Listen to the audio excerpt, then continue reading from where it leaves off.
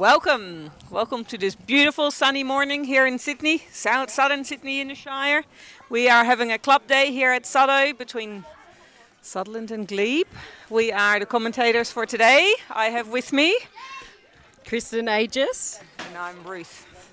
Welcome. It is quite a beautiful day, isn't it? The sun is shining.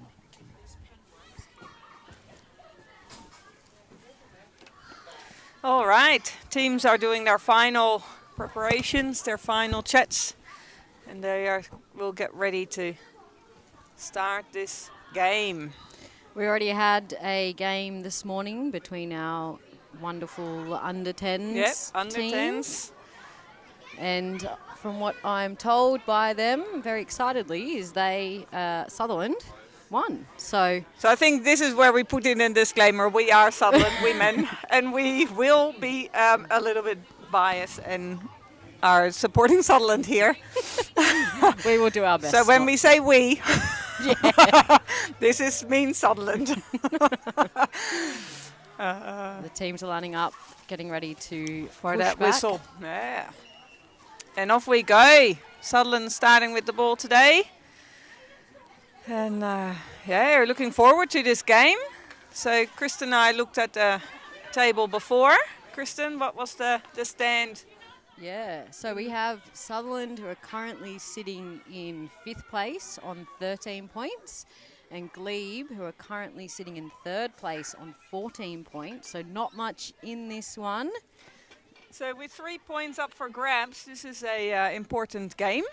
This, the winner here either gets a solid 3rd spot, or the other team winning will overtake. Sutherland will overtake Glebe, or Glebe will secure a more solid 3rd position. So lots to play for here this morning. Sutherland working it down the right side. Sophie Cherry to Imogen Olsen, looking for an outcome. Oh, great tackle from Glebe. Yeah, very nice. It's a good little connect there between the Sutto players. Glebe looking to go around the back. Oh, a nice inside ball. Good patience. Good channeling.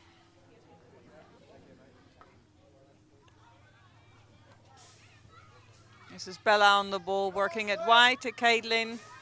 And Caitlin puts it on her feet. Very nice. So I can hear that we've got some Glebe supporters on the deck here, which is good to see that we're all available and around. We have a big day of games coming up today. It's a second of, I think it might be 6. Yeah. If I can count correctly. Yeah, you got it. 6 games today, of which the first one Sutherland has won. And we're hoping for, a little bit of a clean sweep. Just quietly. Too bad, would it?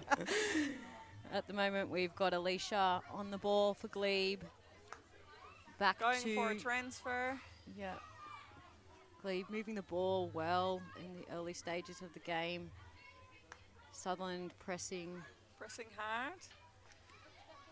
Oh, it's a great That was movement. a nice, yeah, exactly. Pulled the ball in, gave herself more space that way. Oh, that's an unfortunate Sutherland ball. With a little breakaway. Oh, wins a outcome. Sutherland continuing to apply the pressure at the moment. We've got Georgia Cherry on the ball. This is a good start. Oh, well done from Glebe. Nice little trap in midair. Oh, good hassle for the ball by Moo. Now there's a pylon right in the way. It is hard to see what play is doing right now for us commentators, but it's famously known here at Glebe's Sutherland. got a free hit there, taking it quickly. Nice passing. Oh, Glebe really trying to zigzag it down the line, going together as a team. 1-2s are getting Oh, nice ball. a little touch from Caitlin just to stop that cross from getting to a Glebe player.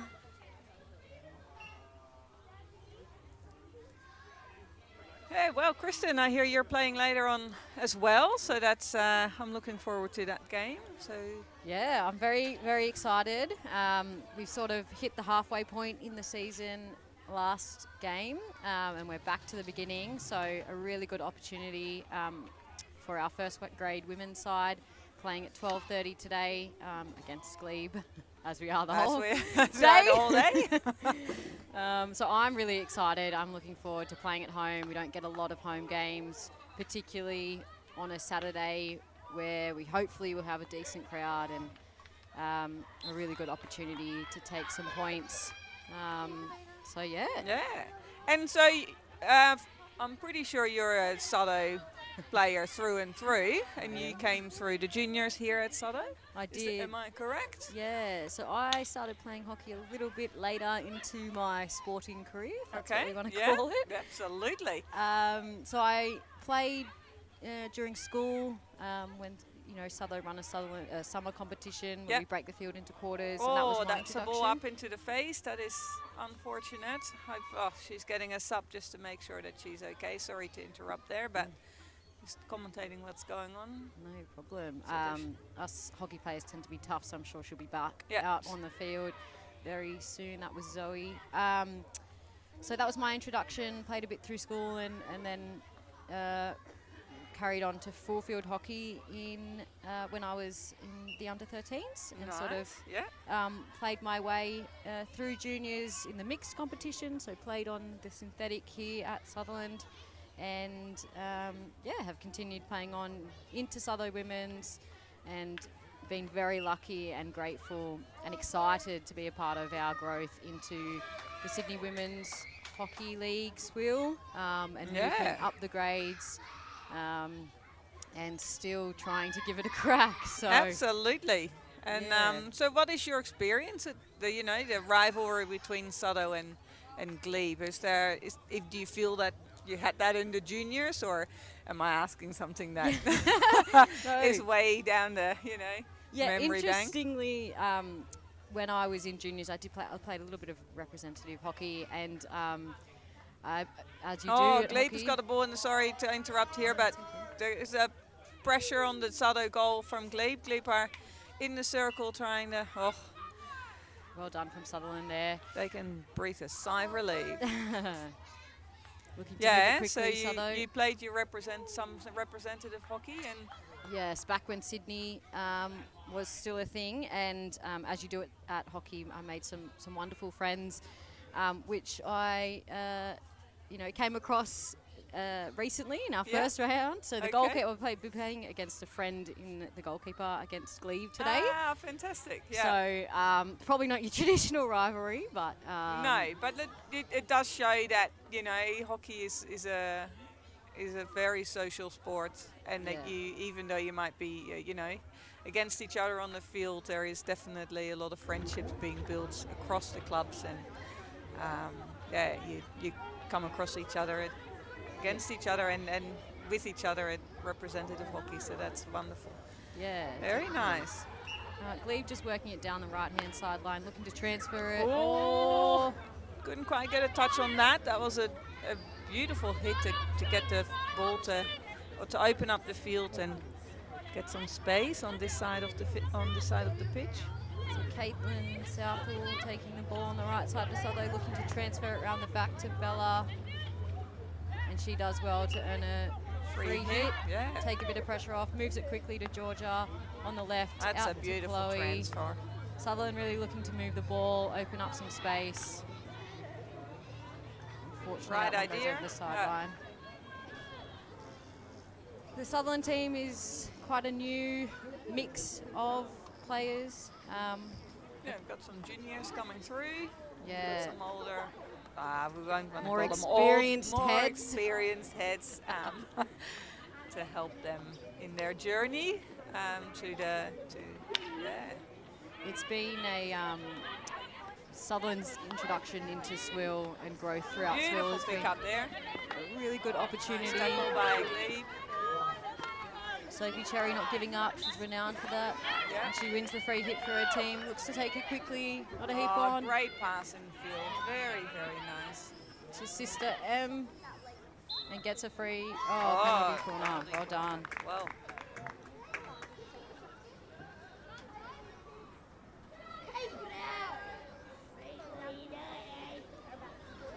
They've got some nice penalty corners, so let's see what they can put out here. Now we have quite a high-tech setup here at Sutherland Hockey with Luke Domro and his wonderful crew of live streaming people. We're extremely lucky and extremely grateful to them for the time, effort, money that they put towards this. Absolutely, and got Sam, one of our junior goalies down the bottom. Sutherland injection from Sophie, goes to Imogen. Well saved by Glebe. And it'll be a solo ball down in the pocket. So Glebe's still got to fight for a bit longer here. Oh, well done. Oh, looking for Nice an little turn. That's yeah, interesting. long corner. That's Look, I don't think it was intentional. That's the Souther in me. I love it. Very good. Some really good movement from Caitlin off the ball there. She's really stepped up. Getting hassled. Oh, well done from Caitlin. So this player stepped in too early to make a tackle and wasn't quite 5, and therefore you get rewarded a penalty corner.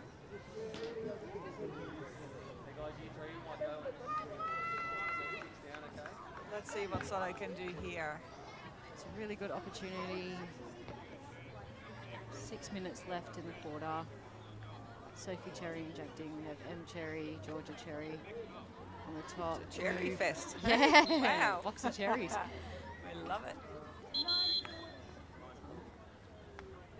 Break from Sutherland. Yeah, so break from Sutherland. So the injector needs to go to halfway. That's okay. We've got plenty of injectors. Imogen will know what to do there. And the reason the injector goes to halfway is it's deemed a specialist position, is my understanding. And so one must go and push the injector. Get on it. Not quite enough power on it there. Oh, well won. Another penalty corner. The ball's coming out a little bit slow, but Sophie will be back, so I'm not sure. I'm surprised Sophie, I don't think Sophie can be back because the corner was not finished. The ball did not go outside the dotted line or outside, like off the pitch, so therefore it's still the same corner basically. That's a bit much quicker. better push out. Oh, What a save on the line oh, there. wow. A long corner. Well, Glebe got away with a bit of luck there. Look, I do think Older felt like it may have been a stroke there, but yeah, from my angle, I think it looks like, I'm looking on the replay, it might have been going outside the post. M Cherry looks to take it quickly. Lovely movement from Chloe Byrne. Glebe are all back defending. They held them out and have now got a one-on-one to try and get a quick turnaround. But Bella was a solid defender there and has given her team, Salo, time to come back into the defense. Glebe is very excited here on the balcony, so if there's any Salo players out there, we want to hear you. Glebe have an opportunity now just inside their attacking half. A free hit on the sideline.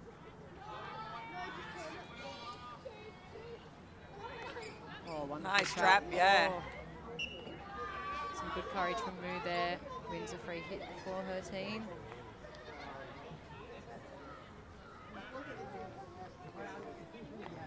Sutherland really looking to move it around the back, open up the space. Yeah, so some pressure here though. Oh, played that well. Caitlin's beautiful ball inside. There's good communication out there and some good passing along. Some really wonderful ball movements from Sutherland. Looking to move it forward up the field. Some good patience from Fee over there to let it go over the sideline. Take the free hit.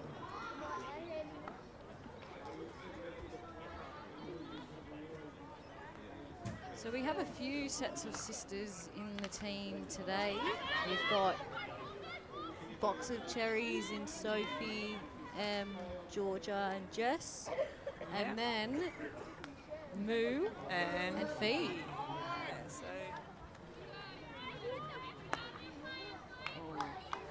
that was a nice ball, but there was no one behind the other end.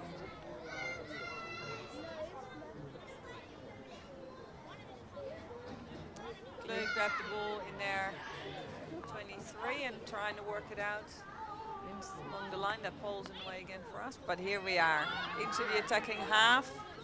Glebe really Great moving the ball. well. That girl had plenty of space. That was beautiful.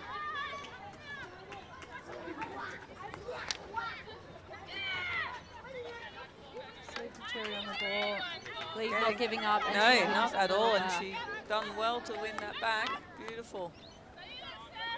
I'm enjoying this game of hockey. There's some really good passing from both teams. They're both in this context. They know what it means, what's at stake for this game. Some really good effort across the park. Yeah. Now I think Cool. that has been called for shielding the ball. Yeah, I would say the same.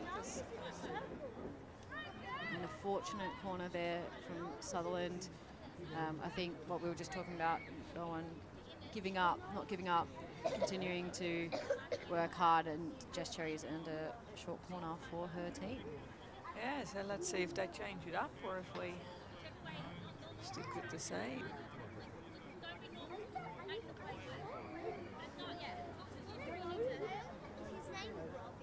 All right, so for those of you not fully aware of hockey, short corner is a set play.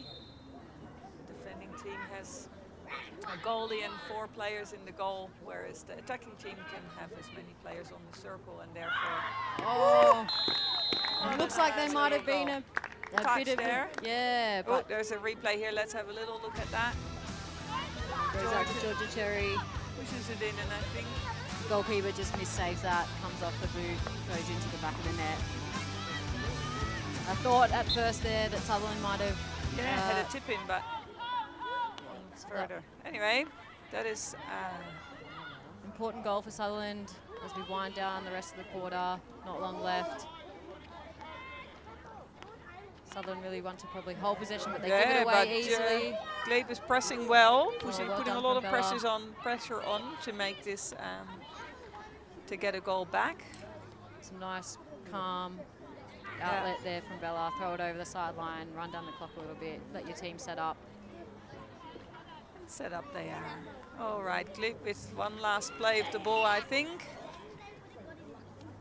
Good tackle from Fee there on her back stick. Puts it into the Glebe foot. Sutherland will just run down the clock. Nice ball cross. And there's the well, we'll see you after a short break.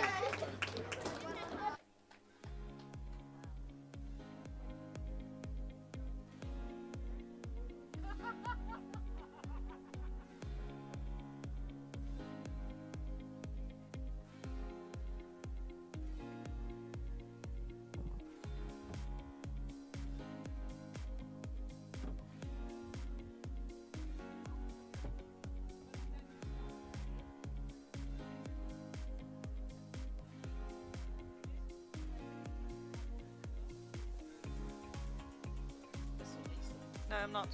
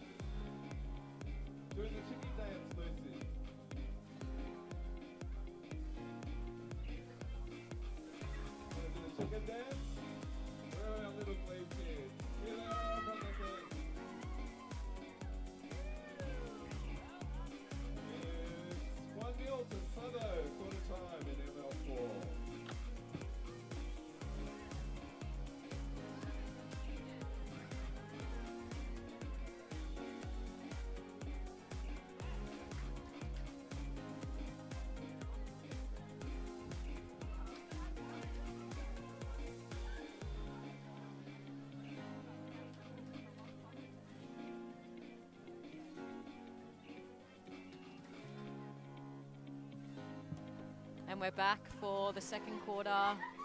Sutherland playing Glebe in our ML4 game today. Sutherland moving the ball quickly up the sideline. That's good. Good team defense there by Glebe. There you can see them trying to sort of team tackle. They win themselves a 16. Taken by Shani out to the right. Oh, lovely movement inside. Unfortunately, just a missed trap onto the foot. So they move it quickly up to Imogen Olsen. Oh, great tackle from Shani. Beautiful. Does a really good job there. Very solid in the back.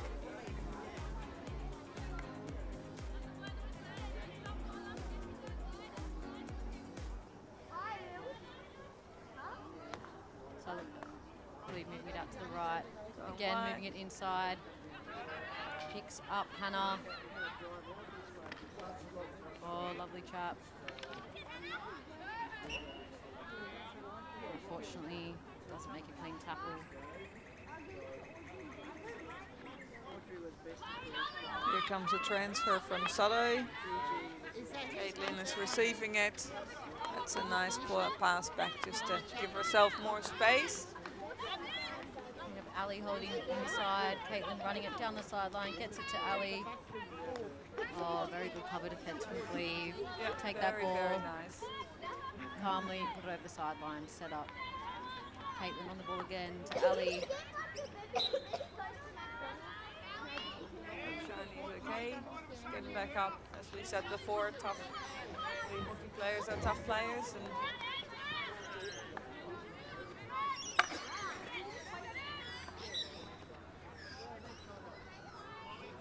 Sutherland's a free kick outside the 25. here comes an intercept from Glebe. They've got the speed. Have they got the numbers? Oh. Yeah, maybe each week we'll see if there's... But then Glebe having some really good opportunities for some quick breakaways. They haven't quite converted them yet, but there's plenty there to work with. They're good and yeah, they're putting good pressure on. Tackling back. Sophie Cherry wins the free hit for a team, allowing Sutherland to move up the field.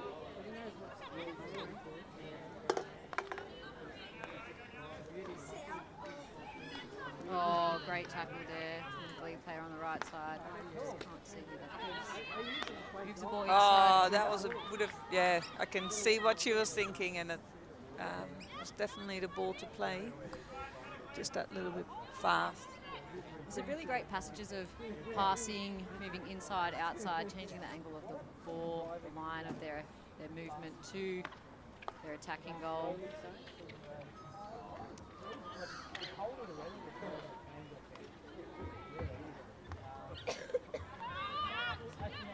Oh, this push. Glebe gets the ball back, moving it quickly. Oh, really well done. That's good play there by Glebe. Very nice defense too. They keep the pressure on.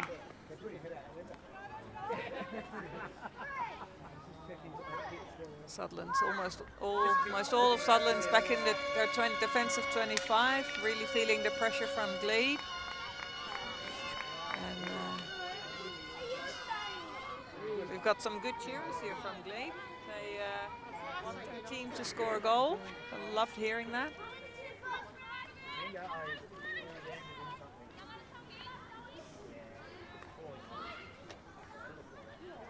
Really good movement of Glebe in the press to cover that transfer, but Sutherland just manages to keep it in. Ev Cherry running it. Oh, that was a tough Good tackle from Glebe. Hey, Shani, or you?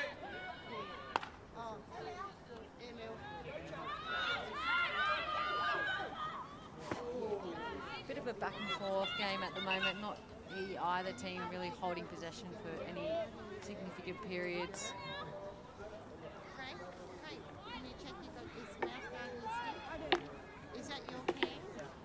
Can you chuck it in the recycle bin bag? Sideline ball for Glebe.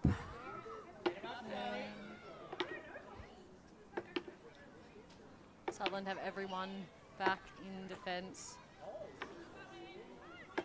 Fortunately, when that's the case, you don't really have any options once you get that ball.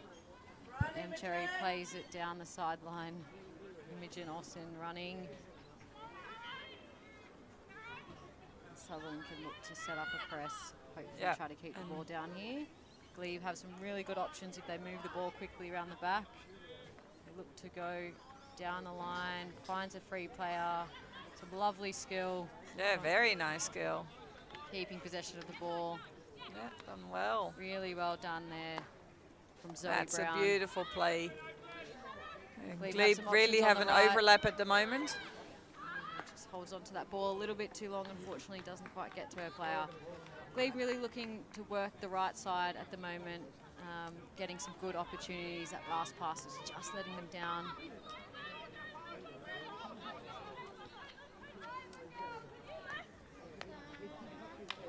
That will be a Glebe ball raised there. Another opportunity now. Alicia looks to take it quickly. Yes, I don't think Ali was quite 5 there. And stepped into the tackle, you're correct, yeah. Alicia has the ball on the left side for Glebe.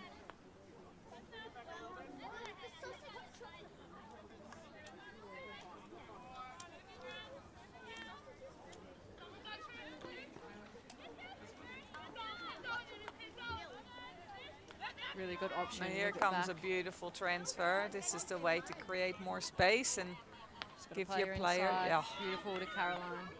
Carolyn. Back there coming through. Glebe really moving the ball well. Oh, that's beautiful. Oh, that's a good tackle there from Moo. Nice. Glebe, another opportunity. Oh, short corner for Glebe. Let's see what they can do here. That was some really good work. I think it was, I'm not sure who that was down the sideline, but she worked pretty much from the 25, if not, the halfway line back all the way into that circle, giving that option on the right side for Glebe. And they win a short corner after some sustained pressure. Really good opportunity here for Glebe to level the scores. 9 minutes left in this quarter.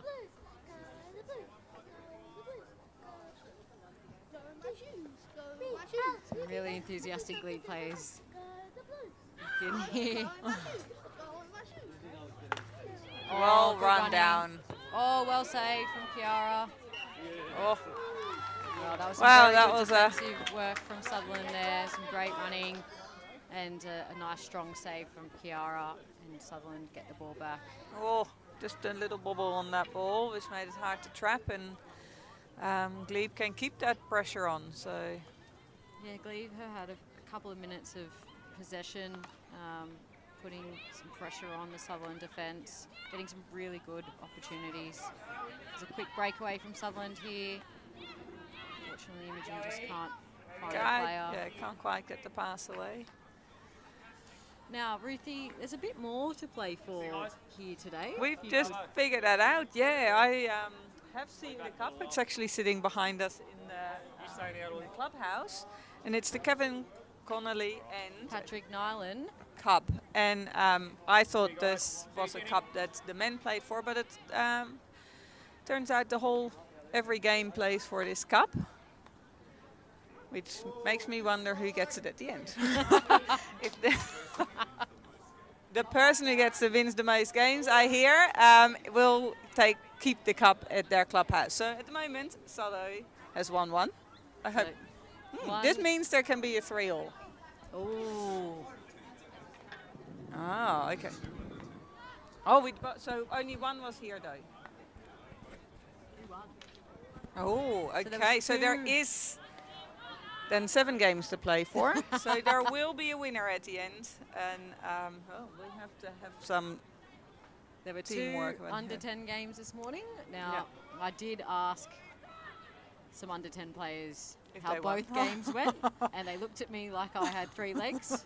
So I thought I was the silly one. So anyway, we'll have to find out the result of that other game.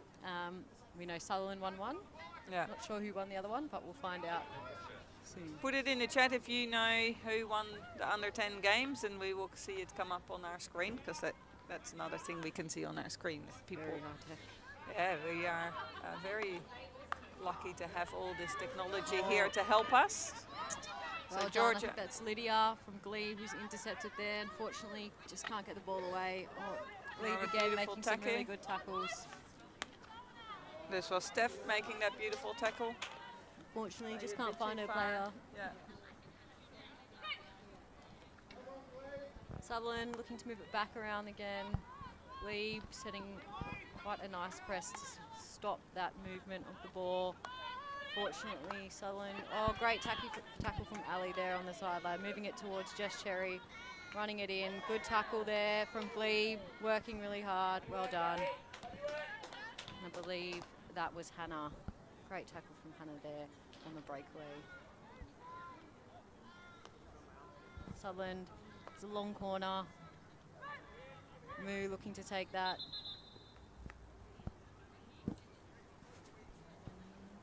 All right.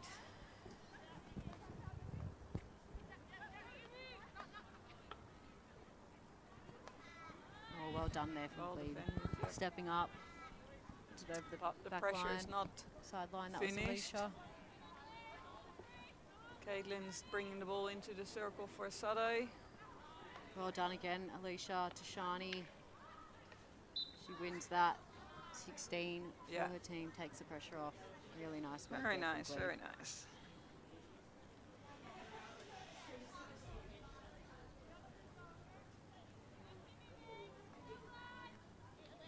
Sutherland setting that press early. Glebe looking to go around the back. It's a high press, so they've done well to make it to the other side here. Haifa working away. Nice over. ball in, that was, Oh, this is some lovely ball movement yeah, from Glebe. absolutely. Some really good off the ball running. Their Fortunately, coach will be very happy with that, so the ball movement, or I would be if I was. oh, lovely Nice work tackle. from Glebe. Carolyn. Oh, Working was your, hard. your number buddy, hey? Yeah. Ah, Number 11. legs 11.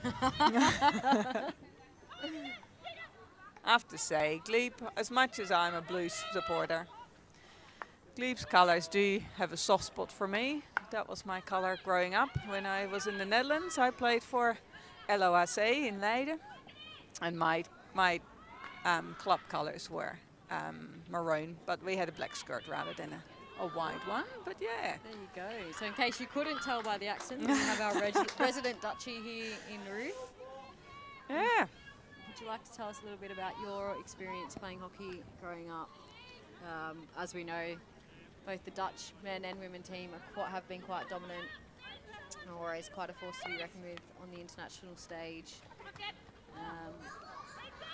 Yeah. So obviously, as you just mentioned, hockey is very big in the Netherlands, and we have a lot of clubs and teams and players. And but when my age group started playing hockey, I did not want to wear the mouthguard, so chose to play soccer for a bit longer and enjoyed that quite well. But eventually the friendships won out, and I went, okay, I'll wear that mouthguard. But I have not regretted the move to hockey at all. So played my juniors in the Netherlands, played a little bit of seniors in the Netherlands before moving to Australia, and been very fortunate to pick Sutherland as my club, as they became my second family here overseas, and I've made some wonderful friends here at Sutherland. But yeah, hockey in the Netherlands, as I said, is absolutely big. So my club had 13, the juniors play in boys and girls, so they don't play mixed like they do here in Australia. And we had about 13 boys teams and 13 girls teams, as well as 13 women's and 13 men's teams. So we had a huge club as it was. We had at that point 6 fields, 2 of them were turf and 4 of them were still grass at that point in time, which I think all of them are now turf, which is, yeah, and that is a club. It's a big, not even that big a club. You find clubs bigger than that, but it is, yeah, it's amazing to play in the Netherlands and experience that club life. In the Netherlands also there's a lot more. We at Sado are very lucky to have our own clubhouse and to really have a feel for our own ground, and that there's plenty of clubs here in Sydney, I guess, that don't have their own clubhouse. And so in the Netherlands, all your games are really home and away games. And I remember as a junior, only 3 parents got the duty to drive us. So we'd all meet at our clubhouse, and then 3 parents would drive all the whole team to their game. And that was, part of your pre-game ritual, that you sat in the car and sang songs and caught up with all the socials before you had to focus on hockey. But yeah, some good memories from hockey, and so club days like this were huge, and we would have DJs in the club, and it would be like one big party. And so definitely different vibes at times, but here at Sado we do pretty good to come close. Yeah, and it definitely sounds like something we can work towards. Whilst Ruth was telling that lovely story, typical Australian style, a lovely spider just walked in front of us. It means we haven't moved much, Kristen. But, anyway, the game is almost this half is almost at an end. Glebe have the ball. We have not focused on the game that much, we have to say. Yeah, throughout that period, Glebe have had some really good opportunities. I feel like Glebe have had a really good quarter. This quarter they've definitely won in terms of possession and field position and opportunities. Sutherland making some crucial tackles, a goalie save to stop absolutely. Glebe. But Glebe definitely have a bit more ball movement, meaningful ball movement, structure, whilst also making some really good saves down the back. So that's the end of the first half, and we'll be back shortly.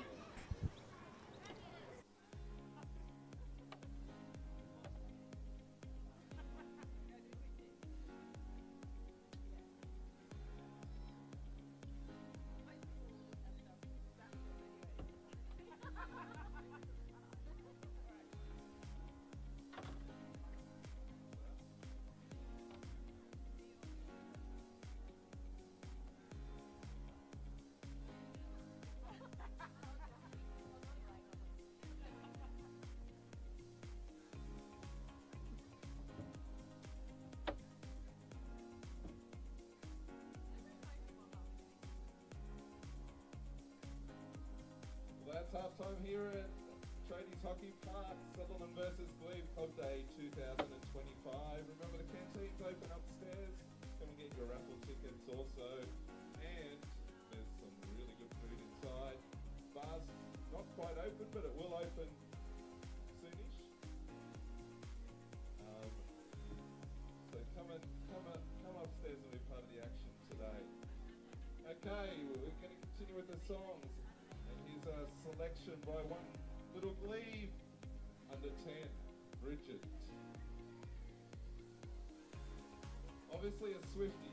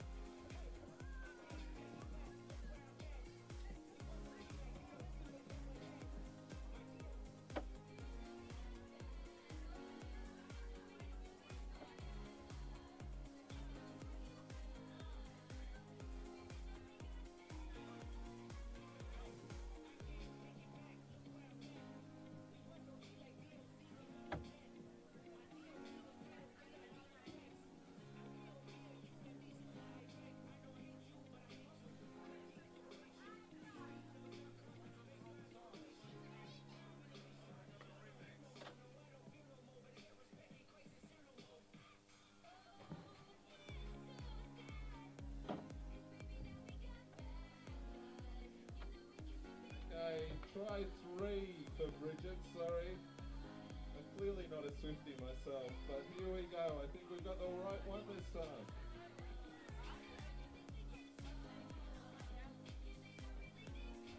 Here's Bridget up on this stage up here, dancing along.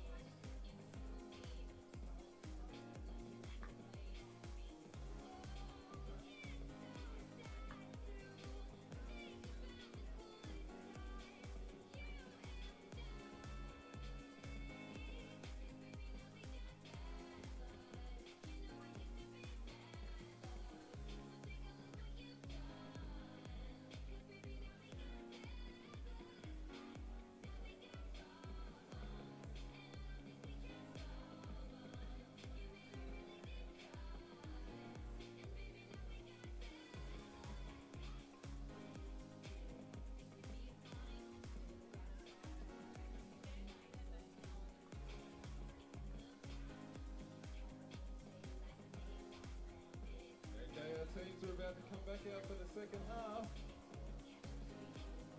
Where are our Glebe supporters? They're a little quiet, the Glebe supporters.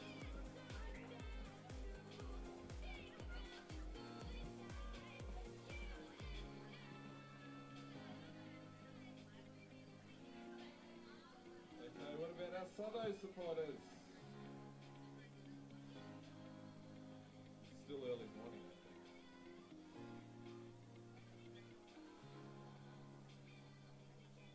So they were leading in this ML4 game 1-0. We've had the better running of the second quarter. Stay tuned for some ladies hockey action on Club Day 2025.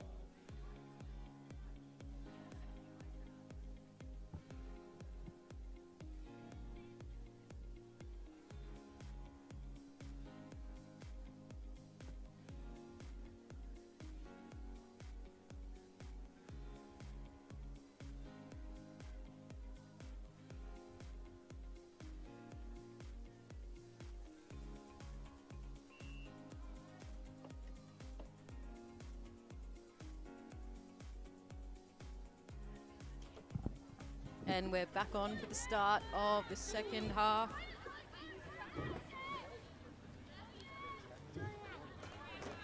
Now, in the break, I was reliably told by a Glebe parent that Sutherland won both under 10 games.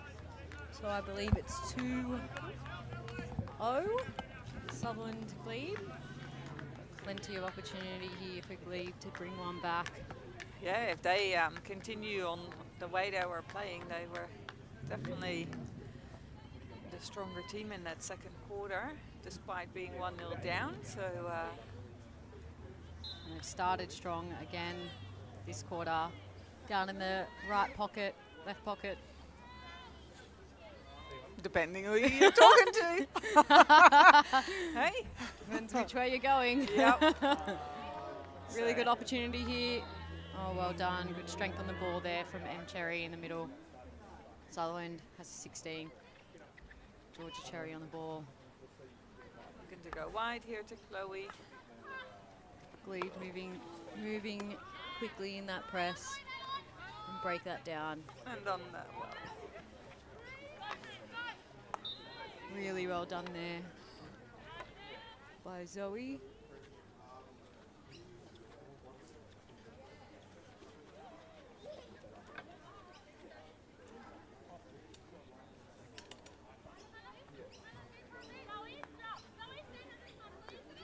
We just had Glebe's goalie in our vision, and it's a nice jersey they got on. Yeah, I like it. I like it. Nice, beautiful V on there. Yeah, nice tackle that was. Very solid. They've had a bit of an upgrade to their Glebe's had a bit of an upgrade to their uniform in recent years. And, really Great good running. drive there Yeah. from the Glebe player. Oh, Winter well team. done. This is a player corner. we do not have on our, so unfortunately we cannot say who this is. Player 170 is not on our list. Must But be doing really well doing there up the playing front. fantastically, like she is. Put it on the chat if you know who our player 170 is, or your player, Glebe. We are unsure. It's another really good opportunity here for Glebe to level the score. They've had a lot of the momentum. Just need that final touch to get it into the goal. Sutherland setting up their defence in the goal. It's a strong push. Bit of a mistrap. Quick movement to the left. Oh, good Yeah, connection. that was Unfortunately, very just nice. a little bit wide. Here comes a replay out to the top. I don't know if it was a mistrap. I think that was meant to go that way, and had Sado definitely guessing for that one. So It's a really good little- option there on the play. PC. All right, Chloe too. Oh, great trap there from, I believe Very that's Chantel. strong. Working hard. Out to Zoe, keeps it in, runs the baseline. Oh, Well defended by me. almost puts it onto her own foot, makes the trap, goes over the back line. It's a long corner for Zoe, taking it for Glebe. You're getting the hang of all these Trying my best. Some really good movement from Glebe. Sutherland doing well. Oh, that one gets through. They're hungry for it. So Oh, they and need to Winter watch out team, here. another short corner. Yeah, Really well well done. worked there from Glebe. Some good movement off the ball. Meant they got to it before Sutherland did. Yeah. Puts it onto a foot. Winter team a free attacking penalty corner. Very good. So here. That was Charlie. Charlie. All right, Charlie, 170. Thanks, Crowman. I love it. These names, I don't think you think about what name you put out there until it comes in like a chat like that. It's a good injection. Nice strong Oh. hit. Oh, I thought that went in. I thought that went in. It obviously must have just gone past it. It is a beautiful corner. It's a nice And very injection. unfortunate that it doesn't go in actually, because the Strong flat injector gets hit. a touch on that. Yeah, the injector in a position to make that deflection. Charlie unfortunately with the misses. ball. We now know her name, or Hopefully. hopefully. So apologies if it's not you, Charlie, but you got a new nickname. Thanks, Anna. Anna. Hopefully we'll see you later today. Unfortunate there for Ali driving through the middle.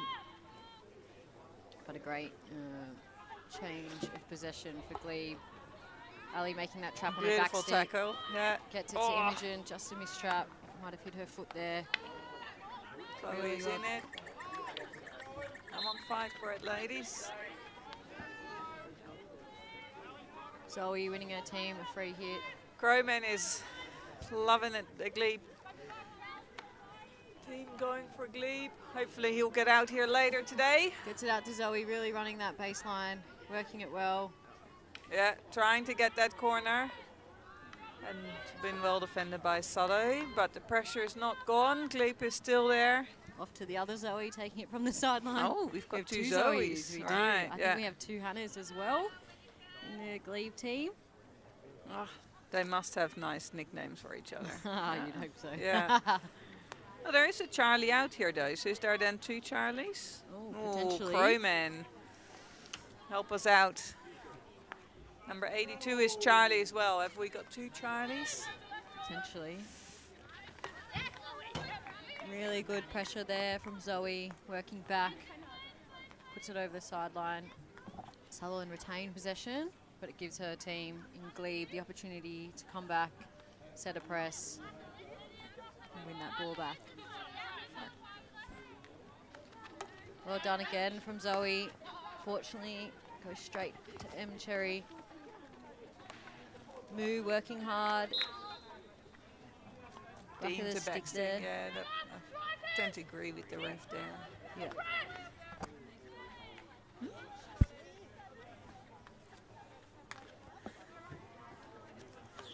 We not only contested here with the bar of the post for the lights, but there's also the railing that keeps us safe. But makes it hard when the ball is on this Yes. So this side of the field. if you are here at the field, we're looking a little bit like meerkats at the moment. Popping our heads above the bar Oh, or popping our Sutherland. head low. With a bit of an unforced error, Kiara steps out. And George, oh, well, Charlie putting on some really good pressure there, almost wins it back. but Soto Sutherland, have a bit of space in midfield, so hopefully they great drag. from beautiful. Moo. Jess just putting it through. Glebe working back. Nice And tackle. Wins Putting a all the free foot first hit. from Soto in there for Really well Glebe done can there. come out of their half. We're almost at the halfway point through this quarter. Glebe have definitely had the more possession, better field position. Sutherland starting to get a little bit of field position, but I believe this one's all Glebe, just not quite Yeah. getting there for an outcome on the scoreboard. Still 1-0 Sutherland's way, but a very, very close game. And a lot of opportunity for Glebe here. It's a great ball down the line from Glebe. Oh, Oh, I think Sutherland's a bit unlucky there. It looked a bit high. Well played advantage from the umpires. yeah. Glebe working really hard. Again, I think a little bit unlucky, but advantage played. Not sure if that's hit her body, but play on, says the umpires. Imogen working hard back. Putting on some really good pressure. They're really Glebe. liking the way the Glebe is connecting at the moment. Really well done. Oh, really well done there from Bella. Gets her feet out of the way, puts a stick flat, Yeah, beautiful. makes a trap. Clears throws it down the line. Unfortunately, couldn't quite reach the strikers. Glebe with some sustained pressure. Hit on the left sideline. Oh, a great ball inside. A ball that as a coach you might not want to see. Well, depending on who you're going for, but She you like posted a up. pressed it. Yeah, Just trap that before it gets there. yep. I believe that's Lydia. She posted up really strong trap on her 4-stick. Fortunately, just couldn't take it further. Oh, unfortunate there for Glebe. Sutherland looks to take it quickly. Just seems that Still with the ball. every time Sutherland gets the ball, there's at least 1 or 2 Glebe players in front of them Yeah. and putting pressure These are on the them quite 50-50 quickly. balls, hey, coaches talk about. Mm. Get to the ball before you point it, and Glebe's doing that really well. Sort of must feel that pressure at the moment. Not as clinical as they maybe were in that first quarter. Oh, terrible tackle there from Moo somehow. Oh, doesn't quite get away with it.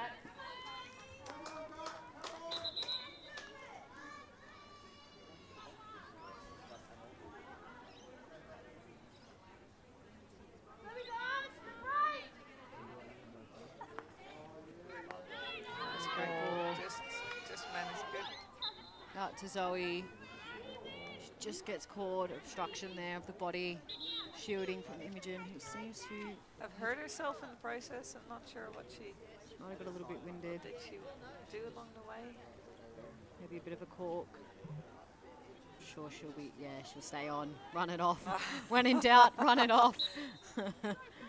Makes everything better. Oh, really well done there Yeah. from Zoe. Pressure's on. Glebe with another really good opportunity. Wins the ball in the middle there from Lydia.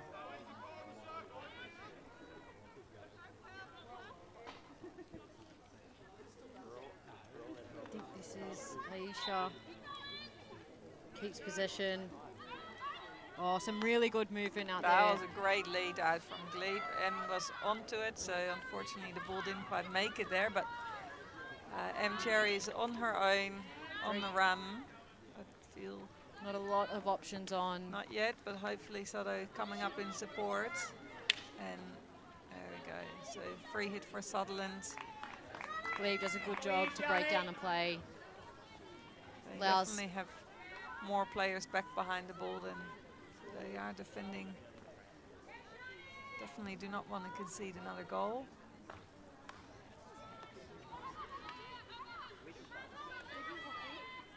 Caitlin, fortunately, gets put on her foot. Glebe doing a really good job there to rein the free hit.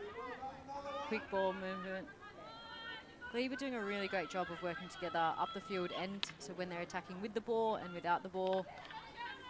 As you see there, there's 4 Glebe players Yeah. around the ball carrier, not really a Sutherland player in sight.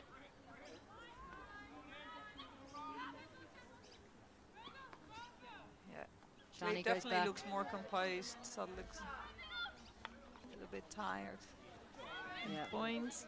3 minutes left in the quarter. Good. Beautiful Great ball pass. through.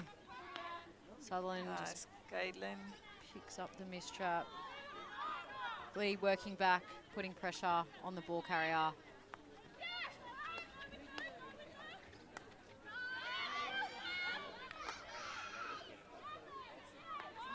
Glebe going forward again. They've got numbers here. They do. They've got Good Charlie's stepping out. very deep.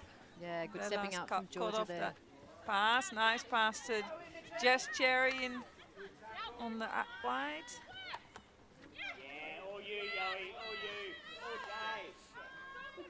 Alicia out to Aisha. Looks to pass the ball through. Unfortunately, just mistrapped. Oh, mistrap there from Georgia. Charlie with an Charlie has opportunity. Nice Lovely pass. ball back. Unselfish pass. Oh, and just a miss hit.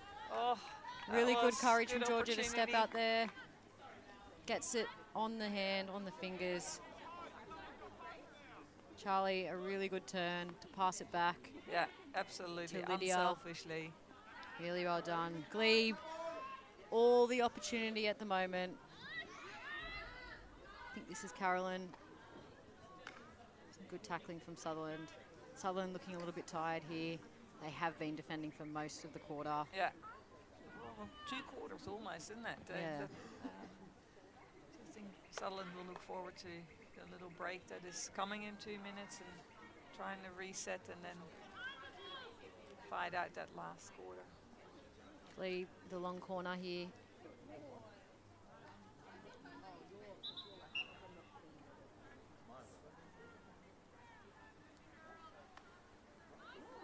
It's a great ball wide. She's in the pocket, working hard.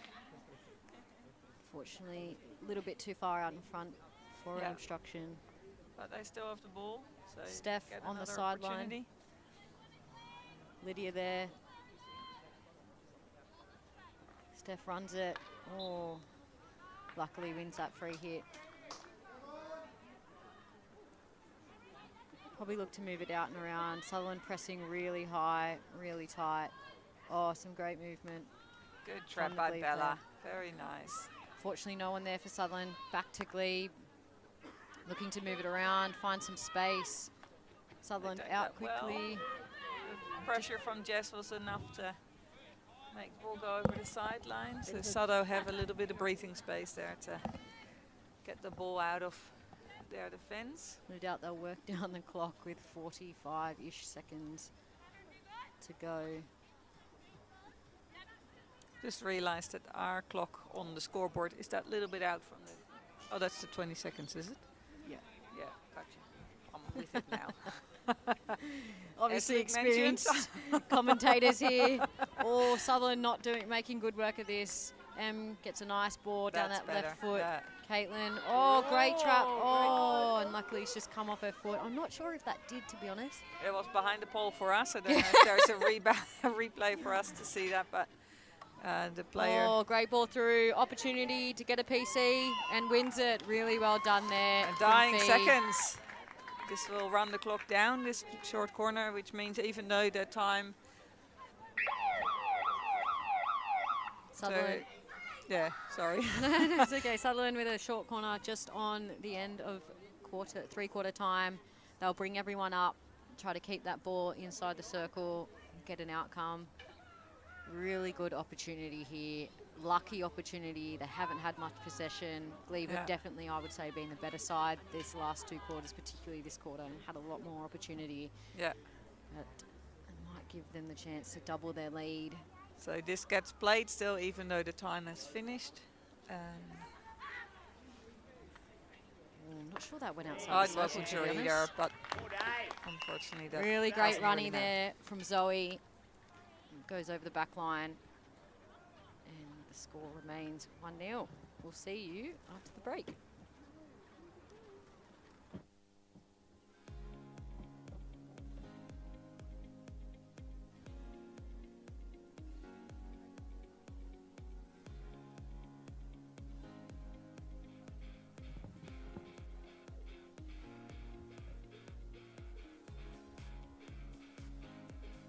They've still got those kids around. 3/4 time here. Sutherland are up 1-0 in ML4.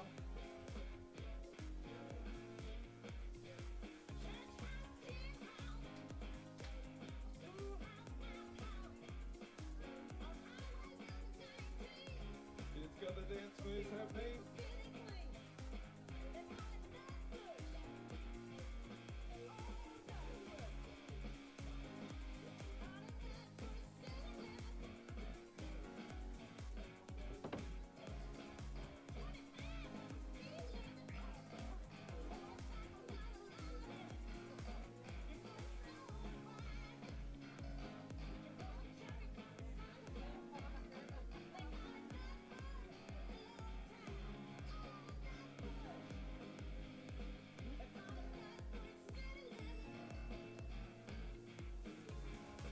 1-0 to Sutherland, but Glebe are coming home strong. And we'll stick around after these games. There's action all day here at Tradies Hockey Park.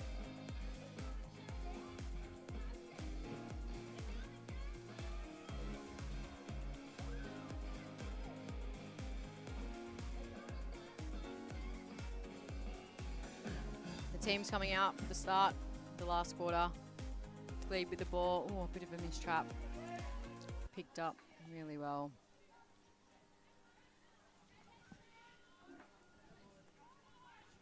Floor, that's a Dutch name. There we go. A few more Dutchies around. Yeah, When there's hockey on, I'm sure there is. that's yeah. It's Used number to have 8 two for of those Glebe. in my class growing up. Floor Is that like the Hannah? Oh, yeah, maybe. Sutherland, the ball on the sideline. Be a good opportunity for Sutherland to hold the ball, retain a bit of possession. They haven't had much in the last few quarters. Yeah. Done a really good job of defending. They'd probably like a few more attacking opportunities. 1-0 is not very much at all. No, it doesn't take much to take that lead away. Another sideline hit for Sutto. Ali on the right sideline. One of our wonderful juniors that is playing some regular senior women's hockey in our second grade women's team. First year, I think, in senior hockey. Oh, did she play? No, she played last year too. Last year Yeah. she joined my team quite a few times. Wasn't, I don't think, officially in the team. But I'm trying to probably by break my numbers brain. wise was. Yeah, probably was. And Um, yeah, definitely stepped up this year in second grade here and doing really well. Yeah. The team, our second grade women's team, is coached by Andrew Hoy, otherwise known as Piles, and Blake Sharp, otherwise known as Donk. So some really good experienced heads advising our wonderful players. A lovely mix between experience and youth, and really growing as a team throughout the season. In contention for finals, only one point outside the top 4.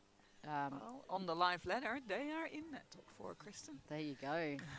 And moved up last year from ML5 to ML4, which is quite a big step. And a new team. Oh, Sutherland with another opportunity. Oh, unlucky That's all right, to get that's the all call, right. but Keep keeps playing. the ball. Yeah. Oh, bit too straight there from Moo. Probably needed to go towards the right to M. But Caitlin keeps Good it to hustle, Sutherland. Caitlin. Well done. That's a nice ball back to give yourself space in the reset. Not much movement there from Sutherland. Unfortunately, gives away possession. Zoe, again, passes it back. Making a run down the right sideline. Oh, Sutherland. Hannah's playing this well. Got her team a free hit and Oh, really well done there from Zoe. Really good opportunity. Takes it quickly. Oh, gets a perfect ball in. yeah, unfortunately Glebe doesn't get a stick to that, but that was a good opportunity for them and great Sutherland. play into that.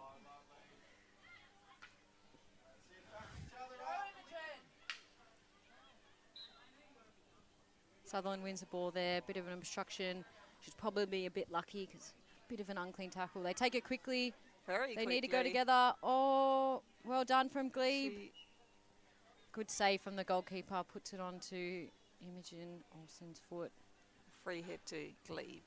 Sutherland getting some opportunities on a quick breakaway. Change of possession. Glebe doing a really good job to break it down. That Some is a beautiful ball lovely ball out from- forward. Down the line.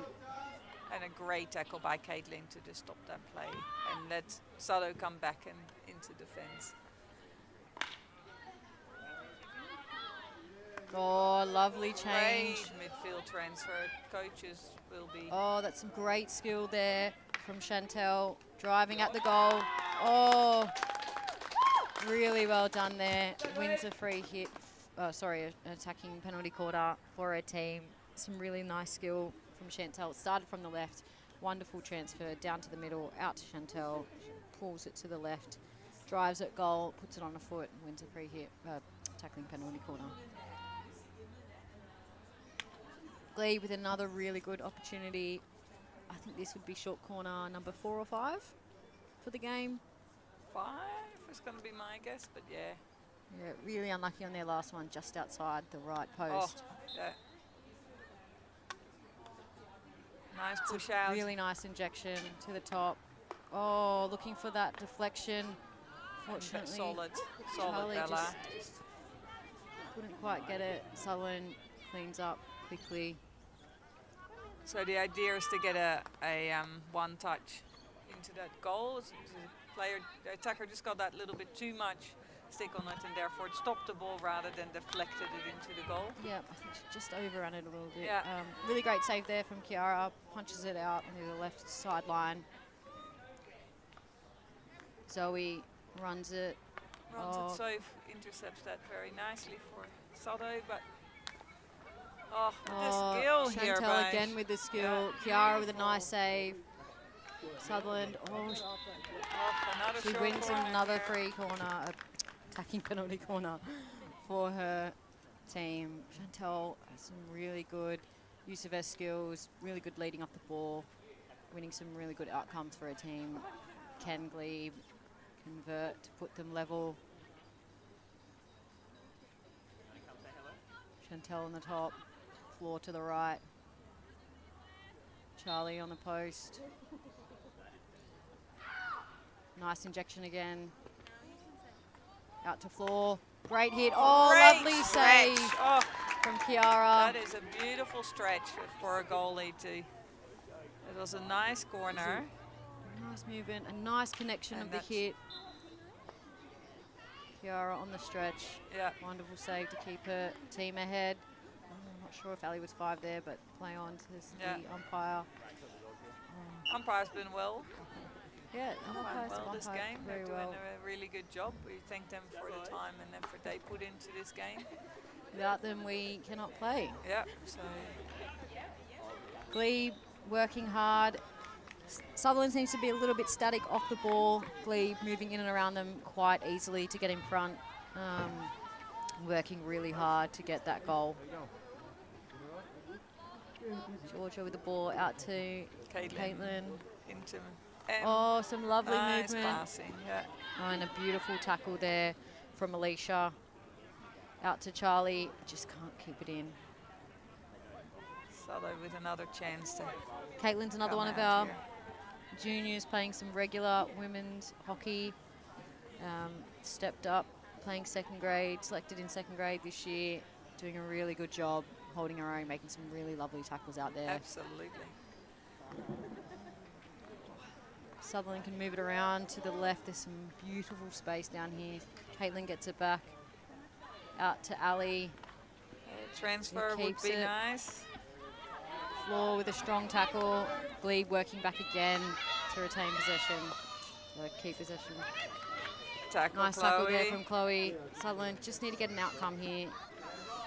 Fortunately, can't quite. Chantel with some great Chantel is skills. just beautiful skills, isn't it? Out to Glebe on the right. To Zoe, who runs it, looking to run that baseline. Nice tackle Zoe. there from Chloe. Down to Sophie, just coming down and wins the... Free hit. So they should take their time here just to give themselves a bit of a breather, set back up and Get into position, move the ball quickly. It's a nice short play. Just needs to win a free hit. Oh, lovely ball there. Lifted, just lifted a little bit. nice. This is some good passing here by She's Soto. got That Fee out really there. Oh, really good touch there from Shani. Yeah, knew where it was going to go. That's experience for you. Yeah, really. Knowing that that player's behind you and that is where the space is. Oh, nice ball, sister to That's sister. beautiful. Need an outcome here. Oh, unfortunately, Sutherland just a little bit static there. Nice tackle from Sophie. Chantel calmly over the sideline. Sutherland with some really good pressure at the moment. Really good opportunity. Ooh. Just need to give ourselves more. Glebe with the ball there. Soto is running back hard to make sure they're behind the ball. to be able to put that press in. Zoe on the ball for Glebe. Looks to take it quickly. Oh, some really lovely off the ball Oh, running. nice 1-2s here. Oh, They've nice. done that beautifully. That's a great work from Zoe. Yeah. Unfortunately, Glebe just can't make the trap. Moo looks to let it go over the back line, doesn't quite get to it. And does a Well, really let's good play job that out well. to Yeah, win an she's done that obstruction. well. It's really good working back from Moo. Zoe, some really good 1-2 passing down the sideline, working hard for her team. So inside, Moo looking to create some space for herself. She's got Chloe back, decides to go forward, unfortunately loses it. Nice ball, all into space. Well, she's lucky there, that's come off the, oh no, it's gone against her. It's come off the back stick, That just a could bit have of a gone either mistrap. way, right?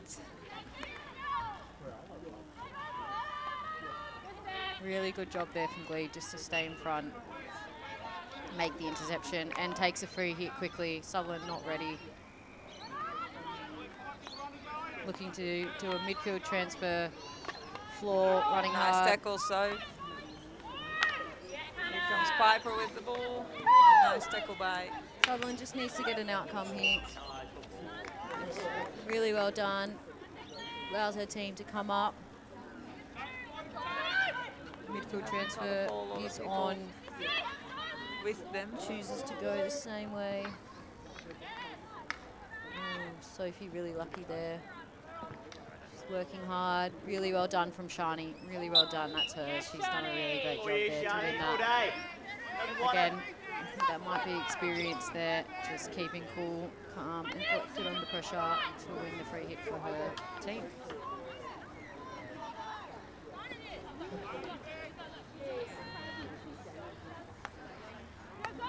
Out to Zoe. Sophie comes across, makes a crucial tackle, goes over the sideline. So we got about 4.5 minutes left in this game.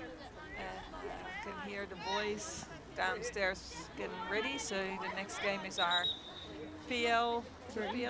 Yeah, PL3. Of course, Salo versus Glebe. Yep. And yeah, so stay tuned for more hockey. This will be here all day. I mean, Maybe not us, but maybe definitely not us, hockey. but hockey will be here all day. Crucial tackle from Georgia, wins a free hit. Now, Ruth, you made a really good observation before the game around the colours. Maroon Yes, well, versus for those blue. of you who not just only follow hockey but are also following footy, we are in the cider of state of origin, and I just can only see these two colours as state of origin colours, and I'm getting a sideways look here from the cameraman because he's a very big Queensland supporter. Oh, gosh. Even though he lives in New South Wales, I'm not sure what's going on. Oh, he Born alleges in- he was born in Queensland, but Ah. I've heard that before. But yeah, so it is these two colors come out often. Sutherland making some crucial tackles, just needs to win a free hit here. Oh, really good tackling there from Zoe. Unfortunately, just can't keep possession. Didn't quite go her way, no. Sutherland just need to take some time, let her players get in front. Georgia to Sophie. That's good, nice to play. Moo. Hits it forward. Fortunately, so their player couldn't get on it. They have an opportunity to set a press, keep the ball down here. Glebe look to take it quickly, looking for that pass inside. But unfortunately, Aisha can't trap that.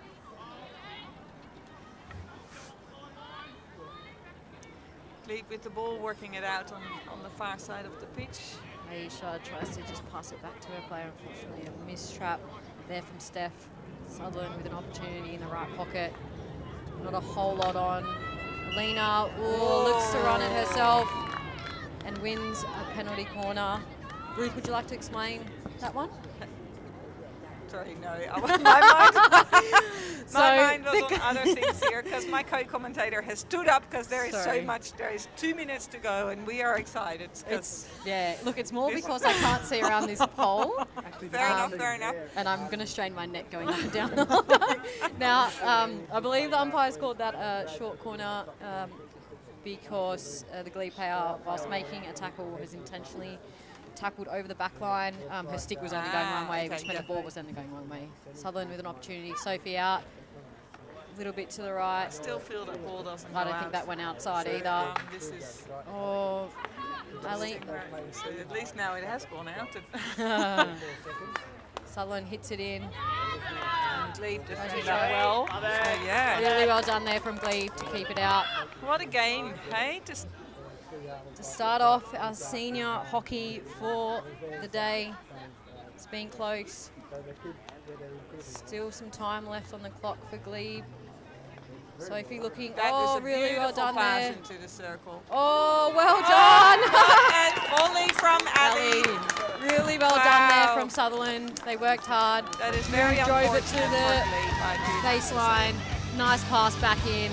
Piper misses it, but don't worry, Ali's on the post and she touches it in wonderfully. Sutherland running back very quickly. And that's why your coach tells you to stand on the post. Oh, really good because, tackle my there goodness. from M. Wow, that was against the runner play. That is very fortunate for Solo, unfortunate for Glebe. And Less than a minute left. Zoe runs it down the sideline into the other Zoe, into Charlie. Oh, she just misses the ball. To Sutherland. Oh, I believe she just missed the ball and probably should be a Sutherland 16, but it doesn't matter. It's a long corner for Glebe and there's about 20 seconds left.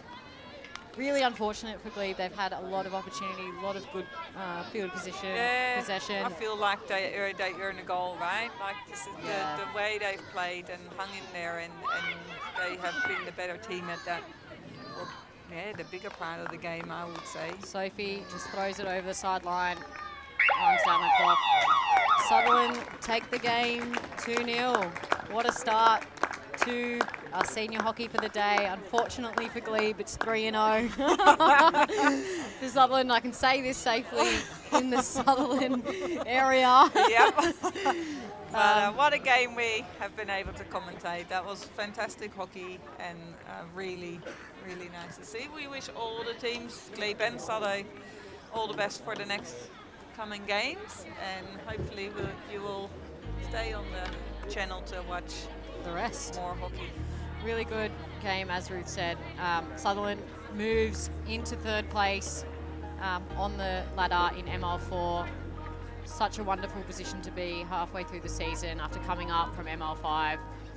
Really working hard and a really good opportunity to go further into the season. Up next, we have PL3. Sutherland versus Glebe. Thank you very much for listening to us. We hope you enjoyed it. Thank you. See you again. Bye.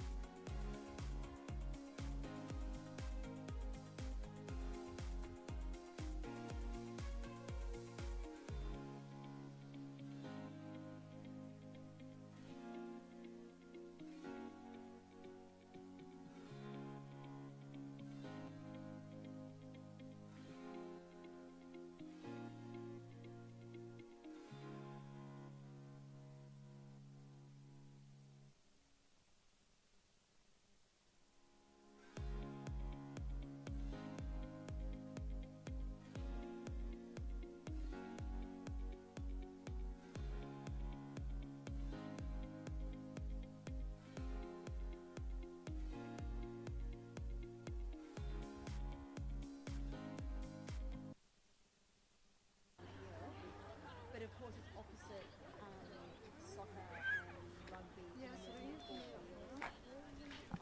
I got to. Hello and welcome to Sutherland. We are at Tradies Hockey Park. We are just about to get underway in the PL3 fixture of this Glebe Sutherland Derby Day. The sun is shining. We've just seen a Sutherland 2-0 victory in the ML4 Sydney Women's Hockey League. It was a goal in the first quarter and one late on to control the game.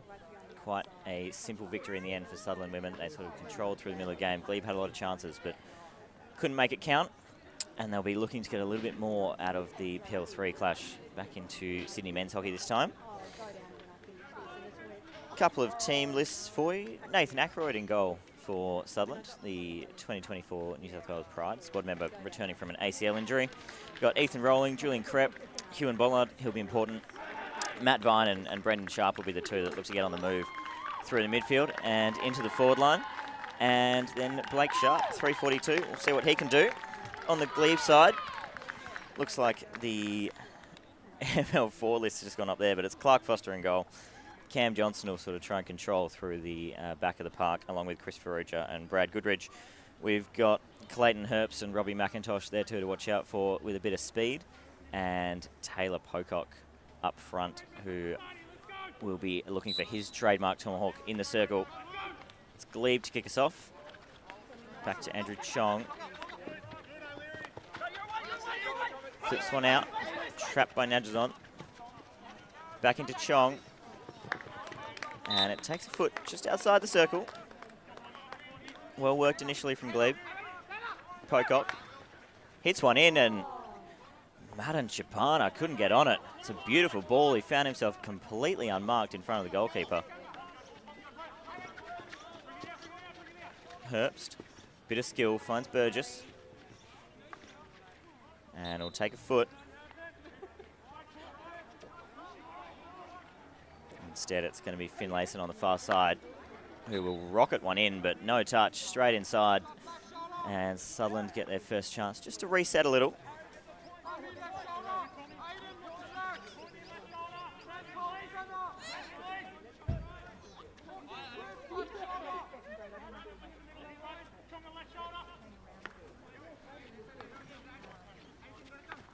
Sutherland coming straight up the middle of the pitch. Surrounded by Glebe players. If he can get out of this, he'll be doing well, and he does.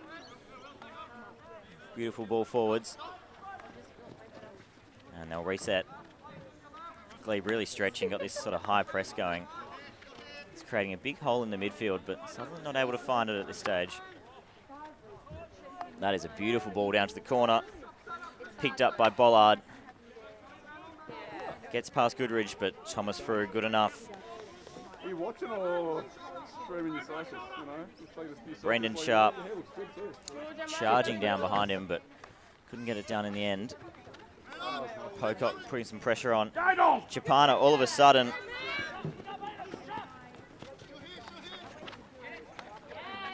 Oh, it's picked up by Nadjazon. It's a 3-on-3. He'll come back into the middle of the pitch. Burgess presents, he'll receive. Bit of a body check and goes against him. Back of the stick, the umpire says. Just a few nervy moments for Sutherland. Passing the ball around the back. Probably not what they'd like.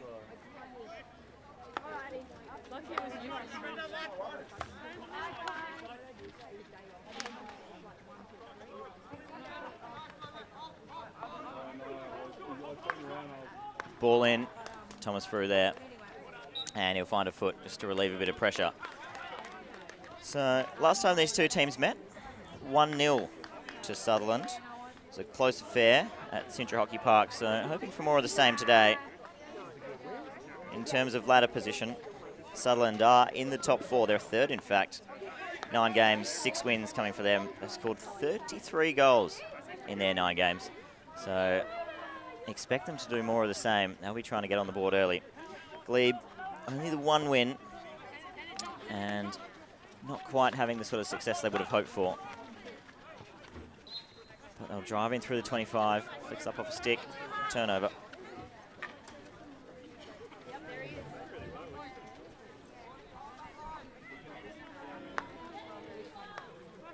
Out to Vine.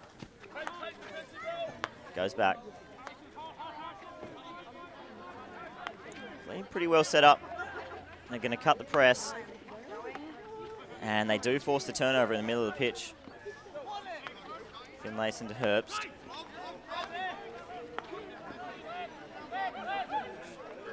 Back to Goodridge.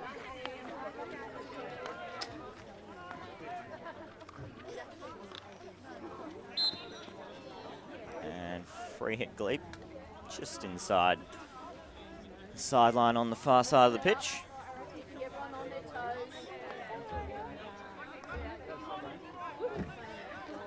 Little fumble, but shouldn't cost him. He's got Farrugia.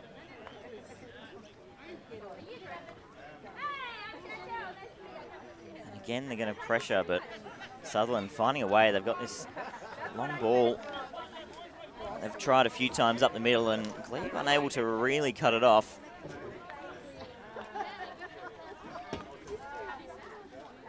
He'll be back through Goodridge.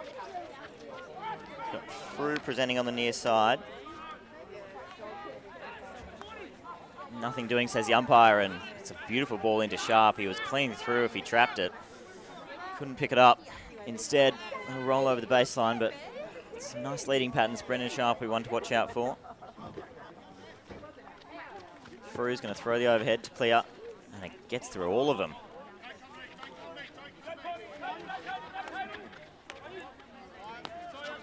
Might have heard some live feedback from a couple of the Southern players. Not to me, not to me. Instead, they go down the line, and Frew steps in front, picks up the easiest of balls, and turns it over, does the exact same thing in reverse. Oh, unlucky.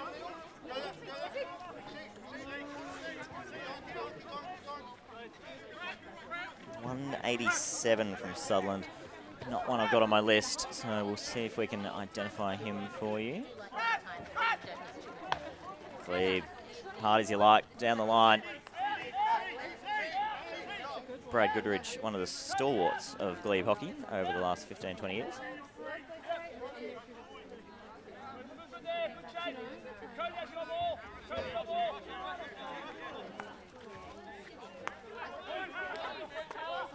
They're around the back again. And again, it's this long ball through the midfield, and Glebe not picking up. They're setting the press nicely in the front three, but just losing a bit of connection through the midfield, and Sutherland exploiting that.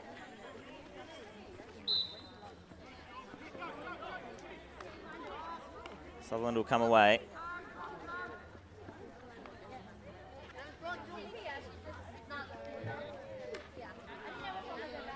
And good work from Frew, just to keep them out there.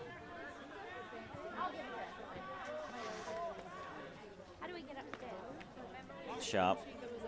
Around again. All the way across to Hindmarsh. Pressure put on by Finlayson. Can't keep it in. You can see there, our camera operators are very much right on the sidelines here at Tradies Hockey Park.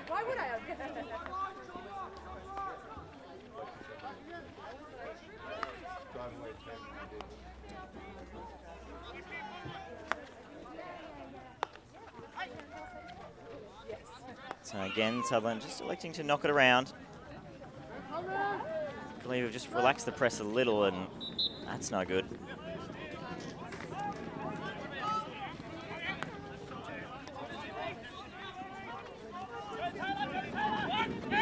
Herbst. He's got Chong with him, he'll use him.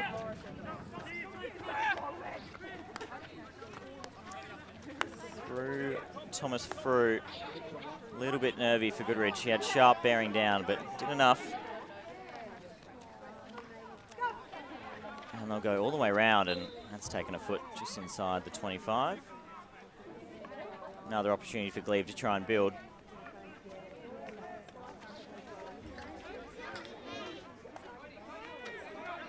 Johnson on the ball. Lovely ball into McIntosh. He's going to find one in the circle. It's Chong, and it's Herbst. One-touch passes all the way through. Let's see if we can get a replay of that goal. Beautiful bit of work, and not sure Herbst needed to get a touch on it, but he did. beating Ackroyd in goal. When you've got the 2024 Pride keeper in goal, you're going to have to do something special, and they have. So Glebe, 1-0 up. They will be extremely happy with that start. Sutherland just haven't quite started with the sort of fire that we know they can bring. And they find themselves a goal down because of it. There he is, the goal scorer, number 18, Clayton Herbst. Well done to him. Lovely final touch, but it was the speed of play that really did it. I believe they're going to get all the way across the park here again. It's a nice little running back challenge from Vine.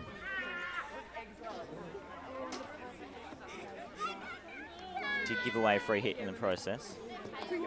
Johnson, Chapana. Back to Johnston. Spins around nobody. Comes back into the middle of the park and, oh, Burgess not able to trap on his reverse. Unlucky there.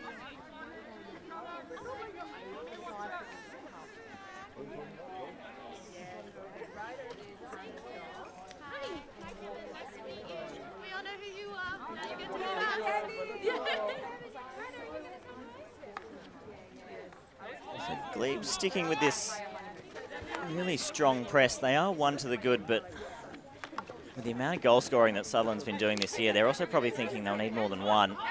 So Johnson is going to come straight back through the middle, and too good in the end. It's a lovely ball up to Vine.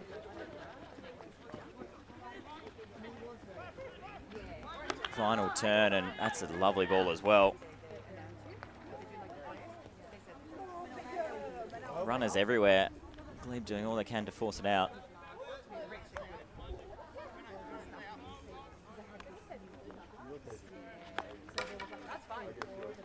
And with 6 minutes to go in this first quarter, we're going to welcome an entrant to the commentary box. Sarah, great to have you. Thanks so much, Matt. Appreciate that. Really great day down here at the Tradies Hockey Park, Sylvania. We love hosting this day. Sutherland, good shot on goal there. Two really proud, long-standing hockey clubs in Sydney. Absolutely. Just have a look at that replay. It just fell beautifully, and It did. it's all Clark Foster could do to watch it sail over the crossbar. Did you catch much of ML4 earlier, Sarah? I didn't actually. I was at a junior game. Oh. I'm really sorry. I was out at one of the Sutherland junior games. Sutherland playing Glebe, but just out at Kaima. Which was a good game to watch the kids developing their skills. Yep, absolutely. And umpiring as well. Some really good umpiring today, so Great. Impressed all around. Not sure if we've got any juniors running around in PL3. I don't think there are any for Glebe. Some of the players might think they're juniors. But, That's sort of the category I tend to fall into, but haven't been one for a long time. And Chapano had a bit of space, but just gave away a free hit.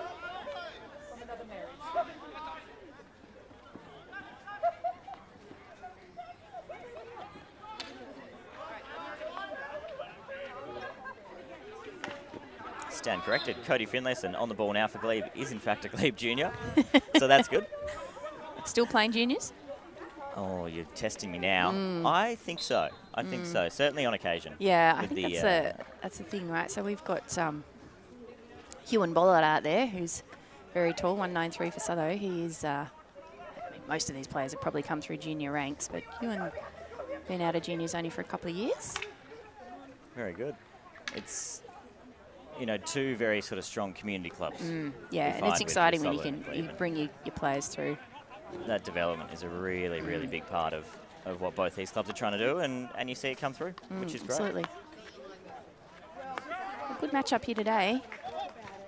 Appreciating the game that both teams are playing, trying to find each other, but... Well, they were just sort of feeling each other out early, and then all of a sudden, Glebe went pass, and put one in. Yeah, so did well. Not the start that Sutherland were looking for, but they've certainly got enough quality out there to work their way back into this game. And 1-0, as we know in hockey, is nowhere near not a a lot. definitive scoreline. Strong clear from David Hindmarsh there at the back. Gives everyone a little breather as we reset. Little call out there. Thanks, Melch. Come on, Sharpie.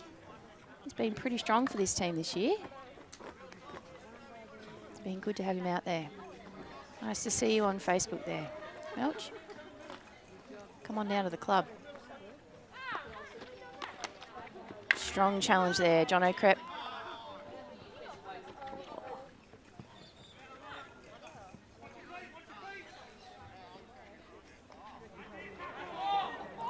Tackle. Wow. Take that.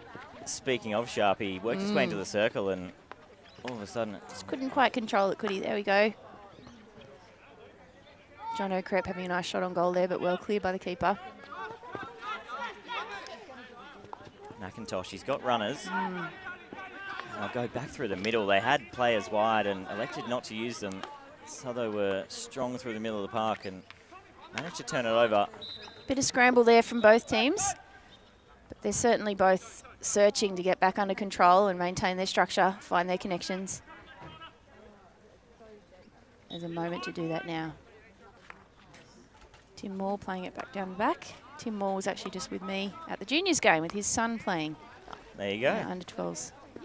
It's exciting to see the next generation coming through. A little bit of a misfire on the clear. It was a beautiful little double drag into the circle. Yeah, Ethan Rowling. All of a sudden found himself in a bit of space and couldn't quite do enough with it. McIntosh putting a foot down there. Umpire not seeing too much wrong with it. Best defence you've got, right? Got to be careful with some of those inside the defensive 25. Young Julian Crep at the back there, 116. He's a... Oh, Wow. ouch. Talk us through that one. Oh, well. Look, a good baseline entry. Bit of confusion there at the top of the circle. Someone just hunting in some space down there. That was Hugh and Bollard. Good cross. Missed it off the post. It's always a decision about whether you put those ones on goal or you put them across the goal. I'm glad we're calling it a decision. I tend to just sort of hit them towards the goal, and if it goes past the post, I say that was yours to the player there. Most of the time we're all making decisions in inverted commas, right? Exactly. Totally meant to do that. So Julian Crip on the ball here for Sutherland. Really strong Sutherland junior. Focusing on his senior hockey now, playing in here with one of his brothers.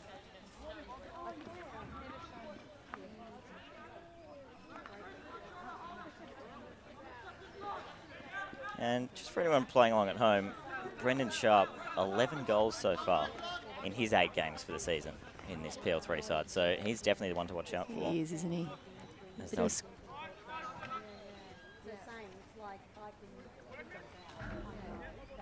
Although not yet today. Oh, it's a long game, hockey. 25 seconds to go in the first quarter, and Glebe do lead 1-0, but Sutherland have probably had the better of the attacking opportunities since the Glebe goal.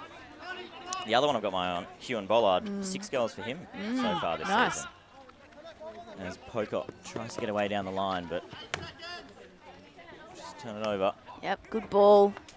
Short amount of time. That's good game awareness. Oh, well done, keeper. It was indeed Wasn't Hugh and it? Bollard who popped up and just flashed one past the post. Might have been a touch on it from the keeper. We'll have There's a look. our replay. Yeah, maybe that's why he's got 6 goals to his name, but well done. Jeez, if he's going to do that, I think he'll be scoring today. But that does take us to quarter time. It is Glebe leading 1-0 in the Sydney Hockey League PL3 fixture.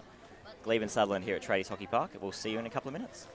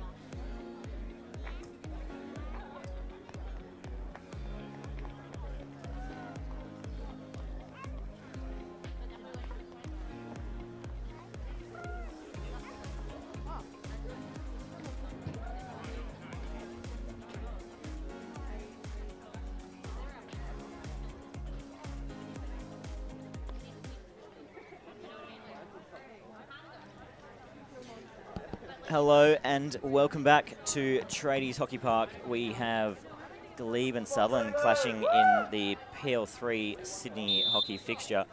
Earlier on, it was the ML4 game. Sutherland 2 goals to the good, goal in the first quarter, goal in the fourth, and just too strong in that game. So Sutherland are leading this derby day. We've had juniors this morning, both here and out at Kaima. Glebe and Sutherland, we've got ML2, PL2 and PL1 to come. The sun is shining. Welcome back, Sarah. What did you make of that first quarter? I think it was a, well, I have to confess that I did spend the first 8 minutes eating a very delicious bacon and egg sandwich, freshly cooked down here in the canteen. Because it's always best not to try and have a conversation when you're too hungry. Good passing there. But look, I think Glebe did take advantage of a bit of a slower start from Sutherland. They just probably weren't as clued in and connected as they needed to be. They started to build their connections and maybe hold their structure a little bit more, figure out where they needed to play, which you could see the impact of that in the turn of the game. I think we've got a bit of a similar start here in this quarter, and good on Glebe for capitalising on it. Well, they just look a bit sluggish, Sutherland, which is not something you normally associate with the way that they're playing their hockey. As Andrew Chong lays a very strong challenge. It's a big whistle, but escapes without a card. Just. Yeah, I mean, Sutherland had the running of sort of the back 10 minutes of that quarter. They had a couple of solid shots on goal. Bollard just flashing one past the crossbar in the last couple of seconds as well, so it could easily be 1-1. But at the end of the day, Glebe took their best chance and they scored from it, and Sutherland weren't able to do the same, and they'll turn the ball over in the middle of the pitch. Nudges on and Burgess goes flying. Just an unfortunate little connection there. It's just a nothing in it, but it did. There's something in that. A little bit more in that, I think, though. And initially, that's not what we want to see. After Matt Vine's challenge on Chapana, umpire Lindsay Ryan actually went to blow a short corner, realised it wasn't in the 25, so he couldn't do that. Instead, we'll just issue the yellow card. Looked like 5 minutes for Vine. Wasn't a great challenge. No. Not going to do anything if you're not going to go for the ball. Nudges gets all the way in and finds a little slip back to Pocock on the spot. Lovely little piece of skill there. The little use of the 3D, not too much. Bit of the drag, keep making it hard for the defence to find the ball. Little chip over, well positioned around the goal. You need to call out who those Glebe players were there, Matt. Absolutely. Well, it's Taylor Pocock who scored, and Aidan Nudgeson he's got quick enough hands that if you give him a bit of space, he can find his way into the circle, and no one stepped up, no one laid a strong challenge. Yeah, and look, that's always a call, right, as a defender, and particularly in the defensive circle. You don't want to get in there, you want to rush in there and lose your feet and throw a stick out. A bit like that. Ooh. That is an awful challenge from Herbst, and we don't want to see this. Not at all. So and that's not appropriate whatsoever. That's not appropriate, no. that's not what we're here for. So we're going to move on from that. He'll get... Well handled there, I think, by certainly Sharpie from Sutherland and the other guys on the field. Yeah, that's not what we want to see. Just we will take that off the field and hopefully that never comes back. 10-minute yellow, so both teams with a man down for the next couple of minutes for Sutherland and 10 minutes for Glebe. We'll see if that just opens things up a bit. We'll see what they do with it. But yeah, that decision in defensive circle, whether you're going to step up and pressure or hold off and wait. Well, it's the age-old challenge, isn't it? Yeah, absolutely. You still have to mark your players, and we had left the goal scorer unmarked right there in that open goal. He was standing on the spot, Pocock, and just a little one-time flash into the corner. One of the success stories of the open teams hockey, we actually met Taylor playing for Seahar. He was playing for a different club and had so much fun playing with the Glebe boys for Seahar at one of the rep tournaments. He decided to join the club. Lovely. And now here he is, running around scoring goals in PL3. So congratulations to him. Bring it on, yep. Comes back to that point about being about community, and we all build our friendships and connections through the sport that we play. That's exactly right. Play it love, play it hard, play it fair.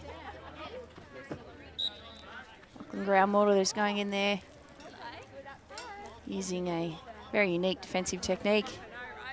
It's more my speed, sticking my foot in front of the ball Yeah. and holding play up for a minute. Yeah, as long as it's not intentional. Johnson will find Pocock in the Understandable. corner. Yep, oh, good work there, but fortunately overran. And it's picked off again. Just a little bit ahead of the play, I'd say, Glebe at the moment. Sutherland are just holding off that little bit. Figure out whether that's body weariness or mind weariness, needing to get themselves under control. There we go. Oh. Well, I thought they were away, Yeah, we Sutherland, did. We and looked like we were there. That was well read. I think Sharp thought they were away as well. As Pocock will slide, but can't pick up.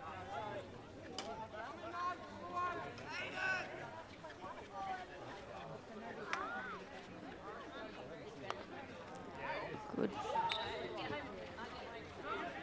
Unfortunate there on that pick-up 10 ball, not being able to receive that cleanly.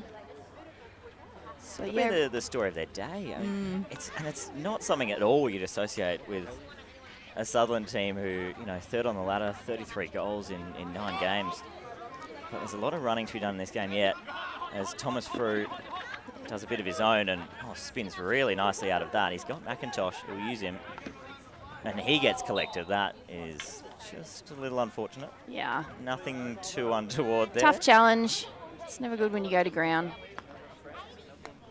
Thankfully, they did water the pitch pre-game. So, and that's a beautiful ball. It's all the way in. It's well read. Pocock in the circle onto his forestick and just duffs it towards goal.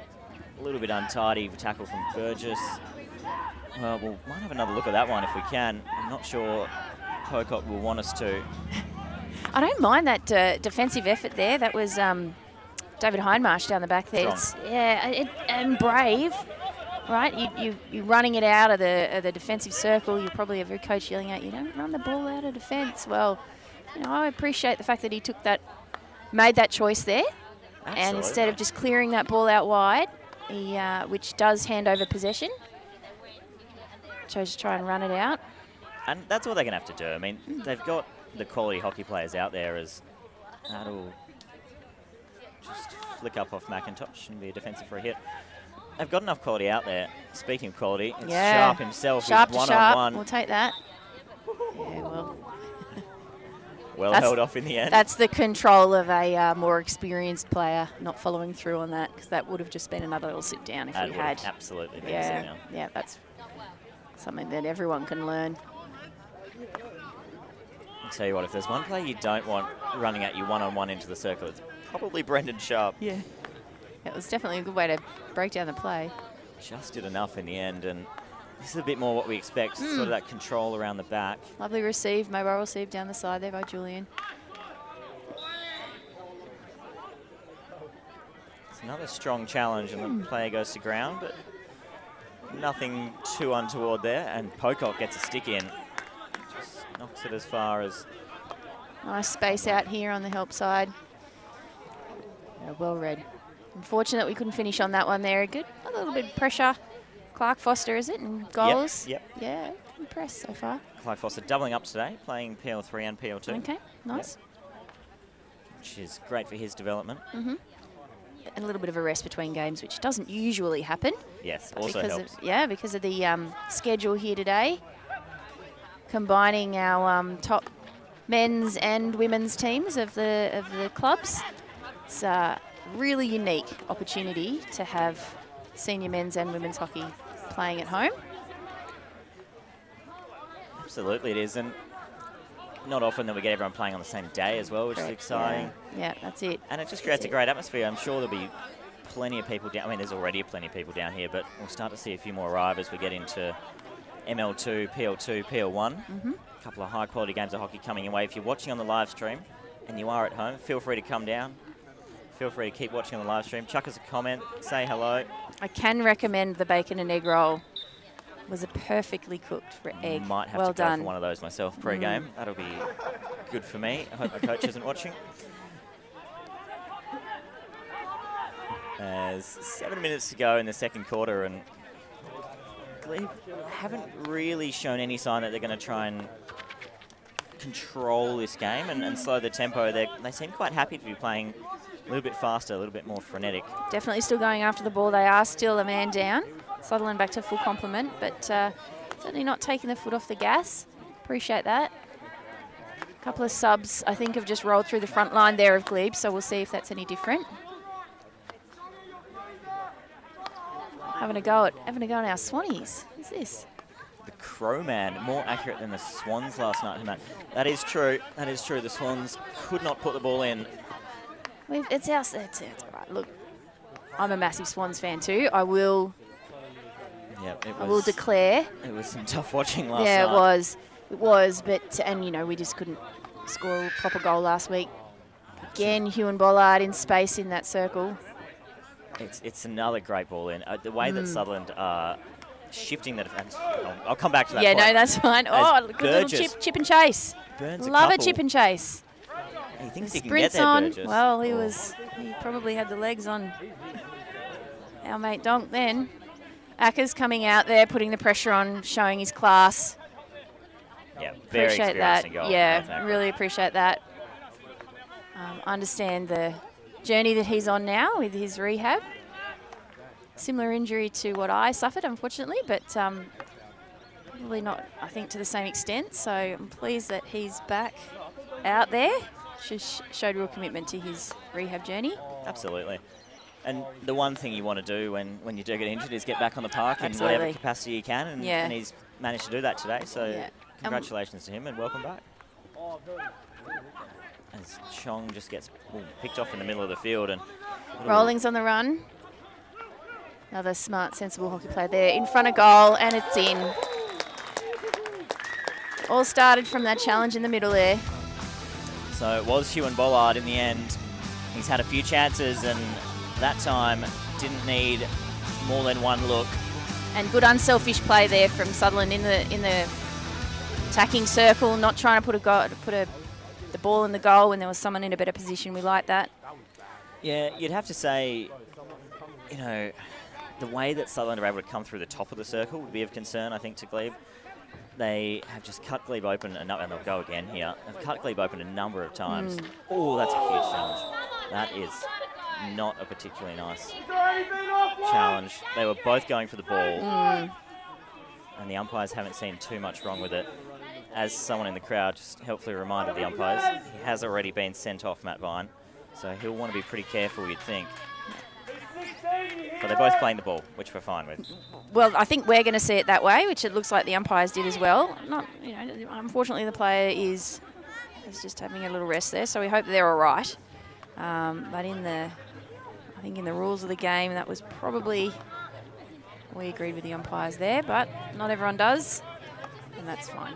No, certainly a bit of passion in this clash. And there always is. It's pride in your club, isn't it? Absolutely. And so, I mean, and you know, we want that. We want, and particularly playing at home. I know how much it means to me, in terms of playing it at this place and home and with your friends and all that. Fine, just running into Japana there and needs to be really careful. Definitely got some passionate people on the sideline too, which again, you can hear any of that feedback going through our mics. We are really proud of people that are proud of their club. We are. It's also always such a pleasure to come down to Tradies Hockey Park, and you know it feels like an event. We've got the Derby Day now, and you know there's a lot of crowd in. Everything gets a little bit heated, but we also see some great hockey. And that's what we want, right? We want to be focusing on when the hockey's good, and how you can actually see people that are improving and players that are trying something new. Yeah, that's right. Both teams back to 11 now. Seeing Clayton Herbst on the field after his 10-minute rest for some earlier indiscretions. Overhead there into space. Going to anyone. Perhaps just a little bit of a take the pressure off. We'll see which of these two teams is going to bring the passion that they feel for their club to their hockey, to their way of play, how they're going to connect with one another, because at the end of the day, that is what brings you success on the field. Yeah, that's exactly right. And that's why we play. You know, we're here to have fun, Good little scoring a fake few there, goals well along done. the way and maybe winning a game or two as Herbst and Krepp get into it. Herbst winning out. Strong challenges both ways. Yeah, look, I mean, and, you know, effort there by John O'Krepp to keep going for that ball. Never gave up. He's a fighter, that young man. Had to deal with a number of injuries. Good pressure defensively. Usually at that point I'd be turning to the umpire and saying he's a good enough hockey player to know exactly where that ball is going across the baseline. But probably fair in the end from You've got to play the game. Got to play the game that's in front of you. Yep. That's exactly Yep. right. That includes how you're going to play the umpire. So Glebe, flashing one into the circle, and Nadjison just found it on the end of his stick. Couldn't redirect it to goal, but... And made Ackers play at it. Which Yeah. again, that's what you're asking your strikers to do. Make the exactly defence and the right. goalkeeper ask questions. He probably if had you it can covered, exploit that. Ackroyd. We'll say that, yeah. Of course, it's Ackers. Lovely receive in the middle there from Jono. This ball speed, I think, is it's obviously so much easier from our position and watching it on the live stream to see just how important ball speed really is in our game. Yep. You can have all the great structure, you can have great positioning, but just the speed at which you're going to pass that ball, being crisp and strong enough to use it as an elimination method. Yeah. It's not just about, you know, the one-on-one contest or you know, creating 2v1s, but you can actually eliminate and get around the play with a lot of those sort of transfer passes being crisp and accurate. Well, you can, and you'd probably say Sutherland have been cleaner on the ball, but Glebe have been quicker. And Agreed. just created a little bit more chaos, and well, that takes us into half-time, and that is really what's given Glebe the 2-1 edge. I so would agree, yeah. Reflected in the score. Yeah, probably a bit more of an even second half to that quarter, I think, from two teams. Probably a little bit of weariness coming in on both sides, so we'll see how they come out after this break. Lovely. We'll join you in a couple of minutes. It is Glebe and Sutherland. Glebe leading 2-1 in PL3. We'll see you soon.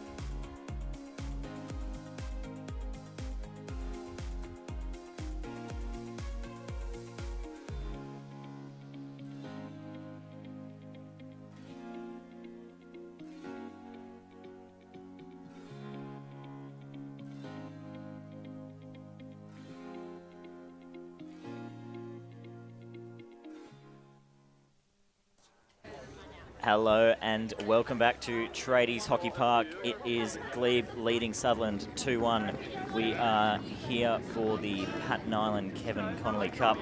We had ML4 earlier. We've got ML2, PL2, PL1 to follow. So stick around. We've got a great day of hockey, Sarah. Yeah, look, really excited. Love this day. We've talked about it before. Two really great clubs, hockey clubs in Sydney. We really appreciate the fact that we can get together and play in such good conditions. It might be winter, but the sun's shining. We're not too far from the ocean, which we enjoy.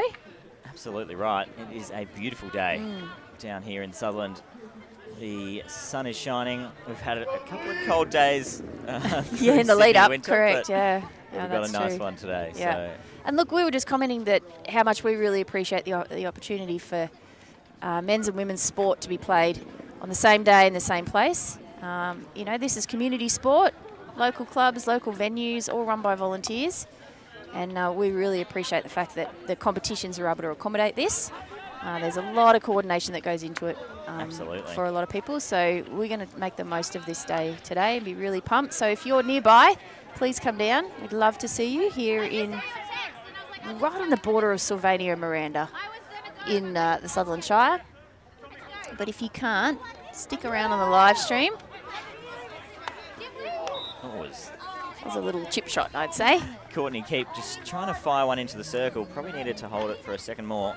Chip onto the green, though. That'd work midweek. It'd work very nicely. Unfortunately, not in hockey.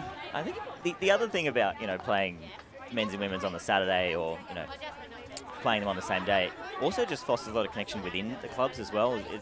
It can be a challenge when, you know, all your men's teams play Saturday, all your women's teams play Sunday, and if you're not sort of going out and watching and being a part of it, you know, you do lose a bit of that connection. Very much. And so it's a great opportunity, I think, for both clubs just to... And the opportunity we've got today just to honour legacy. Yes. Of some wonderful, wonderful people who've contributed significantly to both clubs. Their families that are still involved in so many different ways. And, look, you know, it's important. We talked before about how I was down at a junior game this morning and one of the players in Sutherland's team, Tim Moore, it was his son that was playing, and Tim was the manager today. So everyone needs to chip in and do their part, and we really appreciate being able to honour the legacy of two really great club members, one from Glebe, one from Sutherland. That's absolutely right. Obviously the trophy named after them, Pat Nilan, Kevin Connelly. And it's a big trophy too. It is a cup. It is well and truly a cup. If you've ever seen it, it is ginormous. So playing for all the chocolates today as That's it.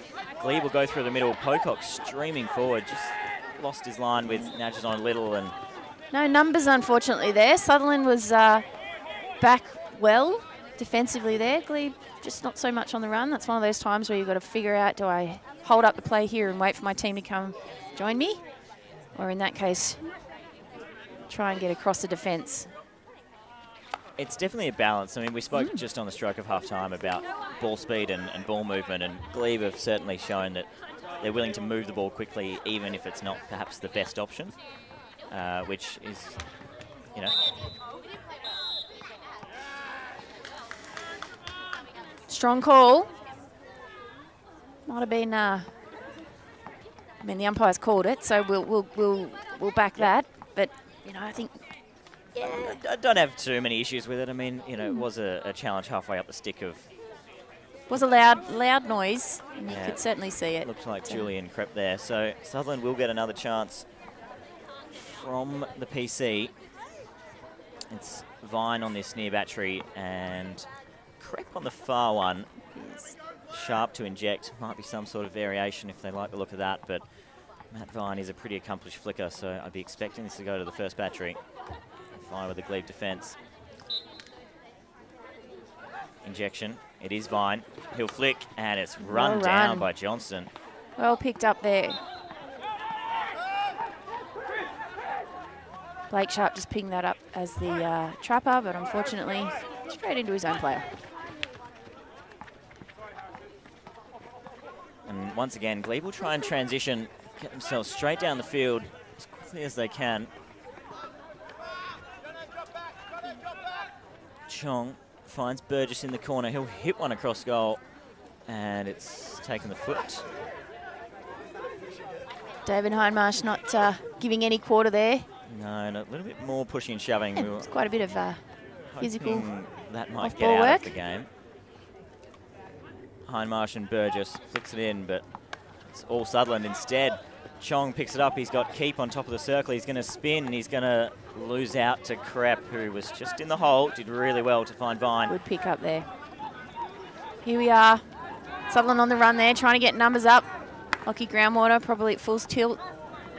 Right idea was having to go through 4 Glebe defenders. I think you Could be would risky. love to see, as Foster just clears, you'd love to see Vine just continue to run that. Yeah. He's got the pace, he's got the skill, and that's a very And nice allow bit the of skill. allow the play to catch up to him. Like again, we're talking about the choice that you make, right? When you get a little bit of a breakaway in that sense, and you got enough time to count your numbers of what the defence do versus what your team's doing. Yeah, he had time and space and elected to sort of go back across goal on that 45, and it's a killer ball if it works. But when there's 4 defenders in front of you, it's probably not. It's a risky. Yeah. I mean, they're always risky, but you know, is it in your favour or not? Looks like Sutherland's going to set up here for a similar setup at the top of the circle. We'll see if they're able to change it up, or they'll go for the same thing. Very well run on that first penalty corner that we saw. So it was a variation. Went to Vine at the top, but we Sharp may not overran have that. known that was coming Didn't because he look overran like it. he was sort of in the same spot that we were heading. I mean, it was a beautiful ball actually Great in the ball. end from Vine. He avoided the first runner, and the postie was nowhere to be seen. Was it? Yeah, good little flat on the park. Good transfer ball there from Glebe. Opens up the play. Oh, and Pocock just picks the pocket. He's got nudges on in the circle and just can't quite make a clean trap, unfortunately for him. Instead, they're going to try and run it out of defence again. Looks like Will Gare. Krepp thought he had Pocock covered on the near side, and all of a sudden looked up and the ball was gone. Yeah, look, and a young player, you know, growing into his time as a senior men's player there, Julian Krepp. I really appreciate it when young players bring their confidence to use their skills at the higher level of hockey that they're playing against much bigger and stronger defence, more experienced oppositions. So yeah, total kudos there to Julian Krepp for having a go with his skills. Absolutely. I mean, you know, he's playing on Pocock at the moment, who's shown his skill already with a goal, and that'll just fall to nudges on the circle. He gets round one, can't do it. Instead, it's going to drift and drift and drift, and Cody Finlayson's shot took a slight deflection. Ackroyd working hard to keep it out of the net. And look, you know, time on the ball there from Glebe, not wanting to just throw a pass away when they had such an opportunity. Conversely, that just gives that little bit more time to your defence, yeah, to sort of set and settle. Again, nobody jumped in on the ball in both directions. Yeah, just never quite got it right where he wanted it. No. Did. No. Nudges on. But certainly the best opportunity of this second half. Glebe leading 1-0. Johnson sees that out with a little professional foot just to slow down Krepp. And You learn Sutherland, those ones as you get older, don't you? You certainly do. Yeah. You certainly do. I think I'm probably looking to see which of these two teams is just going to step up a little bit, I think, and maybe just step up that intensity, take the game on a little bit. Feels like there's just a bit of a, I don't know, is it a waiting game? Not sure, but I just got this sense that if you're the team that's going to step it up just a notch, that might be all you need, that little extra 1-2% at the most, yeah, to get you over the top. Very dangerous ball out of defence from Goodridge. They're going to come through the top of the circle, and all of a sudden it falls to Krepp. Foster makes a save, and Thomas Frew back on the pitch after a heavy collision earlier. Clears nicely, and the umpire's seen something that we haven't. I think he's sticking with his short corner there. For putting it deliberately over the back line, which is possibly a little harsh from Seeing how far it went. where I was standing, but Yeah. that's okay. That's the decision. That was nice play. It was a really, really good reverse pass from Tim Moore at the top of the circle. Found his player, couldn't quite receive it properly, but great defence there from Glebe, not giving up and getting behind the goalie, covering Bollard there. Exactly right. It's a great bit of work from Yeah. John O'Crep, it would have been. And again, we've got Vine on this first battery. It will Numbers come to on the Vine. right. Oh, the trap just isn't there. Chong So runs numbers through are- one, so I'll come back into the circle. Well and done. slapping into the bottom corner. That's right. Blake Sharp, the other Sharp. The better Sharp, the favourite? I don't know. Can't say that, can you? Can't say that. No. Sharpie we love. Blake Sharp we love as well. That's right. Coaching our ML4 second grade senior women's team this year with Andrew Hoy. Lovely. Always contributes over and above. Blake Sharp, such a good man, big heart, loves his club, loves his hockey, and he's scored today. And scored a nice one too. Yeah, it's very good. You know, the equaliser, make it 2-2, but he had a bit of work to do. Foster was very much there and in goal, so it was a good finish in the end from Sharp. Just on the outside of it, that left foot there. It's a good point you make about coaching ML4 as well. You know, a couple of community clubs and so many people who are around these clubs are volunteering their time in lots of different ways and, you know, giving back and just getting around hockey in Sydney, you know, being a part of each sort of community is such a big thing. And it gives us great days like this where, you know, he would have been doing a bit of coaching earlier. He comes out and plays now. He'll probably stick around and man the bar or get behind the barbecue. He'll at be some somewhere point. around the bar, that's for sure. Not too sure what side of it he'll be on. But also that it gives his team, the ladies that have just played, the opportunity to watch him as a player. And you don't often get that opportunity. Typically our women play in the swill competition on a Sunday and our men are playing in this Premier League competition on a Saturday. And, you know, everyone's got a lot of commitments on, and in particular, you know, a number of the women in Sutherland. That's a great ball through there. David Highmarsh was looking for Sharpie. Tim Moore there, understanding he's got a player in a better spot. What do you think of that? I'll let you call that. Foster was a long way out of his goal. I mean, he was probably in line with the defender Ferrugia, whose foot it took. So I don't think there can be too many complaints from a Glebe standpoint. Yeah, look, that was a tough one, but I'm going to say that was a stroke, yeah. Yeah, I'd have to agree with the umpire. I mean, always hard when the keepers come out and Foster did well to cover the first one. But don't see it often that far out from the goal box or in free play. yeah, it got caught in between a little. So Sharpie stepped up. See what he can do.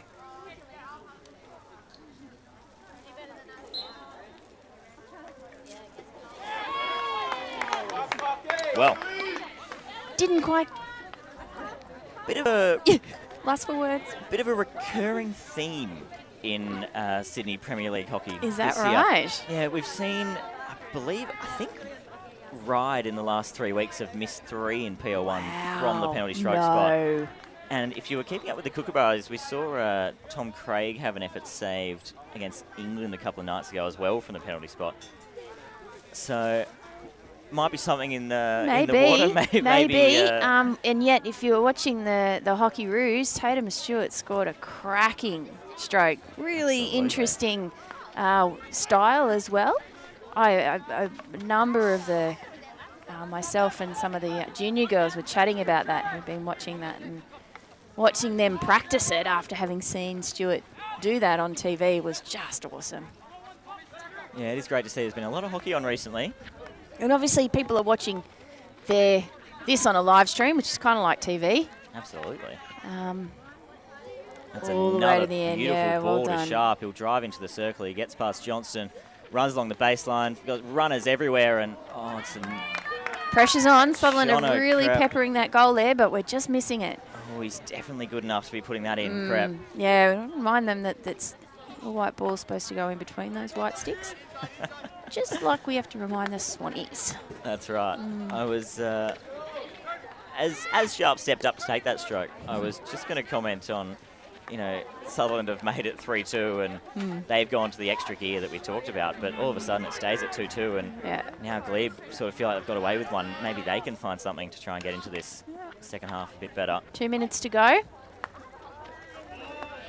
Really enjoying the use of the whole pitch today from both teams. I think Sutherland are doing it probably just that bit better. There's Sharp on the turn, puts it away. Very well done. Showing his class and his skill there. The nice Toma goal. Just watch that again on the replay. Beautiful, just flashing it past Clark Foster's left hand. He made the easy look hard and he has made the hard look easy there. Brendan Sharp doing really well. Just created space for himself to make that shot with less pressure. Yeah. And that's such a great skill. Really want our young people to learn to understand how to create and use space. But it's not just off-ball. We talk a lot about space on the hockey field as being off-ball work, but that was a really great example of how in the move that you make in the attacking circle, how you can create space for yourself and then give that just the time you need to get a really, really good Toma away, and they're just harder to save, aren't they? They are. You know, you can get that elevation on the Toma and sort of still have that speed on it, and someone like Brendan Sharp, you know, he's been doing that for years, and it's pretty easy for us to sit up here and say, well, we know he's going on to the reverse, but, you know, a lot harder for Clark Foster in goal. Yeah. End of the day, it's a beautiful shot. It's in the back of the net, and Sutherland lead 3-2. And he does take the game to 3-2. He does. Just a few minutes later than what we thought perhaps it was going to be. You'd have to say deserved. I think Sutherland have been better in this second half so far. But Glebe do have another level as Sharp. It's definitely not over, is it? Finds Gare and wins a long corner. Just 10 seconds left, so see what they do here, whether it's a hold on or ball in. That was a good ball through. That was a lovely ball through, and Bollard again in the last couple of seconds of the quarter finds himself with a gilt-edged chance. Can't put it away. It's another one over the top of the net for him, and Sutherland will take us into the three-quarter time break. 2 goals in that quarter for them, courtesy of Brendan and Blake Sharp. That is 3-2. We'll be back in a couple of minutes on the PL3 fixture. See you then.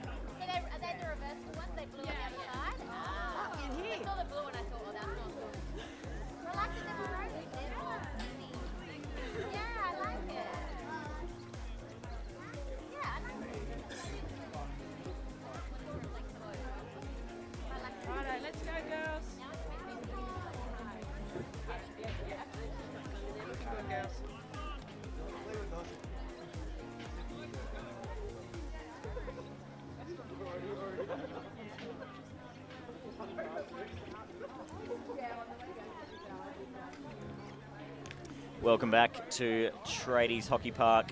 My name is Matt, I'm joined by Sarah, and we have the final quarter of the PL3 Sydney hockey fixture. It is Sutherland leading 3-2. They scored 2 in that quarter, courtesy of Brendan and Blake Sharp. Brendan Sharp missing one from the spot and then showing us that it didn't actually mean much as he turned around and put a lovely tomahawk finish past Clark Foster's left hand. You enjoying the day so far, Sarah? Yeah, loving it so far. Thanks, Nat. It's so great to be able to share a day like today with another awesome hockey club from Sydney in Glebe. A lot of good friends there, and we're just seeing some, probably this last, I think that third quarter was some of the better hockey that we've seen in this particular game, which is what we want. Yeah, you'd have to say so. I mean, Sutherland found that extra gear they were probably looking for, and Glebe couldn't quite go with them, but it is there, and they've certainly shown an ability to do it in the first quarter. So can they get back to that sort of style of hockey and force a result here?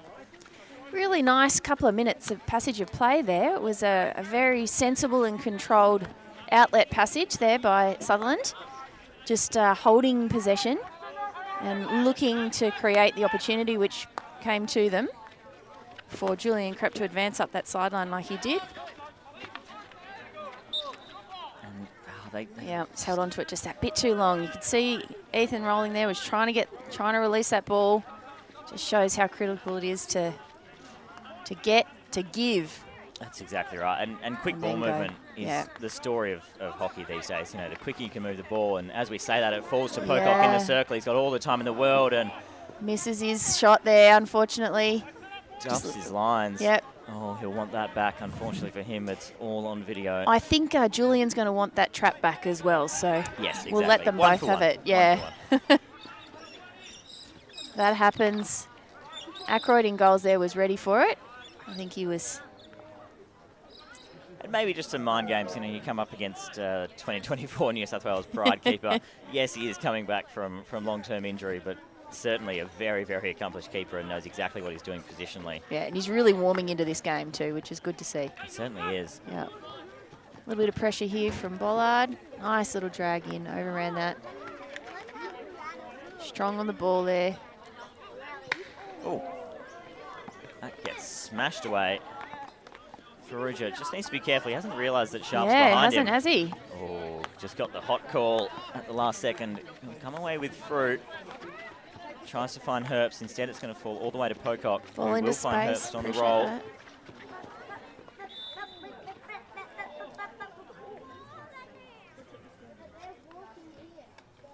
Not exactly sure what that was for, and a couple of complaints from the Glebe players, but that's all right. Sutherland survive. See what they can do on this outlet now. Some good Glebe covering their play as well, I think, in this press. Well, I was going to say the exact same thing. I think Sutherland earlier today, you could accuse them of just being a little bit stretched and just leaving big pockets of space, you know, in that midfield where they didn't have much representation. Now they've actually sort of come back in and they're doing a little bit better in that regard, but Glebe have stepped up and covering. They're definitely on that player-to-player mark, which is good to see. On their outlet now. Oh, 2 balls on the field. Oh. It's interesting. Not a lot of teams these days sort of playing man-to-man hockey. No. Mostly you're trying to run a sweeper or a free defender, and that's certainly what we'll be expecting from some of the PL2 and PL1 games later on. You've got someone like an Ian McClung for Sutherland in PL2. Yeah, you want to keep him free, don't you? Yeah. Blake Ball Hernandez speed we were in talking PL1. about there. Right idea, right spot, trying to get through the players, but you've got to ping that ball through to get past an outstretched arm. It's got a lot to do with the personnel that you've got available to you, whether you're going to play that, you know, that free roll or take a team on player to player. Great little tackle there from Julian Krepp. Ferrugia. Oh, lovely diving effort. Yep, keeps. Instead, it's a. Oh. Yeah. Called it early. Umpire called it early. We'll pay that. It's a. I'd probably like to let him see that play, actually. It would have been interesting. I think he was obviously pretty confident about where he thought it was going to land, and definitely the players were set in the circle. You could see that there was no movement. There's always a lot of conjecture / decisions to make on those decisions by umpires. There is. Really and players, what they're going to do there. It's actually a really good skill for a goalkeeper to learn.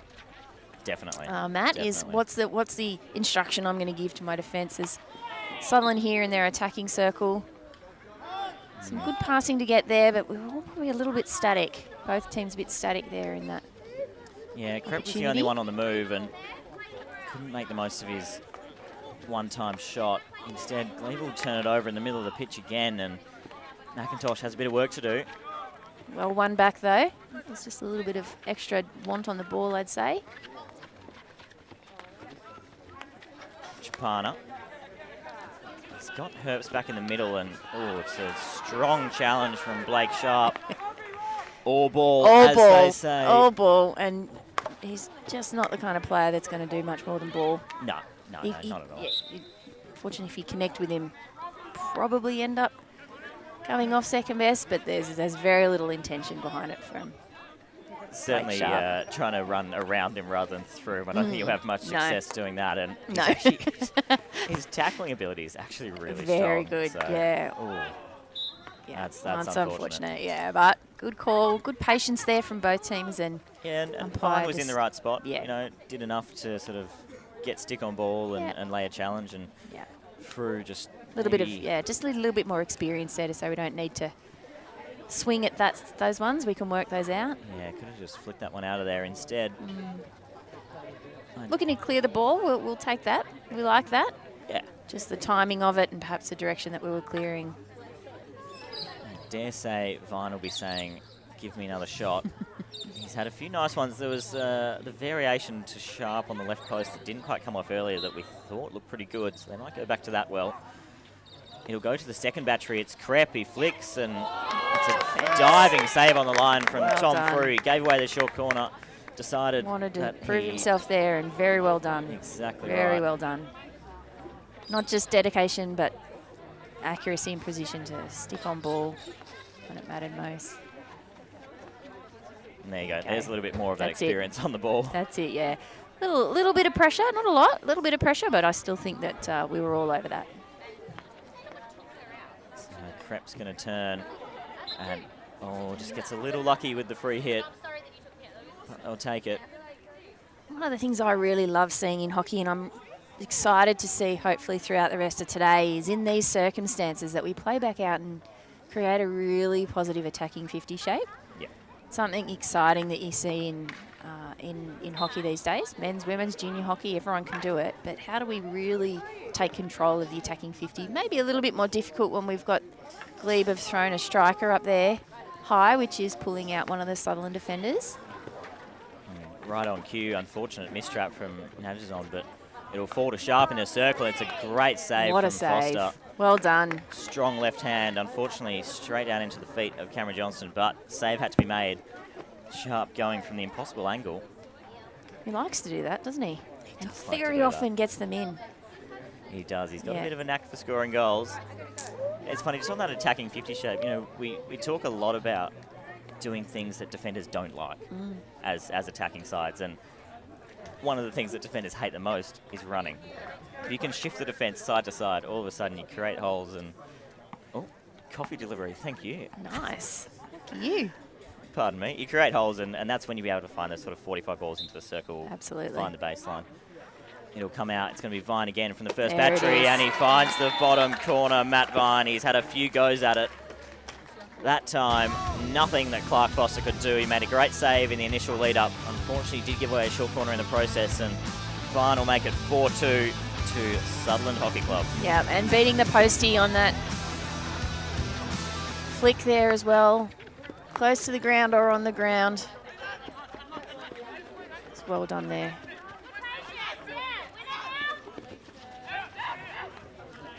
Seven minutes to go. There's still plenty of time.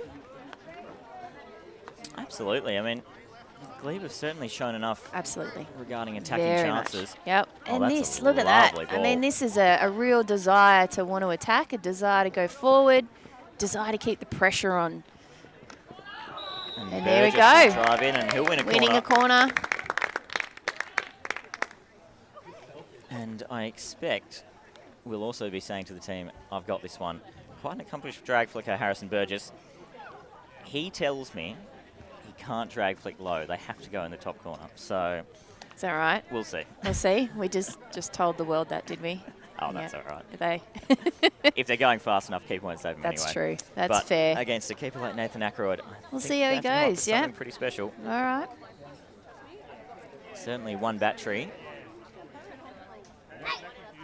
Could be a variation, though. You never know. We'll see. Could be, comes out and, it's just unfortunate there. not where it needed to be. One hit, two hit.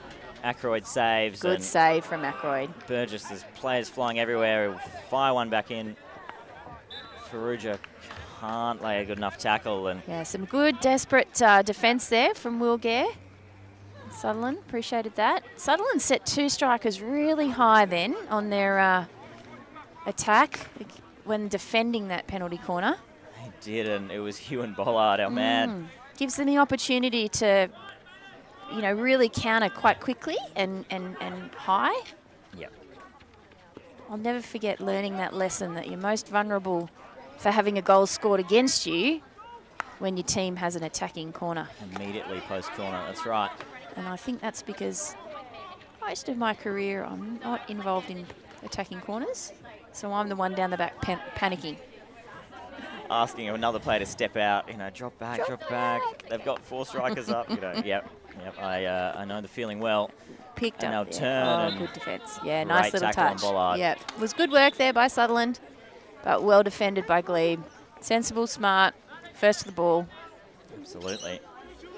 And just going back to that PC as well, interesting, Ackroyd kept his feet, even though they were hitting. You see a lot of goalies these days, will log or sort of go down, but Ackroyd always been good.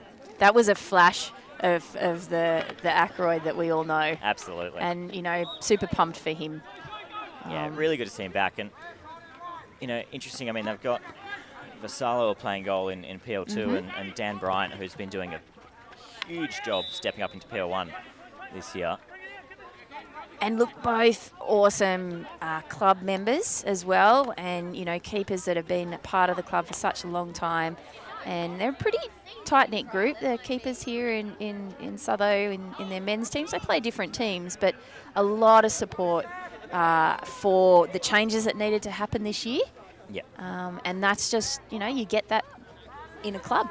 You do. Change feels really different for the team, can show different results, but that's just all part of the journey. I think the impressive part is that there are other keepers that are ready to have a go, and there's coaches and players that are ready to get around them. Sutherland here into the circle with Bollard. Nice little chip. Puts it around the keeper. That was well finished. Second goal for Hugh and Bollard. We'll have a look at that one on the replay.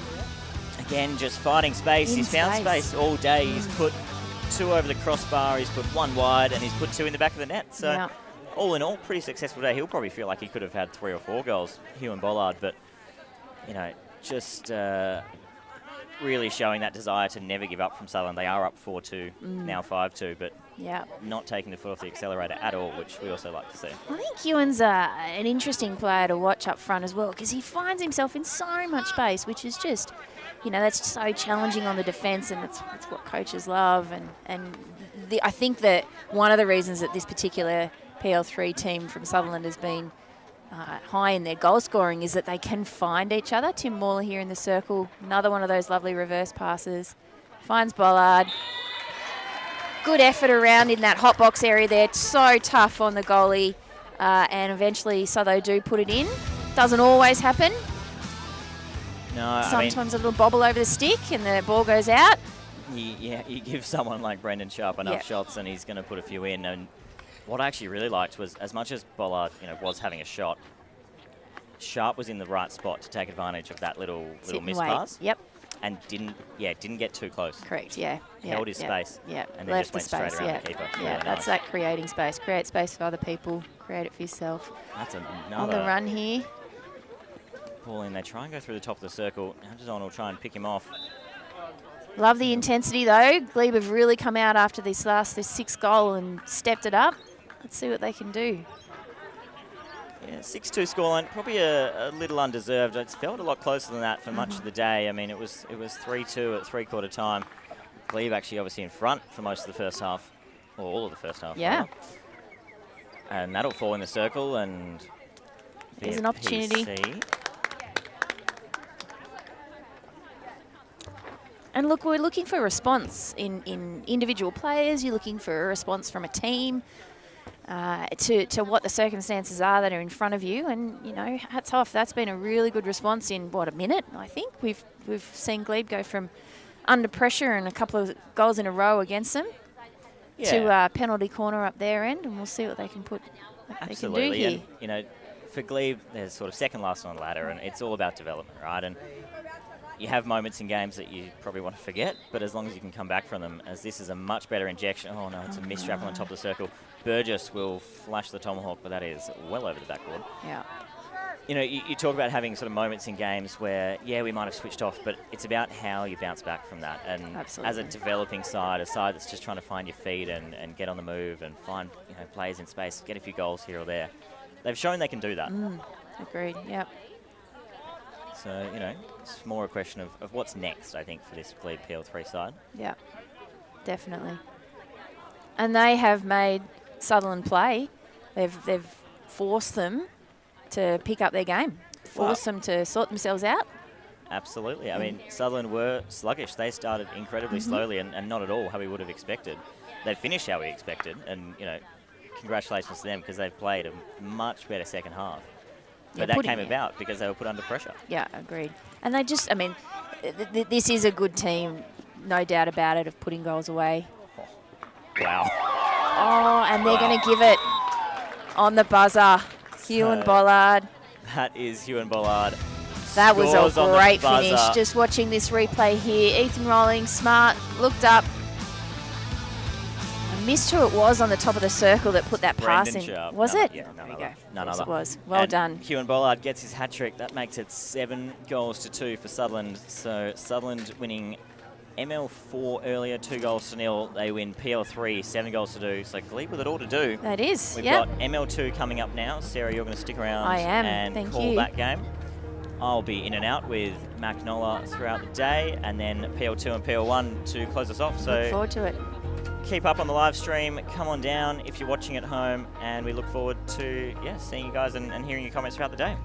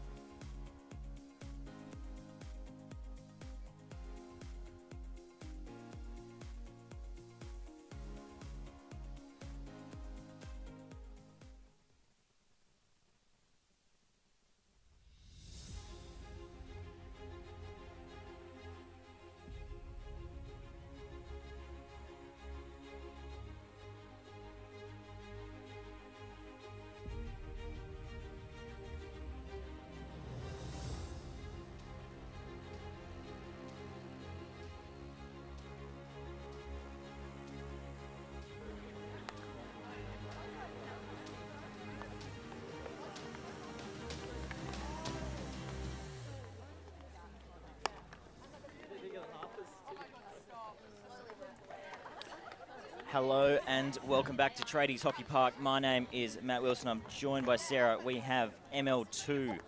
It is an exciting matchup. They are only separated by one spot on the ladder. This is it. Both clubs with a couple of good results, a couple of mixed results that they'd be looking to build on today, and it's going to be a fiery matchup. What do you think? So, absolutely. Yeah, so Sarah Dredge here from Sutherland Hockey Club. Really pleased to talk to you again, Matt, and to talk our viewers through this ML2 game today. Exciting stories for both clubs, I think, to really get to this point. Sutherland Hockey Club's promotion into the ML2 competition this year after joining the SWIL competition much later than a whole lot of other clubs in the area and in Sydney, and worked our way through. It's been a labour of love for a good decade or so for our club, and we're really proud of the success that we've had that's brought us to this time. And you know, it's reflected in results this year that it's a step into this competition, and there's a lot to learn, a lot of development that's going on, and will continue for many years to come.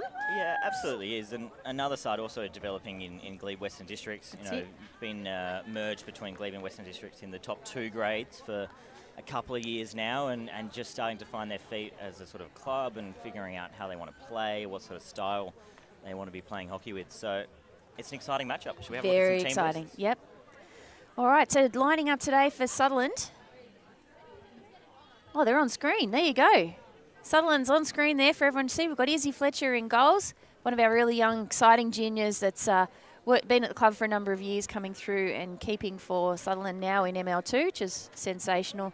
Kristen Aegis there, long-term senior member of Sutherland Hockey Club. Hannah McClung and captain of this team. Fine leader, and recently won an award at the New South Wales Hockey Awards for her work in social media. If you like the Sutherland social media, you can thank Hannah for that, which is really great. Audrey Page, Imogen Engish, Yasmin Kane, Bethany Domro, Kate McKinley, Emily Carey, Hannah O'Brien, Izzy Ollip, Liz Danielson, and Natasha Davidson Bunch round out Sutherland, and Craig Turner as the coach. Great. So you would have seen the Glebe team just flash up there. We've got Ash Klimoski in goal.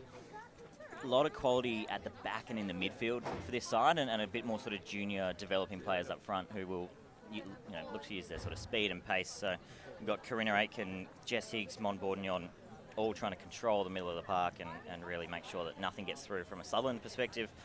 And up front, it's more the likes of Molly Bush and Ciala Cochran, Brooke Bishop, some of the younger players who are coming through the club. Very exciting. To develop. So Looks like we've got a bit of a guard of honours lining up here.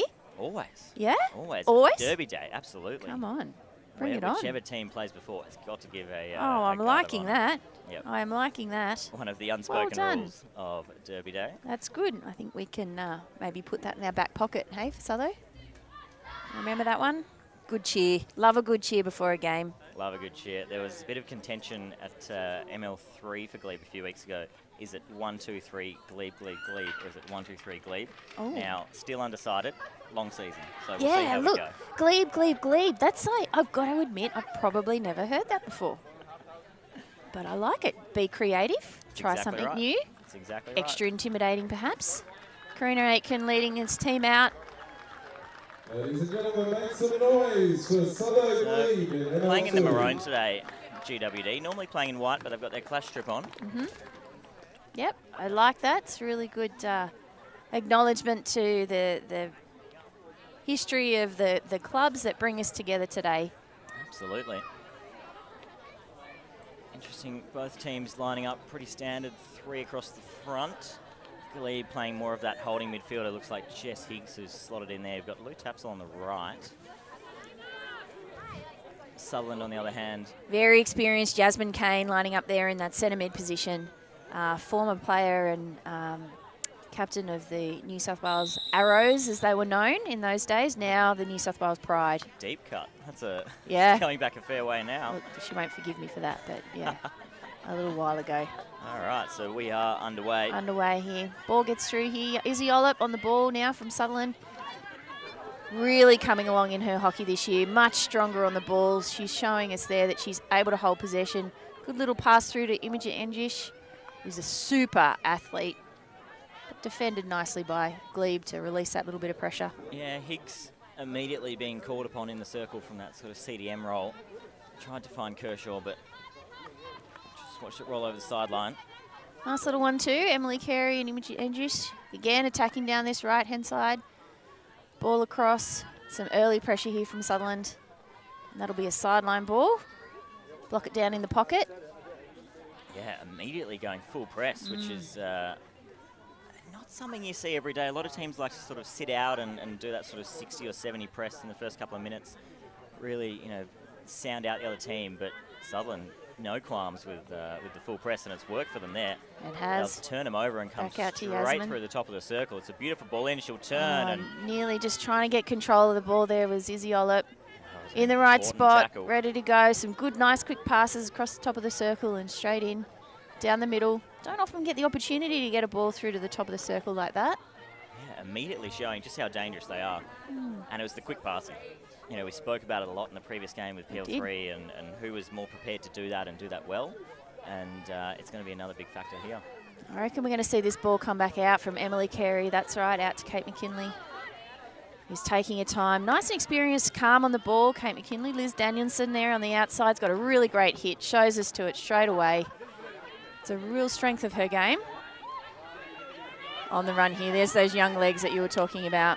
Oh, it's absolutely right. It's Chloe Delanty. Speed. Got the ball from Molly Bush, and she'll try and put one into the circle. Probably didn't have the support that she was hoping for, and there's 5 Sutherland defenders back. They do manage to lock it up in the corner. Yeah, nice and calm defence there from Yasmin Kane. Interesting, you know, the initial sort of work from Sutherland was move the ball, whereas for Glebe, or GWD rather, it's been running with the ball. You know, that might be something that just plays out a little bit. Yeah, I think that was taking advantage of a counter-attack there, wasn't it, for Glebe? Absolutely. You know, you've got to take the opportunities that are there, but is it an opportunity that you're going to work it up through structure and sort of set play, or is it a counter-attack that is more opportunistic that we've got to... Tapsel, left to right drag. She's good at that one. Yeah, And it's she'll nice come control forward. there. Good speed and strength on the ball. Hannah O'Brien on the ball there for Sutherland. Very strong hockey player. Oobs, as we call her, or Uber. Unfortunately, she's much later. Most Ubers are on time, but this Uber tended to be a little bit late to the dugout. But we love her anyway. Fair enough. Everyone's busy. Everyone's busy. I think Oobs was Community, just asleep. Community club and all that. We'll give her the benefit of the doubt Yeah. as GWD just pick it off in midfield. Yeah, dangerous part of the field to leave possession. Might have been nice then if we opened up and perhaps looked to a help side transfer there. I think Glebe could have been away out here on their left. Yeah, absolutely. We'll see, and Karina Aitken is certainly experienced enough to recognise that that's something she needs to look for. Good ball through there, though. Well, it helps when you have your ML1 coach playing Yeah. fullback and ML2. Absolutely. She tends to call the shots and flips the overhead in. But Yeah. well picked off. And look, a great servant of hockey in general and of women's hockey particularly. So, yeah, very lucky for the Glebe Western Districts Absolutely. merge and this joint effort for these two top teams. It's a nice bit of work. They'll come back through Kershaw.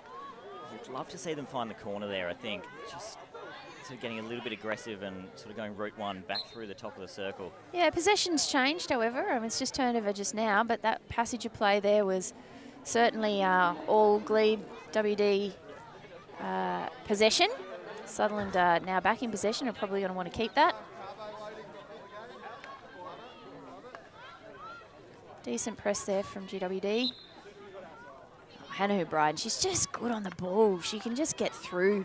Keep the ball on her stick, yeah. She's just, I used to play in defence behind her, and it's just, you get to know that she's a player that's unlikely to lose possession of the ball. Kristen Aegis here, running down the right-hand side. Ooh, really well. Good lead. Natasha Davidson bunch down to the tee. Kristen saw her. Well defended by Glebe. Sutherland definitely making some chances and looking strong in that right baseline circle entries. They're yet to capitalise on that with a goal. Good defence from Glebe to hold them out. Oh, we like that little 1-2 flip triangle down the sideline, and they got all the way out to the half. That's it. It's as difficult as it needs to be, isn't it? Quite controlled in the end. It's good width from these teams. Glebe's press has keeping Sutherland a bit more constrained. Here we are. We're certainly looking for some help side movement there. You can see the intention in Sutherland's game to get that ball out a bit wide. Hannah McClung there on the ball in the middle. Didn't quite get under that pass in the way that she really wanted to. And Evie Ryder will break a couple of tackles. She's got Bush running to the corner. She'll recycle bring that ball back really out. Really nicely. nice. Well done. It's going to flick all the way through. Close. Well done. Chloe Delancey. Yeah. Probably wasn't expecting to get on that. No. It just found its way there. Yep. In the end, you have to say Fletcher was beaten in goal. Yep. In the end, you have to say Fletcher was beaten in goal, but Delancey. Is that ball what she's going to do? But Delancey. Is that ball what she's going to do with it in terms of feeding it forward? That's that level with it in terms of feeding it forward. That's that level of, you know, experience and the quality that she still brings to her game. That is just wonderful. Yeah, absolutely. And it's an ability to read the game and just. Now she just showed us another really good example of a great hit too. That was lovely, well balanced. Really, really good execution and skill of that skill. That's right.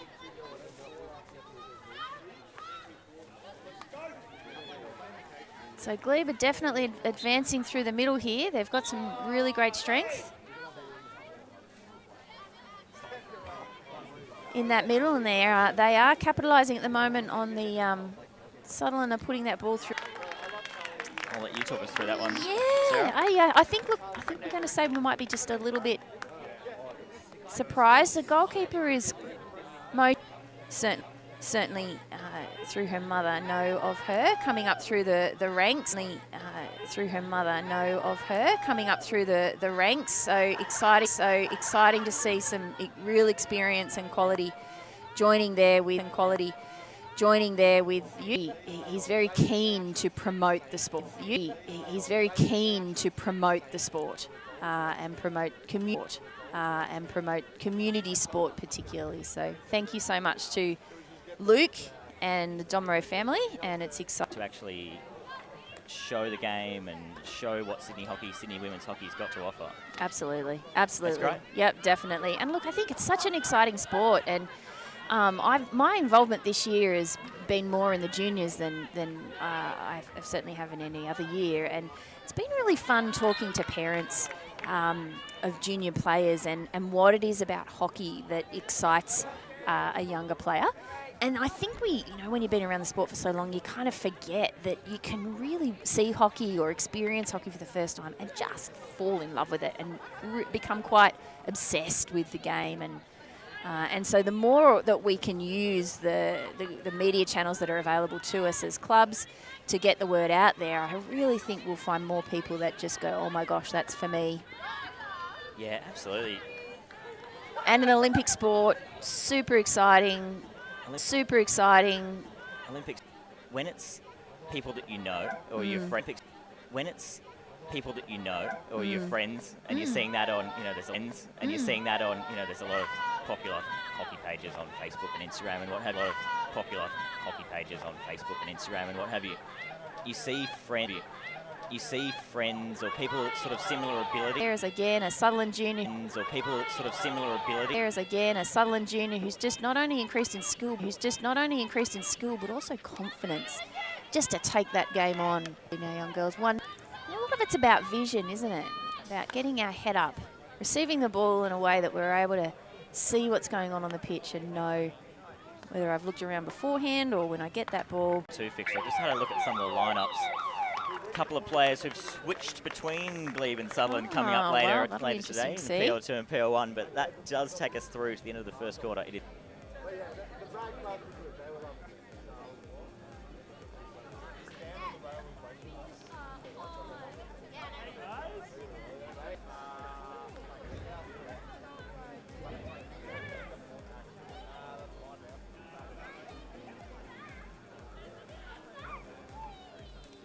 game here on the Sutherland and Glebe Hockey Club's Derby Day at home for Sutherland Hockey Club at Tradies Hockey Park in Sylvania as our umpires get us underway. That's exactly right. We are playing for the Pat Nilan Kevin Connelly Trophy, and if you haven't seen it, it is it's a trophy. In every sense of it the word. is. It is a big trophy. Yeah. Two really wonderful members of respective hockey clubs. Pat Nilan from Glebe, Kevin You know, is really second to none. And they're the two that you really look to, and that's why they're on the trophy, as leading the charge for community clubs and just driving and always volunteering, always getting involved, and more of that build-up play style. Their press probably not as effective as they would like. So different strengths for each team, and definitely pretty well matched at the moment. And I think that you were mentioning, Matt, earlier on that I'm a defender, so I can say that. What about you? What do you play? Oh, I play in the forward line. Oh, right, yes. okay. So you're Lots the one of assists, not many goals. Yeah. We like to say. So you're the sort of player that I'm going, put it in, mate. Just done all that Exactly, work. Exactly. Keep it out. We talk a lot Team about game. making players on the other team do things that you don't want to do, and things like getting defenders one out. Well, I just want to comment on that. So this midfield transfer that Yasmin Kane's very strong. So we started that midfield transfer. We didn't go all the way across to the right-hand side, which is where we're attacking from now, and they've had some... Just really great to see Audrey have the confidence. It was a little while ago now, I appreciate, but just to run down that left-hand side and put a really nice ball across. And I know that Coach Craig Turner from Sutherland is looking to really do it too, the timing of that pass. It's not an easy thing, and you're trying to get a million things through your head at the same time, but Ash Klimoski in goal was up to it. And she was. Penalty corner here for Sutherland Hockey Club. Interesting. You feel like Sutherland, if they just decide to move the ball around the back, can actually get around it a bit. With some speed. Yeah. Move the ball with some speed and intent. It's well defended by Emily Carey there from Sutherland Carey as well. covers very nicely. Yeah. Another young player she came into first grade a couple of years ago, and was one of sort of her cohort in age. She's one of the first to be promoted into first grade, and moved around a fair bit, and then moved into that significant defensive mid role last year, in line with Yasmin Kane and Hannah McClung. And so when you're 15 years of age and you are promoted to first grade playing in line with those two players, it's well deserved. She's done great. It's been awesome to watch her journey. Her mother is also an incredible, and Emily herself, really great supporters of the live stream as camera operators. Oh, great. Multi-talented. We love to hear it. Yep. I think... her mum's actually managing the team right now, so she's not on camera. But just on that sort of promotion to first grade, she just didn't panic at all. Runner coming in, but once you sort of get these experiences, and if you're able to learn from them and then actually grow, as a junior player or a younger player coming through, now coming back to ML2, it's sort of a chance to really assert yourself on the game, and we'd love to see it. Absolutely agree. And look, I think that's a really exciting opportunity for Glebe watching these players. I think I'm probably just having a bit of a moment here, recognising that these young players that you mentioned, maybe that they're more often played ML3 this year, but an opportunity today for them to step up into the ML2 team with availability, and they are absolutely bringing it, and I am very impressed. They should be really proud of themselves. I'm really happy with their efforts.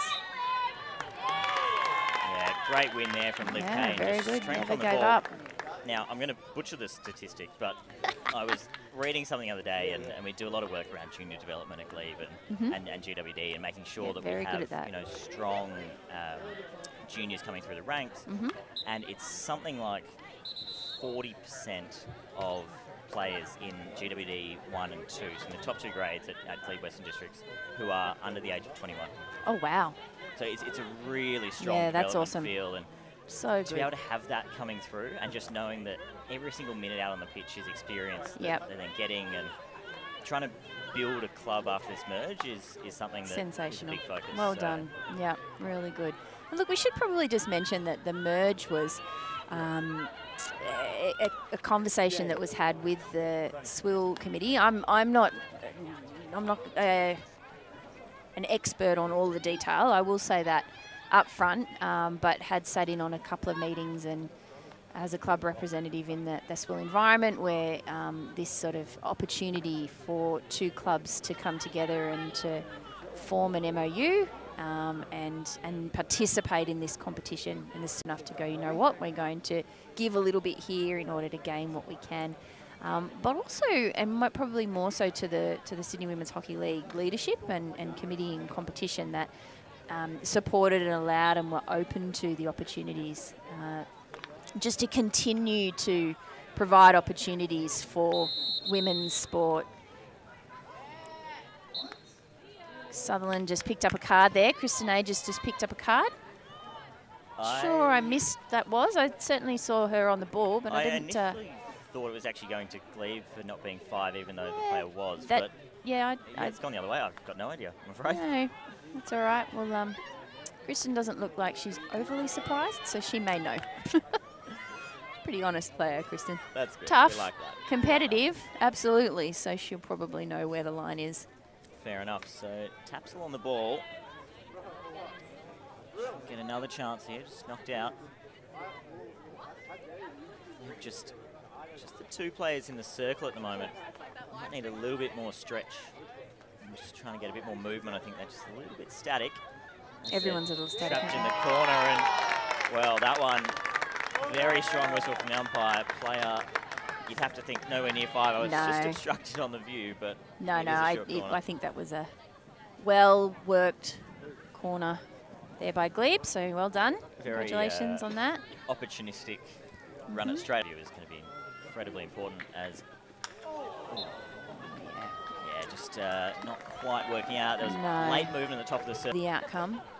Yep, absolutely. And less time on the ball means you have to be cleaner and cleaner with what you're doing. Sutherland back to full strength now, which does allow off chip and chase.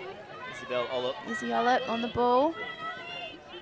Oh, lovely little drag back, and she'll go on the reverse. Oh, nice little reverse chip pass. Oh, players out there. Well, we've got Audrey and Yasmin. But I think that's that same pressure that we've seen Sutherland on the counter-attack today. Strong. Absolutely. Yeah, Absolutely. I'm impressed. I'm liking their ability that. to use that right-hand channel. So Ollop Sensibly. did it earlier, it was Engish, I think. Yes, yep, Imogen, yep. She's playing the midfielder behind Izzy up front. Yeah, they're finding some really nice channels. And well, you see here, Glebe's quite narrow on the press up front, and probably... Lovely little receive there from Audrey Page, who I was talking about before. Beautiful little mobile receive up that left. Didn't let it go to her reverse. Kept it on that really strong 4-stick side, and it opens up. It opens up the opportunity to drag to your left and eliminate the player. It gives you a little bit more space. Bishop just takes a bit of contact, but rides it well. And Glebe quite happy to just play this slowly now. Sutherland flooding back in defence, but by that same token, Glebe flooding numbers forward. They're going to hit into the circle through Kane and, well, standing on the hotline. McClung there, actually, yep. Runs in the McClung family. Yeah. He will be doing that in It PL2. does. It does. Hannah is a very long-time member of this hockey club. So now Hannah McClung, that's her married name, but she may also be known as Hannah Burrell. She and her twin sister Ali, the Burrell twins as they were for many years, as we got a really good little 1-2. These girls are connecting very nicely up this right-hand side, aren't they? Imogen and Izzy. Just a little lucky there, GWD. It was a dangerous place so. to give the ball away. Kate McKinley on top, looking for her options into the circle. Audrey's going to take a nice little shot there. You like it. I'd like to see them go on the tomahawk. I agree. You know, I agree. Anyone that can execute that skill, have a dip. Well, we were talking about it before. I think, Matt, you mentioned that the Glebe PL3 team was, a little bit more of a development phase. That's definitely where Sutherland's ML2 team is. And Audrey is exactly the player that's what you're looking for. And again, I go back to Craig Turner, and I probably should say, full disclaimer, this was my team until last season. And a really unfortunate injury in the grand final has put me out.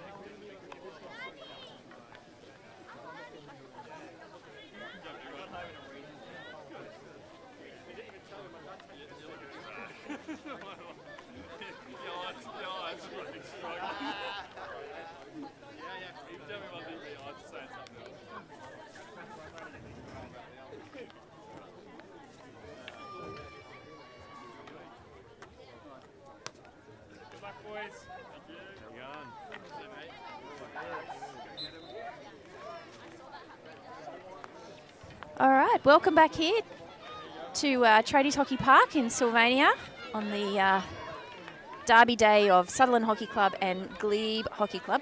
Change in the commentary box. Good afternoon, my name is Matt Nola, taking over Matt Wilson. We'll start that again, Mac. Good afternoon, my name is Matt Nola, taking over Matt Wilson, professional commentator. He is a professional commentator, isn't he? He is quite We good. love him. But I was downstairs watching that first half, really highly contested, both sides Yeah, having very much. opportunities to score in that half. Hold off the last offensive Sutherland with a PC on the half time there. Yeah, it was very good there. We been enjoying this game, talking a lot about probably the youth in both teams and how we're really enjoying watching that youth play with confidence, using their skills. Ball from Yasmin Kane through to Natasha Davidson Bunch in this attacking circle for Sutherland. Good defence, Glebe's defence, especially when you've got someone like Karina Aiken. Ball across the front, nice clear there from the goalkeeper. Yazzie recognising Imogen was open there. See what she can do. It's a good ball in. And a short corner is one. Really promising play, great ball spot there from Sutherland. And then GWD doing well not to overcommit in any tackles. Yeah, that's right. Did eventually get find a foot, and so the short was given eventually, but... And at the top, great save. Can we get this in? Oh. So a little bit unlucky there. Yeah, I was going to say, it's a... So Ash Klomoski, really excellent goalkeeper there with the great... Definitely, very much so. We're just going to have a little bit of time here where we're attending to an injury. So this Ash Klomoski often trains with the men. I played the whole way through juniors with her, and she's tough as... A twist or something. Yeah, or Yeah. it looks like she could be holding that shoulder, but they are picking her up. It could be... Yeah. Well, I think you're right. I think we might be talking of shoulder here. Collarbone or shoulder, it Yep. looks like. I reckon when she's gone down, she's either done her shoulder or maybe Agreed. that's gone into Yeah. her collarbone. Never good to see. It does happen in sport, obviously. We've got some really good professionals down there helping her out. Obviously, Karina Aitken, a physio. Hannah McClung down there is a health professional as well. Unfortunately for her and for GWD, but we will encourage her as she comes off. Could be interesting to see what happens here now, what GWD go with. Are they going to find someone else to get in the pad? For those that are interested, the rule in this case is there's been a lot of rule changes over the years with hockey, but you can either have a different sort of privileges to other field players. So it's definitely a decision that GWD need to make at this point in time as to what's available to them. And last year, certainly not holding my arm, but not able to use one leg.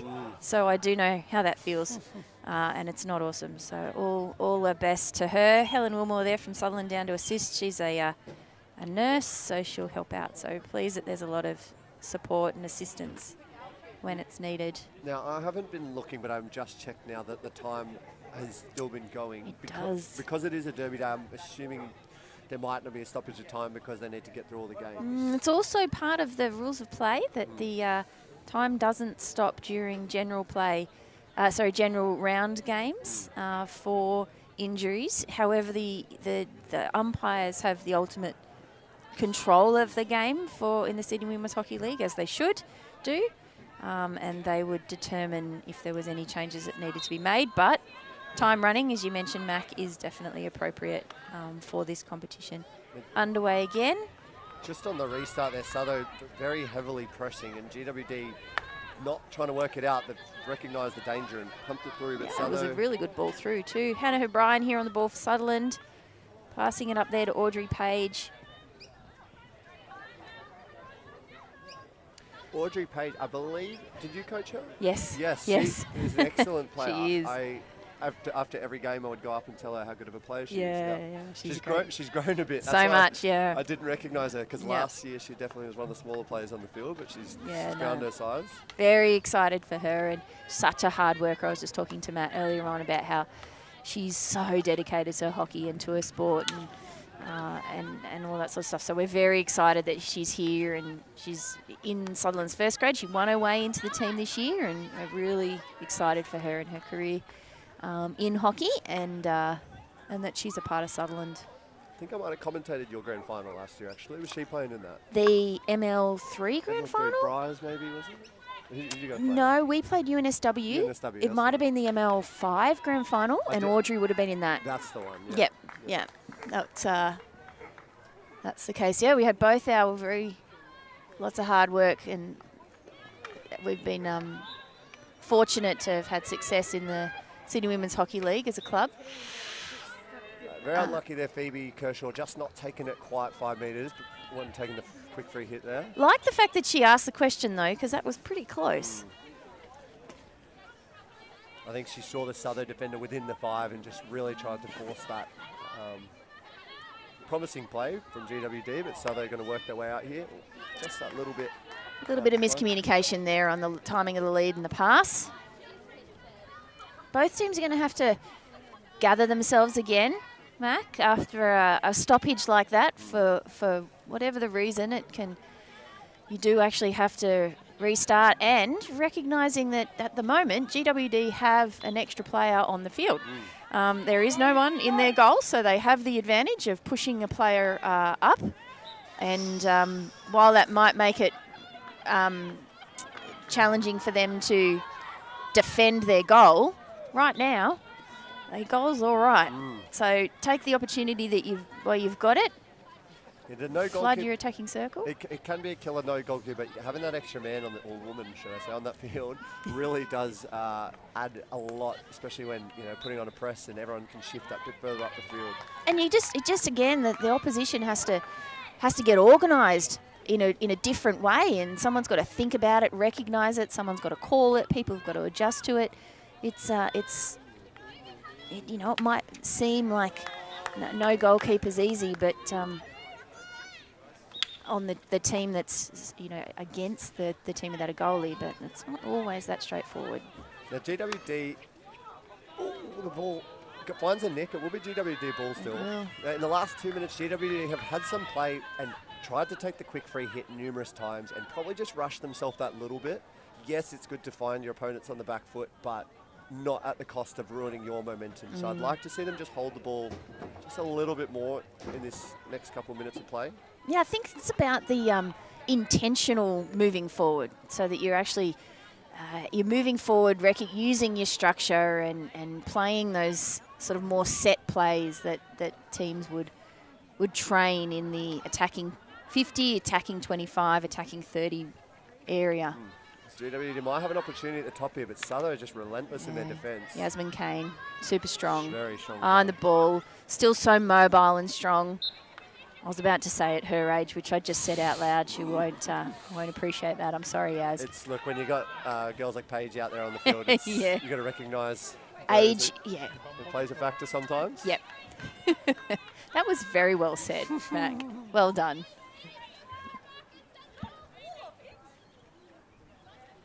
Good pressure from Glebe, holding this ball in their attacking half. Drawing some pretty easy errors from Sutherland at this point. Molly Bush trying to work her way in at the top. Does take the free quick hit, but she's actually got the space this time. Tries to slap it through, but Southo still just making sure they're in front, not really allowing an easy option in, even when they are caught on the back foot. Sutherland at the moment keeping it sort of out of the circle, but really not connecting well enough to one another or giving the right sort of passes to get beyond this attacking 25 area. And of course, that's what happens. You keep the pressure on. And a well-worked penalty corner there from Glebe. Nothing fancy, just simple, consistent hockey.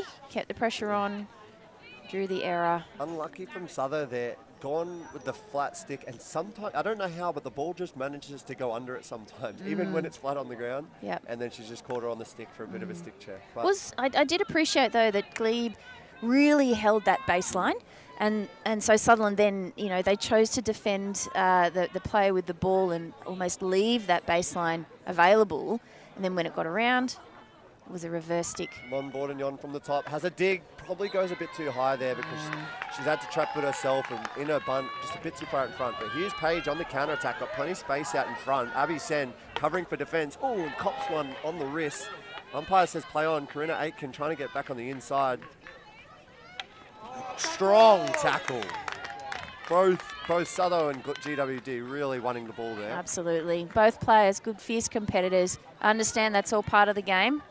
I really like that the ref play with it. The ref played it on Yeah, there as well. agreed. It's just body contact. Didn't see that there was nothing intentional in it, nothing out of the ordinary. Molly Bush gone for the big cross midfield tommer, probably a bit too crazy there. Does fall back of her stick. Imogen Engish on the ball now. She's been connecting really well with Izzy Ollop, who's up playing in that striker line. About probably last 3 minutes wearing off the attacks, but pressure's been on.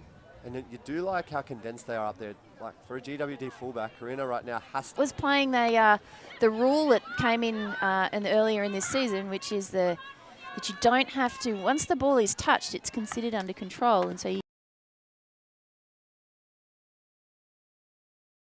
did give Glebe the opportunity.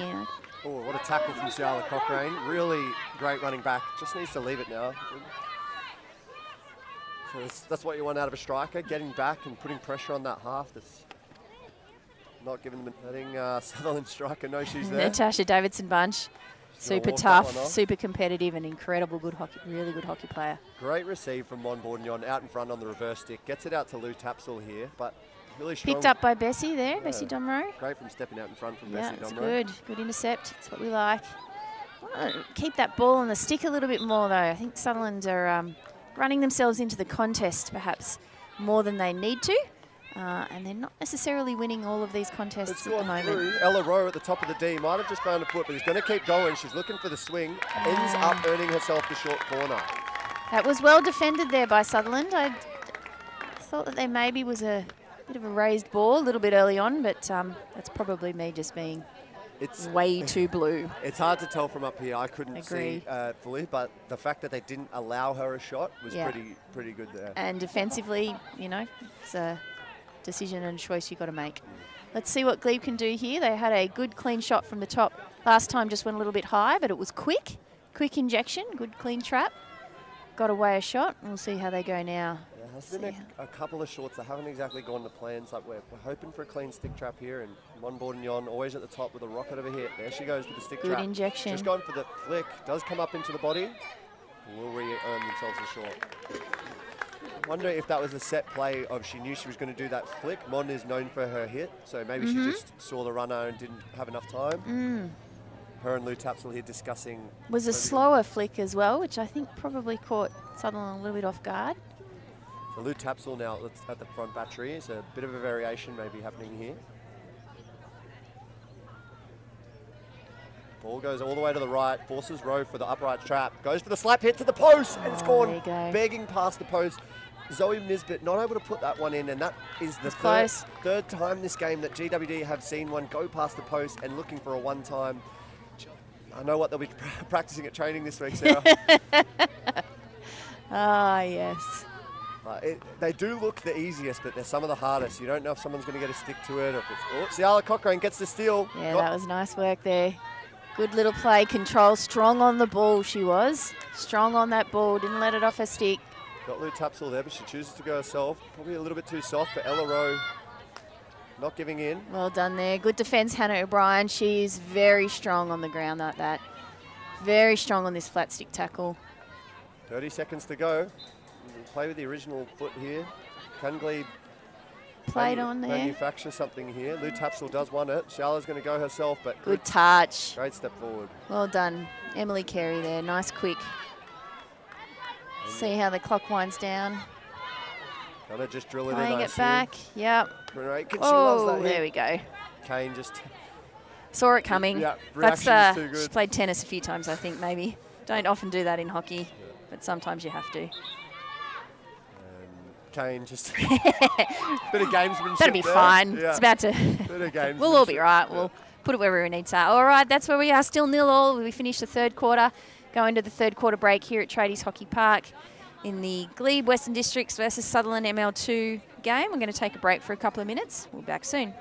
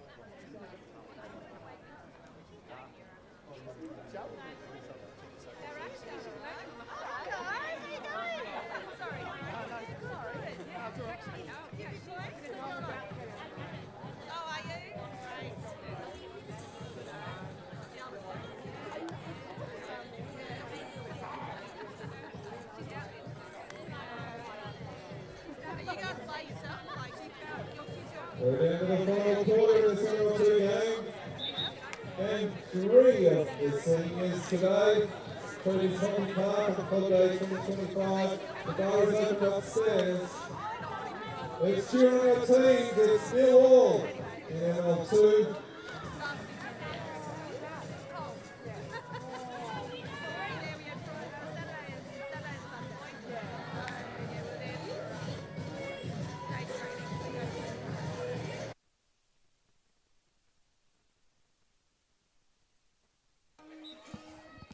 And we're back here, Tradies Hockey Park, for the 4th and final quarter of this ML2 game of the Sydney Women's Hockey League between Sutherland and GWD.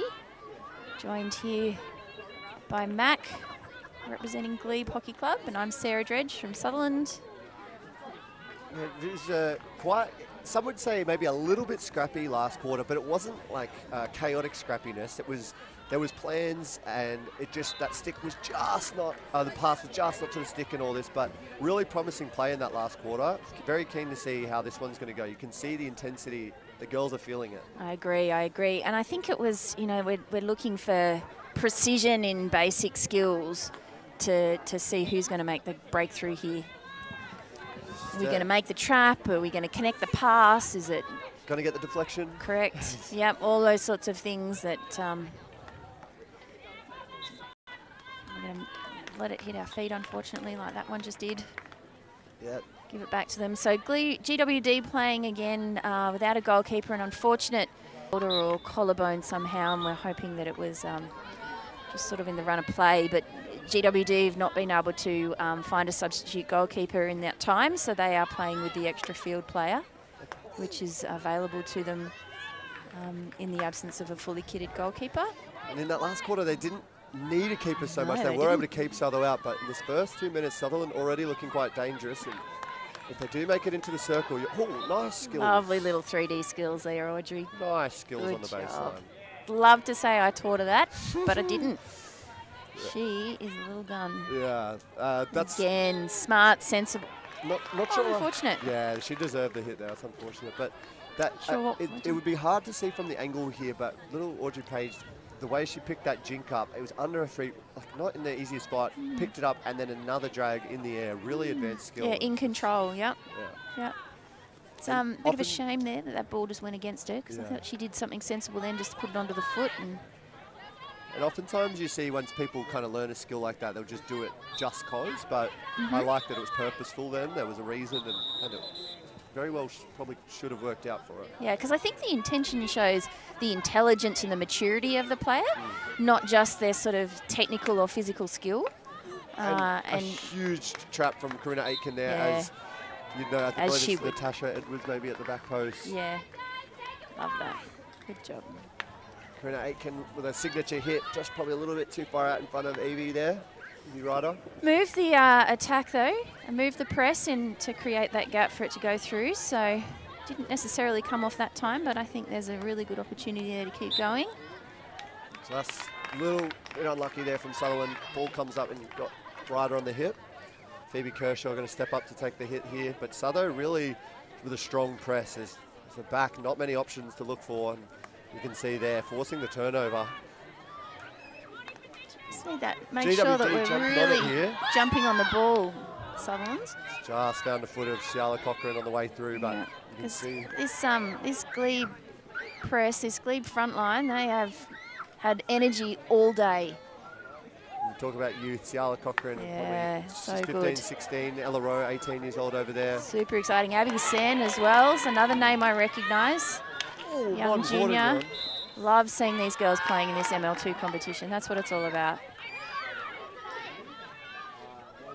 Great hit. She's gone all the way through. For Here's Sutherland with the shot. Can GWD save it on the line? She's put it in. Natasha Davidson Bunch there. Took a lot of time, but she had it. Picked her spot. Had the time. Knew she had the time. No goalkeeper. Yep, get myself right. Have a little look. Really brave there from Glebe on the line. She's got a touch, really. Absolute hats off. And the thing is about that is, if you're just trapping a ball, it's not as hard. But when you're standing in the goal, there's a bit of fear there. A bit. It's all. It always feels so much more important, doesn't it? Kind of got one eye open, Yeah. just hoping it's not at your face. Good skill here from. I think that was just sensible from Sutherland to take advantage of the of what is for the game at the moment for them. So while it's an unfortunate circumstance and not one that we wish on anybody, you know, we need to play the game that's there in front of us. So we'll see what happens now. By no means has this been a one-way game at all. So Glebe have got all opportunity to continue playing a really strong game that they have been. Their forward line's been strong.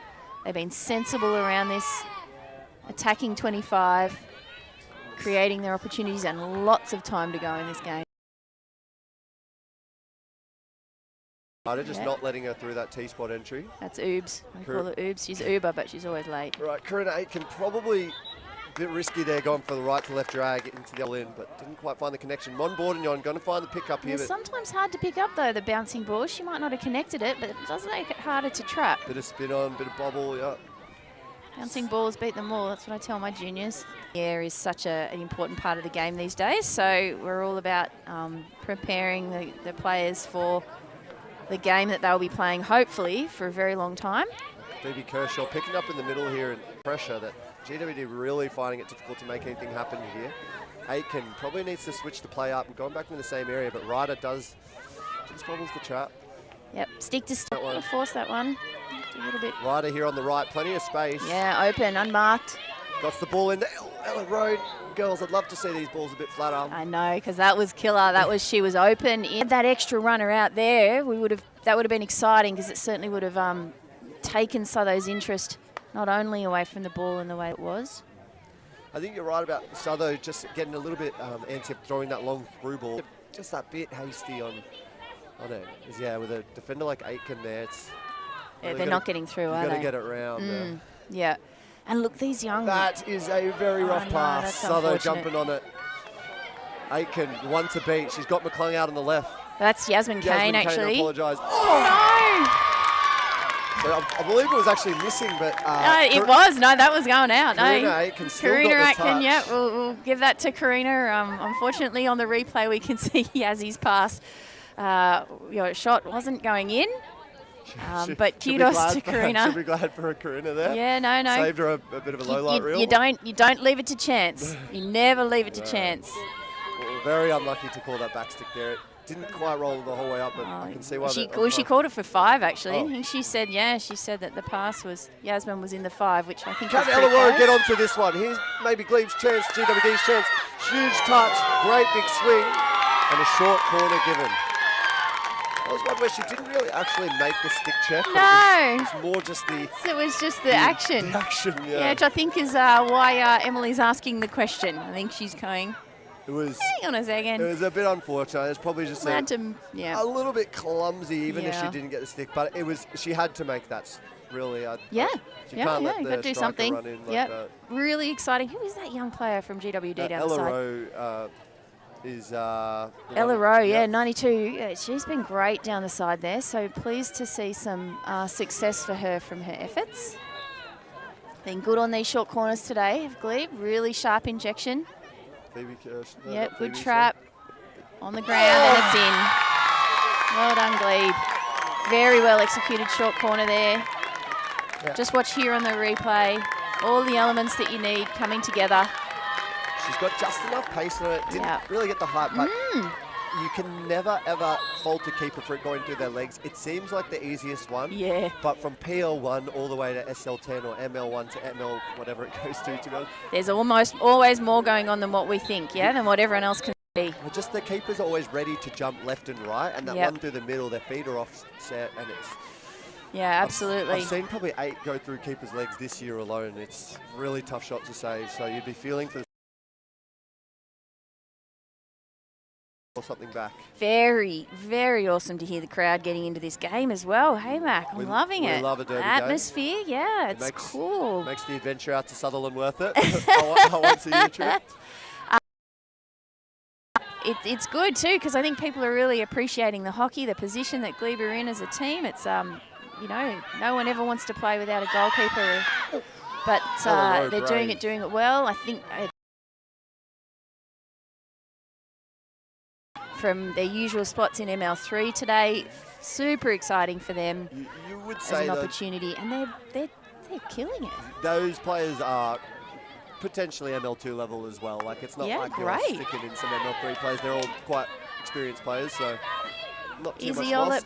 All winning way the ball through. there, but getting a head up nicely. Need to clear Natasha it here. Davidson punts, pushing some pressure on. Smart, sensible play there, and Great so- one touch play there from GWD, just trying to move it quickly, getting out of defence.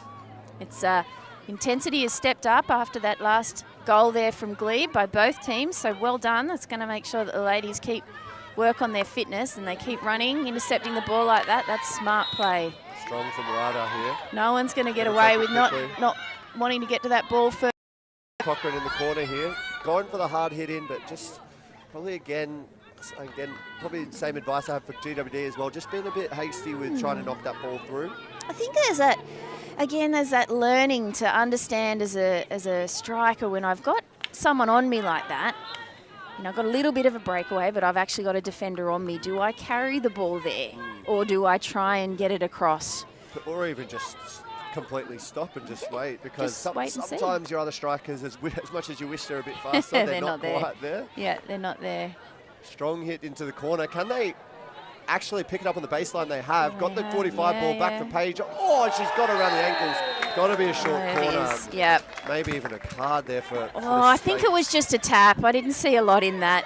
Unfortunate when you make that kind of connection in a game like that and a player goes down. It's got to be a short corner there, but I didn't really see anything intentional in it. We're now just checking for another face mask or two, which is very, very important. Really pleased with the competitions that have passed on the new ruling from FIH this year that a defensive player involved in a defensive short corner wears a face mask. WD working out how many players they actually need to have. They're not used to running out without a goalkeeper. And No, it's there's the mask. odd for everybody, I think. And they're going, who's going to stand in the middle? And I think Not this is really important to point out. It's not automatically a given for Sutho that this is a given goal here. Big hit. Certainly an opportunity. And she does bring it wide. So GWD staying in it. 2 minutes and 50 seconds on the clock. It's still 1-1.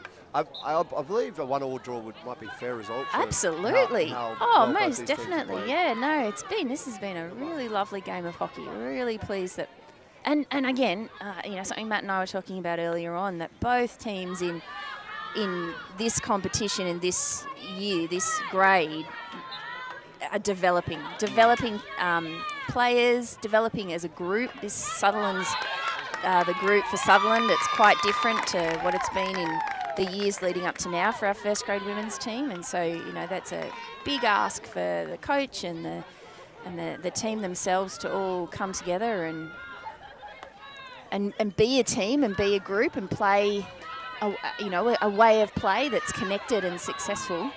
Particularly, both teams also sharing similarities in some really experienced players. You got Hannah McClung and Yasmin Kane, you've got Louise Tapsell, Jess Higgs, and then all these youth there. So a good mix of both youth and veterans to really mesh the team together. Veterans. The ball does go through. Aitken does need to stop Marina this on the one. ball. Nice right to left drag, still going off the right foot, tries to get it through, but Sutherland Emily too Carey strong. intercept there, on to Kristen Aegis. This is that pass, understands where she needs to go. Unfortunately, that last pass didn't make it. The crowd are going Oh, wild. it's the Glebe crowd too. I'm loving this. Got to make it worth it coming down here. Yeah, good on them. This is great. Ella Rowe on the top of the D, but strong tackle. Got some good friends in the Glebe Hockey Club. And so it's been fun to catch up with them today, and Taking the sideline. umpires just giving some instructions, which is good. 1 minute to go. Louise Tapsell all the way out on the right. Love to see it switch to the play, but Yasmin Kane picks it up in the middle. She's going for the Yeah, she put everything into that one. 50 What seconds they were here. looking for here. We'll see what they can do. Souther really want to press and squeeze Karina on the As ball you here, would, but good take advantage of the situation. if Karina goes over, she's really going to make sure she gets a hold of it, because otherwise it's danger stations. Gets And almost there it enough goes, on yeah. Probably didn't quite go far enough. Imogen Andrews Nice there on that ball. ball. Audrey Page, Good tackle well from defended. Lou Tapsell. Still going quick play the ball from Sutherland. Can she take a 5? And she's And it's a short corner.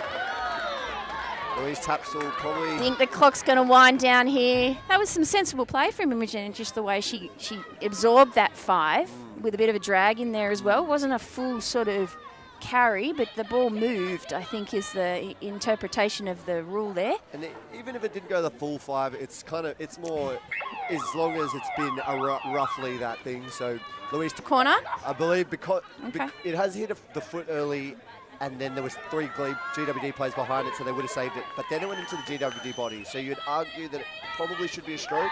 I think the umpires were just not sure enough that it Sure. did do that. Yeah, so I think this is a good I decision think here. it's a fair result. Yeah. Yep. And again, Sutho going for it again with the strike. And it's in. Does find There it is, right on the buzzer. Second goal on the buzzer today for Sutherland Hockey Club. So look, that's hard on GWD to lose a game at that way. Mac, I think we agreed that a draw was definitely the way that the game was played. Fair goal though. We're going to give the goals where they are. Really unfortunate injury there to the GWD keeper, and we really hope that Ash is okay. Sending all of our thoughts out to her, and congratulations to the GWD ladies to play the way they did without a goalkeeper. But also congratulations to the Sutherland ML2 ladies. They took the opportunities that were available to them. They changed their structure and they played it well and executed when they needed to. So a very, very cool game of women's hockey we've been able to experience here today. Thank you so much to GWD's ML2 and ML4 teams for playing here today. We just love it. Sorry, Glebe's ML4, GWD ML2. Yep. And congratulations in this game to the Sutherland ML2 team on a 2-1 win on the buzzer. Yeah, well done to both teams. Both deserved something from it. GWD were happy about that, but won't be happy about that, but Sutho, well deserved. Yeah, absolutely. Boys, warm up. Again, Sutherland versus Glebe as our derby day continues. Stick with us on the live stream. 2 more games of hockey to come today. PL2 now, followed by PL1 afterwards. We'll see you soon.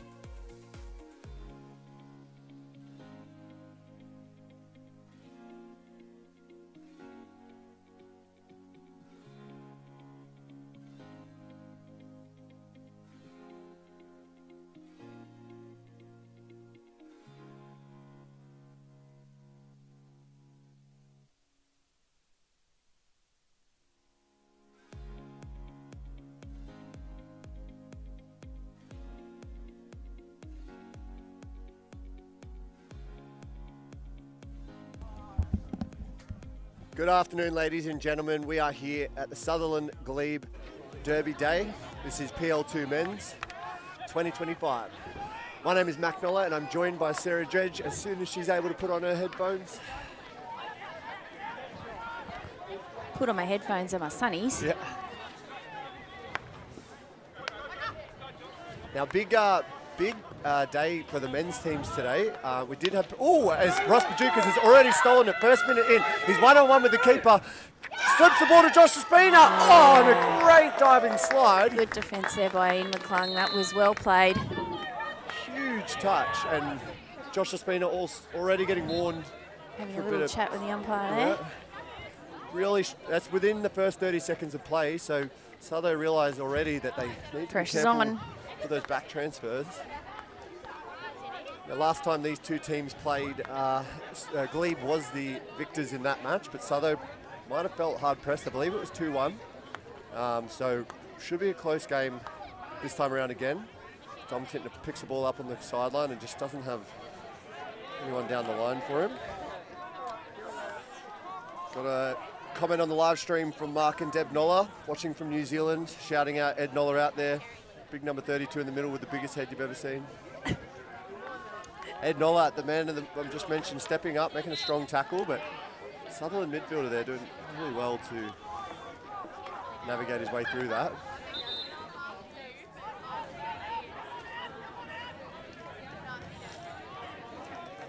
So we have Sarah Dredge from Sutherland and myself, Mac Noller from Glebe, so we're probably going to be better at our own club's names. That's so true. Maybe a bit of one-eyed commentary here and there as well. Never. We were pretty good in the last game, Mac. We did all right. But on a derby day, I feel like it's allowed, right? There's a little bit of It's about rivalry. two very proud and successful community hockey clubs coming together, celebrating the game that we love, but that we've dedicated, so much time to. Tough call there. I feel like that ball went all the way out. That's all right. Yep. Missed the cross there, but picked up by Sutherland anyway. That's Darcy Cast there, throwing a strong showing at state champs. But Sutherland coming in here, Ed Noller with a strong tackle, and so is Jock Evans getting the clearance away there. Little Ollie Turner there on the ball. Come a long way with his hockey. Nice and strong Josh on the has been ball. putting enough pressure there to force a mistrap, and Wade Tonner having to do the work to get back there. Ross Bajukas again not allowing an easy release. Josh Spina and Ross Bajukas, a lot of games and experience between them, probably 600 games of senior hockey between them, and pushing the pressure. Great skill from the Sutherland midfielder there.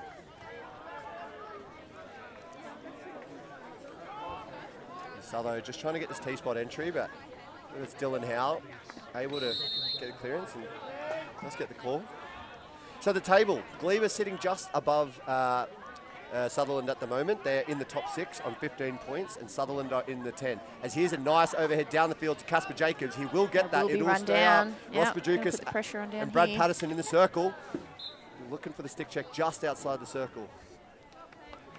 That was a defensive effort there by Ian McClung. Breaking down play.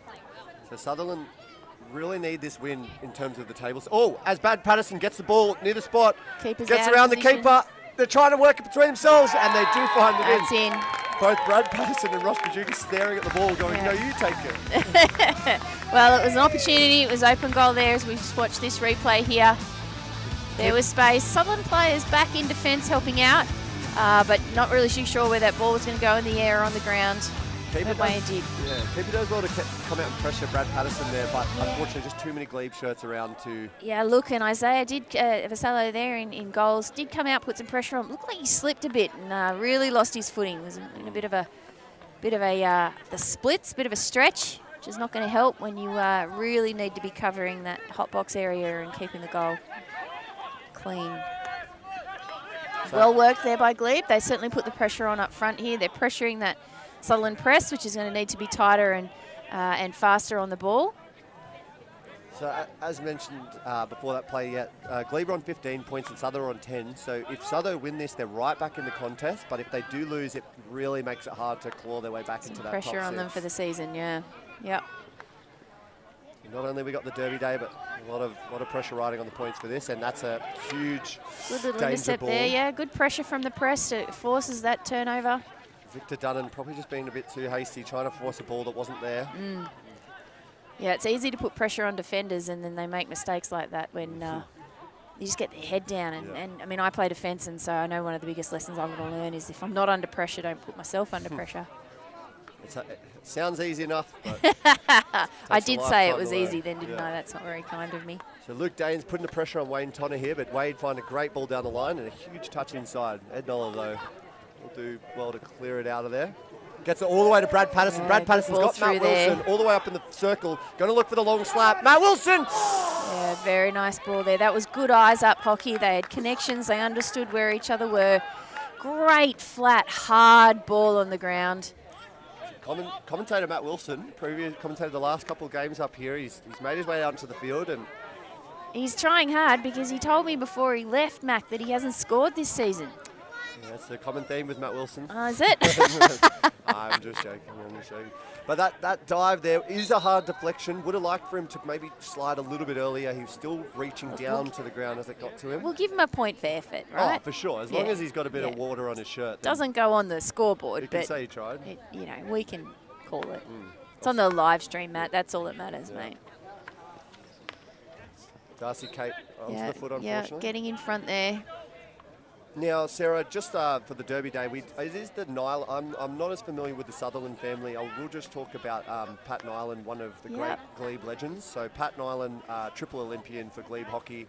Son, Aaron Chopper Nilan, one of the best players I've ever been privileged to play with. Yeah. And then his son, Riley Nilan, who's made the move over to Sutherland. So it's a really nice connections with the Glebe. No bad blood between the clubs or with the Nilan family, but a celebration of how much they put in, how much work, how good they were and are today. So just a bit of respect to the Nilan name. Absolutely. Look, and it's such a privilege to be able to play today in the name of these two great members of clubs, respectively. Significant careers, individuals, but I think here today we are celebrating their contributions to the clubs that they loved and and the communities that they helped to build. Just as we let this play out down here in the attacking 25 here for Glebe and put some pressure under Sutherland's defence.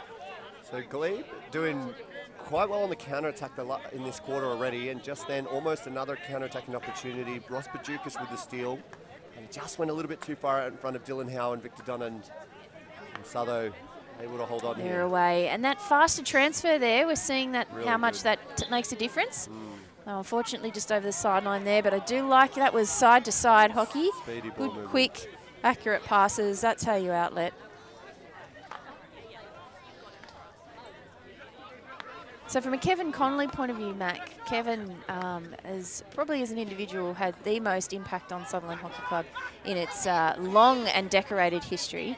An incredibly well-respected man in our community and particularly through schools. He was a school teacher and principal himself, and so just really very, very well known in the Sutherland Shire, and turned and channeled his own character into the building of this fabulous hockey club that we have here through his own love and commitment to the sport. So just an incredible man. Many people owe their love and their connection and their sense of family at Sutherland Hockey Club to Kevin Connelly, either through an introduction that he made or his time in all of the many roles that he's played here at Sutherland Hockey Club. He has been gone for some time now, so we miss Kevin, and many of us, myself included, really were at the very tail end of Kevin's time here at the club. As different to Pat Nilan, who sadly passed last year, so was with Glebe and the hockey community that bit longer. But as you say, look, we're here to celebrate and honour the legacy of these guys and carry that on. Do our part now in looking after our clubs, looking after each other, looking after players. Great ball through there. Over to Brad Patterson. He's gone off the right foot, And but that the is touch a there. brave tackle. Beautiful touch. That's Lurch there with the arm extension and using it to his advantage. So that's Glebe again finding that counter-attack, getting a really nice cross ball. Wade Tonner not able to get onto it. Brad Patterson, for all money, you think he's getting a shot away off the right foot, but Lurch coming in. To come from the wrong side of the tackle like that with a jab tackle is just brave. And all ball. All ball. All ball. Yeah. Not even anybody in we there don't either. We don't teach kids to tackle from that side. We would probably teach them to defend in other ways. Ian McClung coming away there with a nice touch on the ball. The foot race on here. Clark Foster probably should get out and make sure it goes Oh, over. But so close. Darcy Kate just used up Really, a big bit of gas to go for that one, but you love the effort. That was awesome. Good on him. We're really close to that as well, which is what we want to see. And look, the sun's shining. We are so privileged to have such a great pitch and clubhouse and a hill here at Sutherland. We love sharing it with our hockey family and friends in other clubs. When you come to visit us, we want you to enjoy our home. And today is just another opportunity to do that. I was just, one of the reasons I was a bit late to starting this quarter was I was downstairs making sure that I took the time to catch up with a whole bunch of my friends that are here involved in their teams. And it's just the opportunity to do that. And look at sun shining. We're seeing good hockey played, tough hockey. Yeah, it's still going. Now, all in jest, but I'll only say a few nice words about Sutherland, and some of them will be right. All in jest, Matt. Some of them will be right now, which is how lovely your clubhouse and grounds is. It is beautiful to be up here in the balcony, watching games in the sun. You guys always put on a good feed. It's always lovely to be here. And going back to what you said about community, as we get a long ball over to Josh Laspina. Josh Laspina trying to find it back in to Victor Dunnan with a great turn. Lovely little turn there. Victor Dunnan could slip it back to Josh Laspina, but chooses to go the T-spot route. He's going to look for a hard ball back to Jacobs. Jacobs, who's in space. Still, I like that they didn't force there. anything there. Like, rather than just trying to crash ball it in, they may as well just hold it. Sutho right now with 11 players in their own 25. Yeah, and they had sucked a Sutherland defence down into that corner there. It's created the space. This is this attacking 50 shape. I was chatting with Matt about this in the PL3 game. It's something that I really, really like is teams that create, that bring that ball back and around, playing advantage there. They'll go the long corner. Probably believe he would have had the shot in it. Maybe it's come off the keeper there, but some nice play. So this has gone out before it went. Alistair Cullen on the ball, 250 first-grade games. Oh, sensational. In experience. And then Ross Bajukas and Josh Laspina also over 200 first-grade games. So that's your back line, is it? That's the two of the front line. This is Alistair Cullen on the ball, 250 first-grade games. And the other person in the back line, Dom Tintner, would be probably close to 200 first-grade games as well. That's awesome. A lot of experience. It's called the Dad League these days. Good on him. Yeah. Yeah. Look, well, I mean, Ian Patterson finds Ross Bajukas on the top of the D. Probably looking for the call. Does get it. We called it the Salt and Pepper League, but they didn't appreciate that. I didn't appreciate that. So I'll moved it to the Dad League. Do they mind that one? Yeah, look. I think Dom and Al are just lucky for me to refer to them having hair. It's going to be you one day, Mac. Yeah. They're going to give it to you. Yeah. They will give it back to you for sure. I hope they do. And there's Ross Bajukas trying to find the one touch. Ian Patterson. And it's in. Goes through. It's not pretty, but he... No, but those slick passes at the top of the circle, just making sure it's stick to stick, proper connections. We're down, ready for that ball to come in. That's how you get that ball into that hot box area. Now, watching a lot of PL2 this year, Glebe have been strong, but not. They're playing well today. They're good. Really liking the fast ball movement. Ross Bajukas coming back from injury in the last couple of weeks is huge in the front line, just to have that extra bit of experience. And just there, you've seen in the first, quarter of play already, he's made a couple of big turnovers. He's made a couple of attacking plays. A lot of impact on the game. Just then was a one-touch. So yep, a lot of impact. Sutho having some good play here, but they're going to have to figure out how to cut some of these long driving balls in because it's some danger territory for them. They're definitely organising themselves well, the Sutherland team. But at the moment, Glebe is seeing through them, so it's just beyond their reach, or they're capitalising on the things like that, right? Where we're just not connecting the passes. Glebe was almost just onto the ball and its movement that step before Sutho, which shows. It was a bit unfortunate because Casper Jacobs had just subbed on, so they didn't see him, and then he subbed on and came and stepped in front. Communication, got to be able to talk about that stuff. Glebe peeling for something, but just a bit of incidental body contact. So that's Dom Tintner with 200 first grade games to Al Cullen, who mistrapped at 250 first grade games. Yep, good comms though back there with the keeper to let them know. And that is our keeper that played PL3, Clark Foster. Clark Foster Stepping getting up the to call PL2, today. yeah, good on him. He's a Glebe junior, so it's great to see him That's awesome. get that opportunity to step up into PL2. And Dylan Howe. Challenge there. Not too happy sure about if he that thought one. that was his. Ed Nolan doing well to Straight step back, up. yeah. A little bit, not quite enough control on the ball there on that. The chip and chase is a great skill to have, but you've really got to chip it. You can't just sort of let it run on the ground in front of you. Great ball from Dylan Howe, but just not There's quite Lurch again. having someone reaching from the top of the D. And this is a spill. Clark Foster going to need to deal with this, otherwise Jaden Marr will make something of it. And he's hit it straight into His own foot. player. Dom Tintner. Sensible about this. And Jaden Marr on the tomahawk. Does he find it? It's in. Gone Finds into the goal. net. Really good way of capitalising on those mistakes and errors there from the Glebe side. Unfortunate.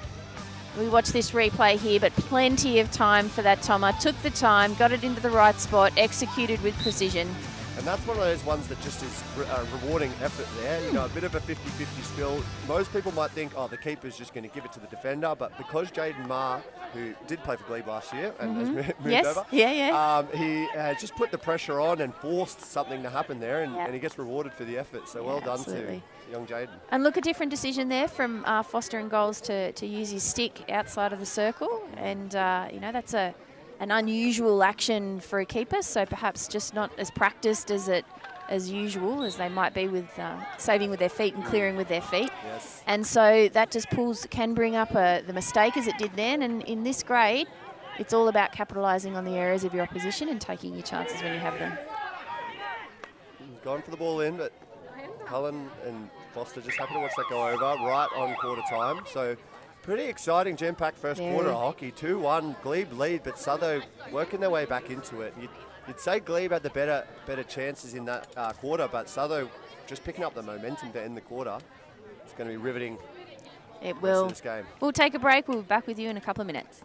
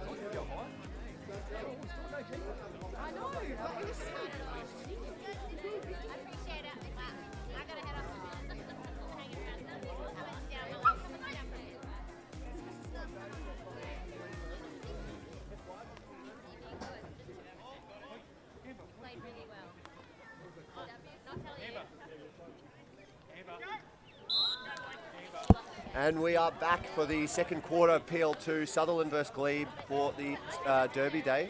We're joined here by Craig. Craig, how you doing? Good, thanks, Mac. Quick commentary change at the end of the quarter, so I'm just going to work myself into this. It's good to be back with the solo live stream. Yeah. Mason Neal with that ball into the quarter. He was looking for a better outcome than there. Craig, not sure if you watched that first quarter, but Glebe were very dominant, but in the last couple of minutes, Southo have really stepped up and got some momentum back, and you see already that they're not slowing down from the first quarter. They're picking right back up into it. And Yes, like I to tag a certainly goal saw here. end-to-end hockey. I mean, the conditions are really terrific here for this afternoon. It's a quick pitch, and the ball travels quickly. Jock Evans looking for the over all the way. Don't know if it'll reach that far. Matt Wilson just not able to pick it out of the air. And what we saw a lot of in the first quarter was Glebe's aggressive press, forcing a few turnovers and some really sharp counter-attacking hockey. So we'll see if Sutherland can manage their way out of that. There we go again with a bit of a turnover, but he does retain possession.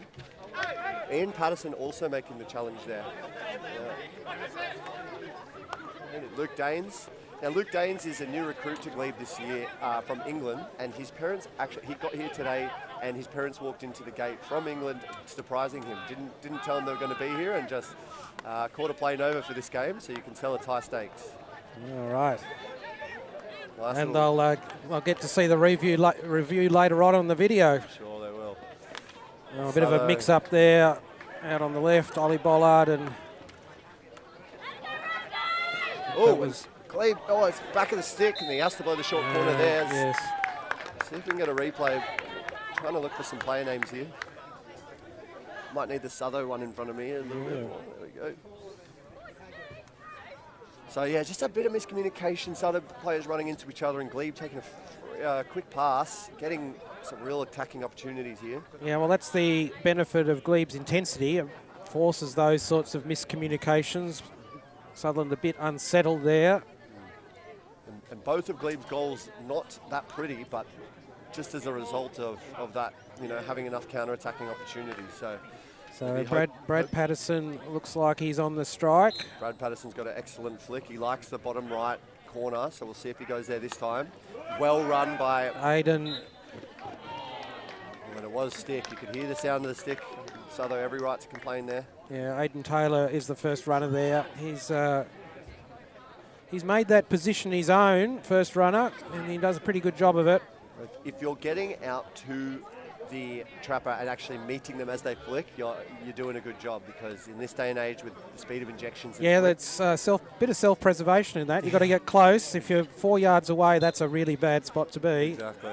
Here we go, Brad Patterson on the flick again. He's going to slip it left to Patterson. Patterson going for the back post. Bajuka's trying to get it, but save on the line. McClung on the line there. Bajuka stick to the back of the head. Yeah, I think the ball up off the Glebe stick, and McClung played at it in the air. But I think all okay. Bajuka's just back from injury only a couple of weeks ago, so we're wishing him well here, and hopefully nothing too serious. We know the back of the head is kind of real danger territory when we talk about concussion and head injuries in this day and age. So Wade Tonner on the ball. He'll send it wide to McClung. Matt Wilson does get a stick Isaac to Olsen it. there just inside. Patterson's intercepted. That's Ian Patterson. Glebe need some players up the field here. They've got a lot of their players just standing back behind the ball and not really much support, but some great play from Jacobs to get out to Tintner. Tintner down the line to Patterson. Patterson just not able to keep it in here. Southo taking the free quick hit. Dylan Howe was 5 metres. Got to put it back inside for Patterson. Great pick up. Good tackle from Southo. Long corner is fair call. They've blown a short. Maybe a bit I of think dissent. a bit much commentary there, I think, from Sutherland defence. I think they're talking about the 5 metres in the corner there. Dylan Howe not seeming like he was 5 away. Those ones, it's really tough. They've taken the quick free hit, and as the Southo player moves forward, so has Dylan Howe and closed the space. So initially he was 5, but it just seems like he was much closer than that. Really playing on the edge there. So they did go for the slip left last time, but you'd think that Brad Patterson might just want another bite at the cherry here with the flick.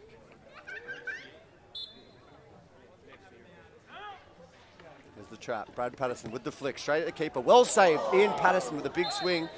Yeah. Ooh, it's a late swing as well. So Isaiah Vassallo in goals with a good save, but it was at a good height for him. Jock Evans picking it up. Wade Tonner probably just trying to rush it out a bit too much there. Ball does spill through. Ian Patterson going to take it in the corner. Southo really finding it hard to navigate out of Glebe's press They here. are under pressure in their 25, aren't they? Glebe are keeping the balls coming through. It's not a bad ball past the back post there, but he probably does need to cue in with his winger first to make sure he's actually running that lead. And Glebe has no right winger currently. So McClung's got a lot of space in front of him there. Pulls back and goes right. Patterson on the toe, so they will get the ball. This is probably the first time they've been able to get out of this press almost this quarter. Nice, their players up the field. Tom McCowan on the ball. Back to Tonner. He's looking for some movement up ahead in the midfield, but a lot of stationary players. Turner, mistrap there. And back over the back line. Turner has quite impressed me. I believe he's one of the younger players from Sutherland, but he's been quite good in the midfield so far. Great turns and rolls, opening up some space. Nola over to Danes. He's probably just going to send it back over. So the Sutherland strikers getting up to put pressure on the ball carrier. In-out play. Still, Glebe not trying to force anything here. Happy to just knock it around a bit. As they move the ball across the field, they're looking for an opening, a player not picking up their opponent. Josh Evans trying to get the one touch down, and a mistrap from Sutherland finds Brad Patterson with the ball, but and McClung able to, as a free defender there, was on a really good line and was able to pick up that ball through. McCowan now carries it wide under pressure. Pass down looking for Olsen, but Mason Neal showing a clean pair of heels almost. Nola doing well to get across and clear that one out of the way. So Olsen on the ball into Turner. Looking left, McClung, and Dunnan stepping in front. Out. Here's Lespina. Lespina looking forward for Patterson, but Patterson looked like he's maybe not got any gas in the tank. Finds Wilson. Can Wilson make something from it here? Probably needs to slow it down and get some plays ahead of the ball. Couple of challenges. Brad's got it. He's going to go over. Looks the whole way. Lespina in the middle. Contested. Umpire blows it early. So he's blown that. That ball is basically falling into a collection of players. Need to get the overhead into a bit more space than that. Contest of one or two players is okay, but a group of 3 or 4, the umpire's always going to call that. And I like that the umpire blowed it early. Sometimes they leave it a bit up to chance, but that just being definitive as soon as it's going to land there. Oh, and Glebe taking it. Josh Lespina with a quick free hit. He's going to just take it himself. Plenty of good space evasion in the there. middle. Finds space through the centre. Finds the ball to Wilson with a one touch through. Oh, and Suther almost bit of friendly fire. Olsen with a little deflection there. Almost played it to Glebe's advantage. Dylan Howe going to go the long way round. Just can't quite make it through all of them. And Suther with good some tackle really from strong Turner defense. there. And he's left. You see Josh Lespina now sitting very high, so Glebe looking to push this press even higher, but Suther look like they might have some space on the left due to that, and they will go that way. Spall just that's an unfortunate turnover down the left there. Glebe needs to just be a bit careful. Sometimes they're setting up their aggressive press, but actually don't have anyone, you know, covering one side and just giving a little bit of room there. If Suther able to find the stick, they probably would have been in a bit of danger. Yeah, I think Glebe are very much relying on their intensity here to force these turnovers, and they're getting some good results. Just they're not allowing Sutherland to settle, make their passes comfortably. Got them always under pressure, and it's resulting in turnovers. Jock Evans had actually beaten his man there and then turned back Cass into him. was very close to an intercept there. Yeah, Jock Evans just playing with fire. Cullen all the way down the line. Can't Matt Wilson get a trap here? Does find it. It's maybe not the cleanest, but he's still got possession. Jacobs into the corner. Jacobs going to find the run on the inside, but strong tackle from Sutherland. Yeah, Adam Kahn with that tackle. That was pretty effective on the left. Now Sutherland trying to work it out. Some through good triangle Tonner, passing. Kahn. Now they need to make the 4th and 5th pass stick. Promising if they can switch Across this. to Turner. Victor And Dunnan. he keeps possession there. Now he's looking wide. Delightful pass out to Mason Neal. He's got Kahn in front. Needed to do a little bit more with that ball. Just that little bit extra. He needed a bit more deception there Brad before he popped Patterson it through. is now on the counter. It's just end-to-end hockey here. He's going to get out in front. Huge tackle from McClung. He hasn't actually got that much body. He'd actually, if you It was good work by McClung. He kept his stick on the ground. Didn't swing the stick, which kept him in it. Patterson going by himself here. He needs to get the ball in the air if he He'll wants be any looking sort of for an chance. outcome there, right on the corner of the circle. Brad Patterson's good skill. He's managed to still earn the long corner. Brad Patterson on that counter attack would have liked him to maybe cut infield a bit just so McClung couldn't really have access to that challenge.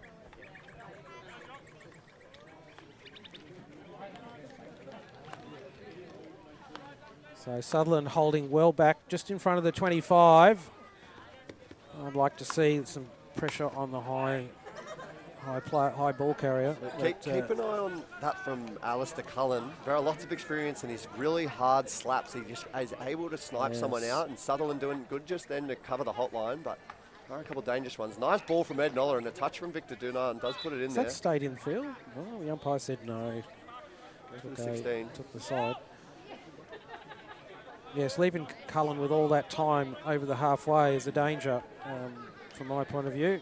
He will send the ball through. Turner, good inside turn.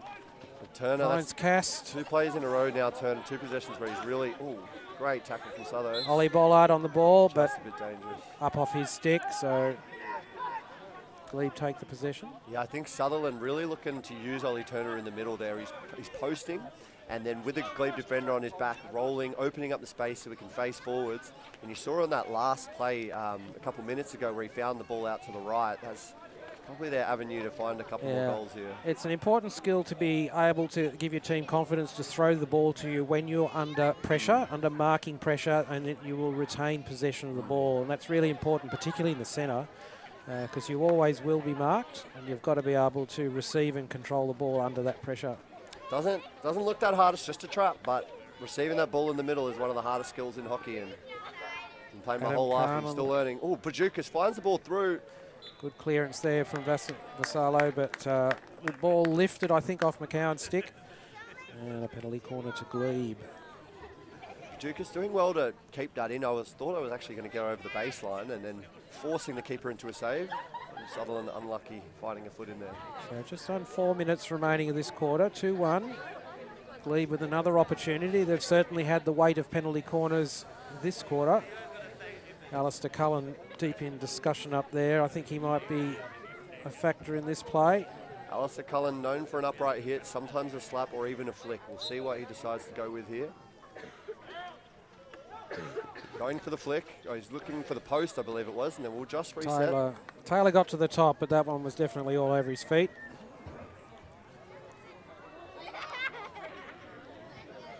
It looked like he was going for the deflection with Josh Laspina on the right post there.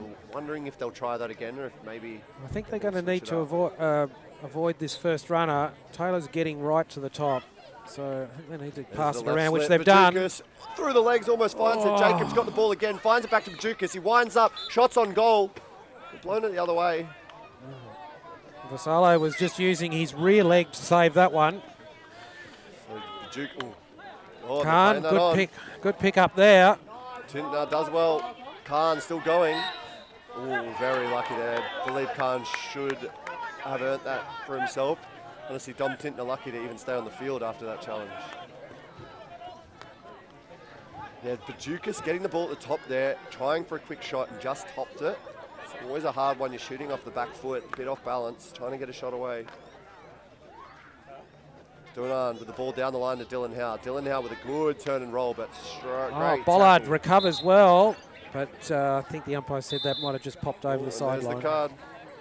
Apparently he must have said a few things this game because it looked like that was the last straw. Yes. And you could see instant regret in his face as soon as he said something. There's the overhead. Is it going to find its way to Howe? Cast does a good job picking it up in the air. Wilson putting on the pressure. Jock Evans getting the ball here. Sutherland again, probably a bit unfortunate. I'm not quite sure how that happened. Again, deserved that one. Dylan Howe with a great turn and receive, looking for Wilson. Between Tonner and Turner, they won the ball there. Now they go forward through Fuller. Nola slowing the play down. Sometimes as a defender, you don't need to make a tackle. You just got to make sure that they can't keep running. Tonner. He's got McClung and... dangerous trap here. Can he make it? Takes a risky one right. A long flat ball to McCowan. It's a right ball, but just a bit hard to keep it flat. Josh has been taking it early. Going to go himself here. He's got space. Matt Wilson needs him in the corner. Finds the ball down. Matt Wilson not stretching far enough. Really would have liked Matt to get up there because... McCowan with a good tackle. He's carrying the ball well down the right. He's got to find a way in field. Glebe channeling him down that sideline, blocking him in. Josh Laspina taking the quick hit. Really wanted Matt Wilson in the corner there so that he could use him, but just wasn't far enough away. Had to go himself. Masado going to be back on the charge. McCowan, Tonner under some pressure. Tonner under some pressure from Bajukas. Nola gets the spill. Dunan onto his foot. Sutherland, this may be their second real opportunity of the quarter. Maher out in the corner. Fuller. Jaden Maher going to look probably back to Tonner here. Looks into Turner. Here's Turner. Sends it across, but Back I think the umpire says back at the stick there. Sounded very woody. Yeah, unlucky because Turner just knows where to open receive into space and away from the defensive Yes, player. he certainly opened up the pass. It was just a poor execution on the reverse Tommer. One of the hardest balls trying to get a flat Tommer in the field of play. Josh Spina Good dummy there into Turner. Yep, good possession in the middle. Goes take wide it to early. Bollard. This is opening up space. Got Huge. Neal leading high. And he's got two in the front. Turner on just outside the dot. And not a strong shot. Sutherland.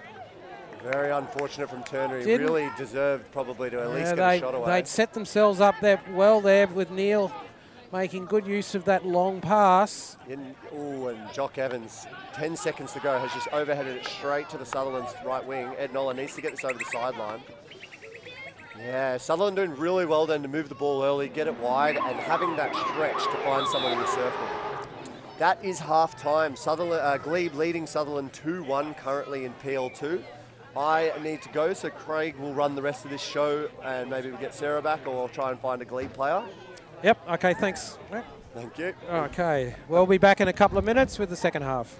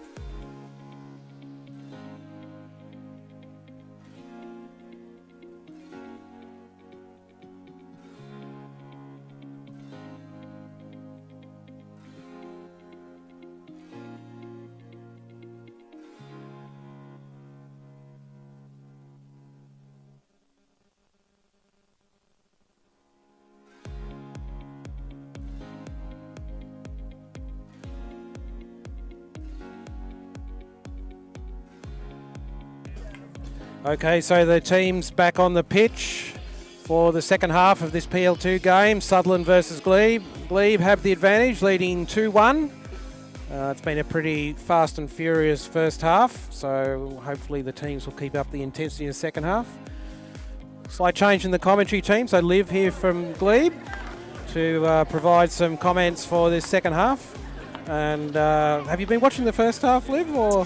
I have. I've been downstairs watching. Okay, so what did you think about, I think Glebe have been pretty, well, they've had a lot of the advantage in the first half, to be honest. I think they've played more, certainly had field position in that second quarter. Yeah, definitely. Some saves on the line there from Sutherland, I think. So what do you think will be, what do you think Glebe will be after doing in this second half? They've got the 2-1 advantage. I think maybe just converting on the short corners a little bit more. Yes, they have got quite a battery there. I'm sure they're capable of scoring, and showed it in the first half. So we'll see how they go.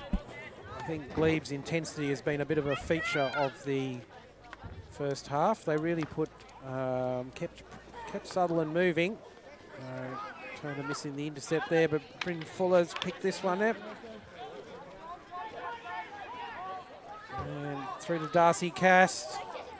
And he couldn't trap. So Glebe get the chance to come forward with a counter-attack down the left side. Good tackle there by McCowan. And he wins it back. Now he's got to find the blue stick. Finds Isaac Olsen inside. Sutherland just trying to retain possession here. Turner with the ball. Through the midfield, finds Aiden Taylor wide.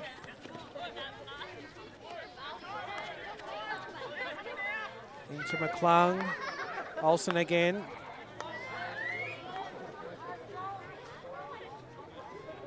Oliver Bollard, good turn there. But didn't get it onto a foot. Taylor just inside the D and just outside the D. In the briefest of moments, he was inside. And Glebe did well to repel that attack down the left side.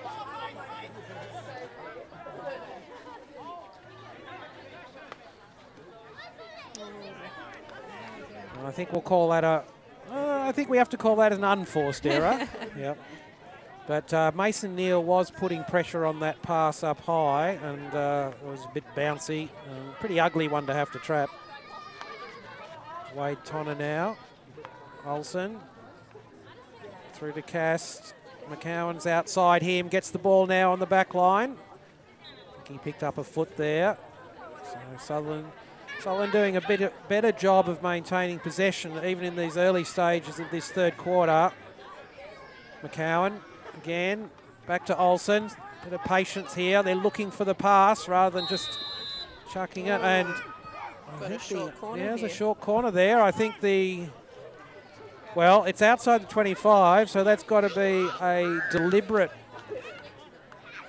infringement that the umpire's picked up. I think he must have picked up a foot being moved in the line of the ball, because that's all I could see. I think he found that the Glebe defender has deliberately moved his foot into the line of the ball, and that would certainly count as a deliberate infringement. Blake Sanford, the umpire that end. Pretty experienced umpire, umpired a lot of PL1 hockey. So Sutherland's battery. Bryn Fuller. Good save, but it was a good height for the goalkeeper to make the save. So Clark Foster not having really any trouble with that. Anything around waist high is right where the goalkeeper wants it. Just pops his hand out and bats it away. You really want that drag flick to be below the backboard height or right in the top of the net.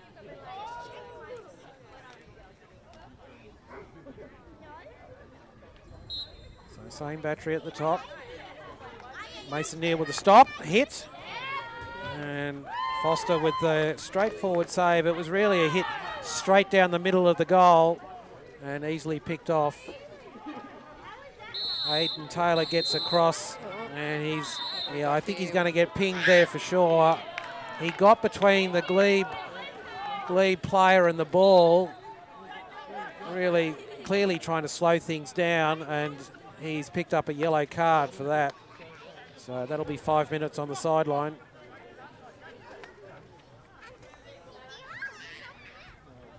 Dominic Tinter with the ball out wide. Jock Evans. Oh, nice little slider through there. Not read by Lespina.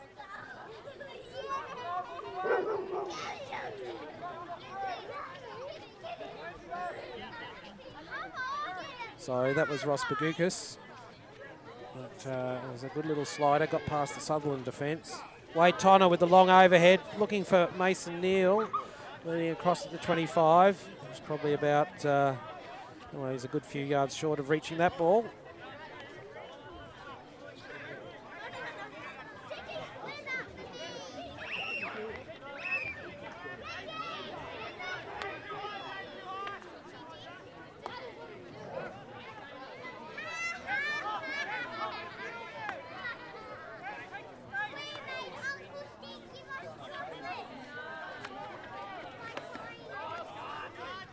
Darcy Cass with that intercept.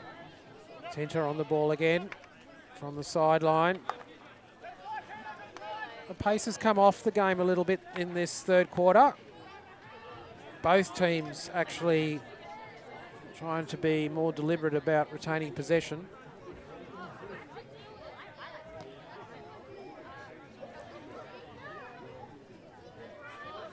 Badukas, sorry. Got Lespina there. That was Lespina. They do look alike. They do look. play. They do. They don't always turn their back to me, so, No. so I can see their number.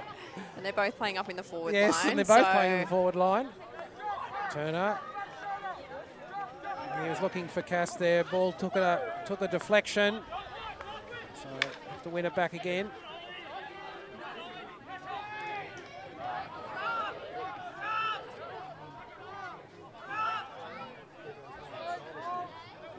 Now that you've pointed that out, I am amazed how similar those two guys look. They really do look alike. I think Ross used to play in the first grade team and he's just come back from an injury, so we're not used to seeing them play I together. see, right. So it is confusing. It does look to me like Josh Lespina has the more strapping build. He's got at least an inch or two. I think it's the hair. It's the- It's the hair. Right. Oh, unlucky on that one. Overhead didn't get off the ground. Oliver Bollard with the ball. He'll win that.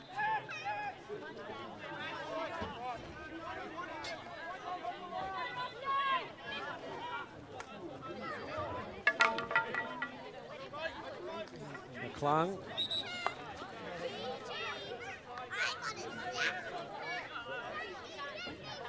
Umpire's saying, you know, that ball was quite a distance from where we wanted it taken, so you can try that again.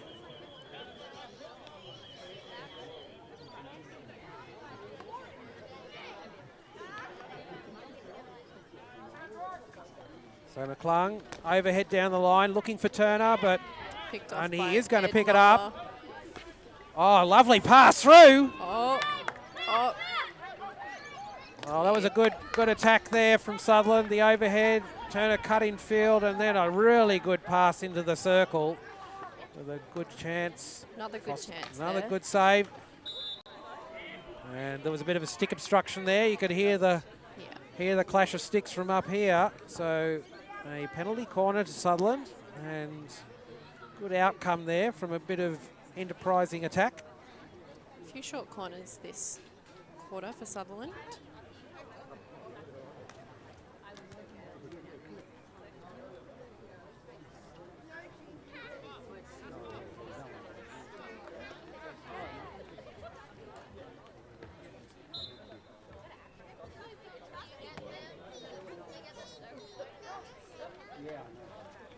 Laid off left to Olsen, and he was looking to the far post.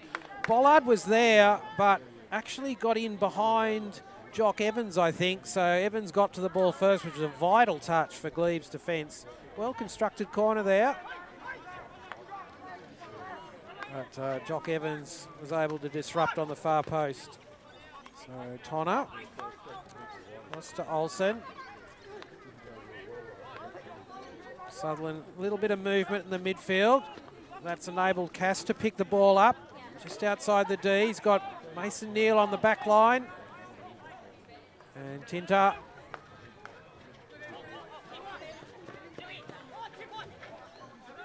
Bollard now back with the ball for Sutherland. Neal. And back to McClung. Finds Tonner. Missed trap, but manages to retain possession. McClung again. Turner. Oh, good pass in. He was looking for Cass there. And umpire says back of the stick.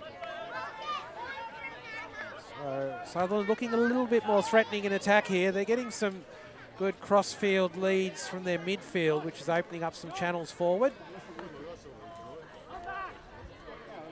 Glebe with the ball down the sideline. And team Bagukas Laspina. That was Bagukas, and a little mistrap there on the sideline. So Tonner back with the ball. Finds McCowan out wide. Just knocks it infield, not to anyone particularly. Just trying to save the ball. Sonny ended up turning it over. Glebe now come forward in attack. Hayden Taylor covering and harmlessly over the back line in the end. Tonner, good early pass through to Olsen there out wide, and a bit over ambitious with that ball. Tinta cut that out well in front of Neal.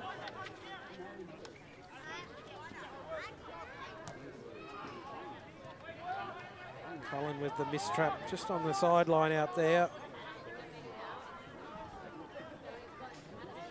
So 5 minutes to go in this third quarter. No score this quarter. Sutherland might have had the better of the opportunities. They've certainly had more this quarter than we've seen in the last two. So a bit more time in possession. And as I say that, commentators curse. Immediate turnover. Sutherland back with it. Bollard ball through. He was really hoping Olsen had put his stick on that one. And ball heads out wide again. So Cullen with the ball out there, wins the free hit.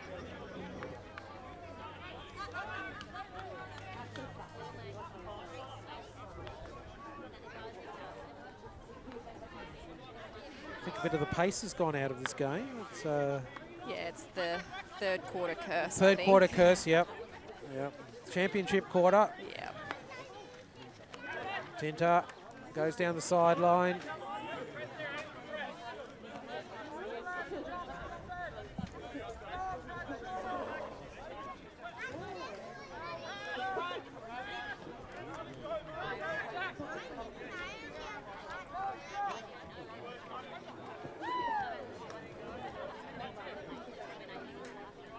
I think both teams are taking full advantage of the fact there's no ball boys. Yeah. They are really slowing this up.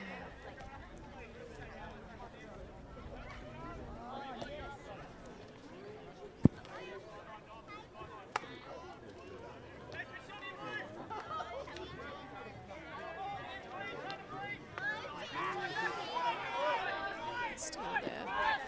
Olsen sees Neal out to the right. Very ambitious pass, that one. Didn't get through.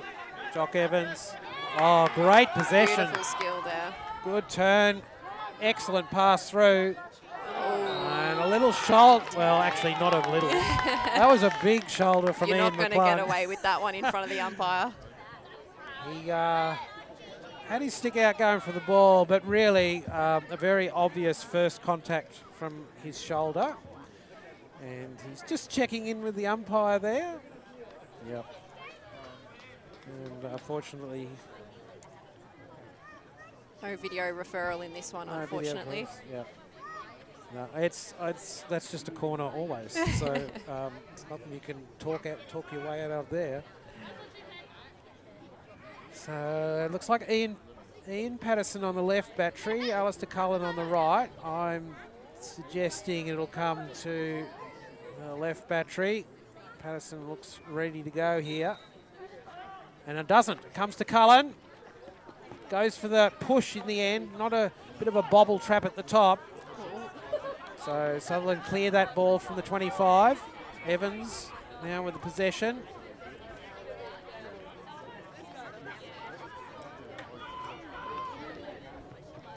Oh, Turner misses that. Cullen with the ball, and Vassallo has to make the save. So, seeing a no replay. Cullen, good pick by Taylor. He did well to keep his stick on that ball. Umpire blows that one. Oh, says that's falling in danger. In contrast to the decision he made in the second quarter, that one was just 2 players, so often that gets left. But we're both going for it. Tinter goes wide to Lespina.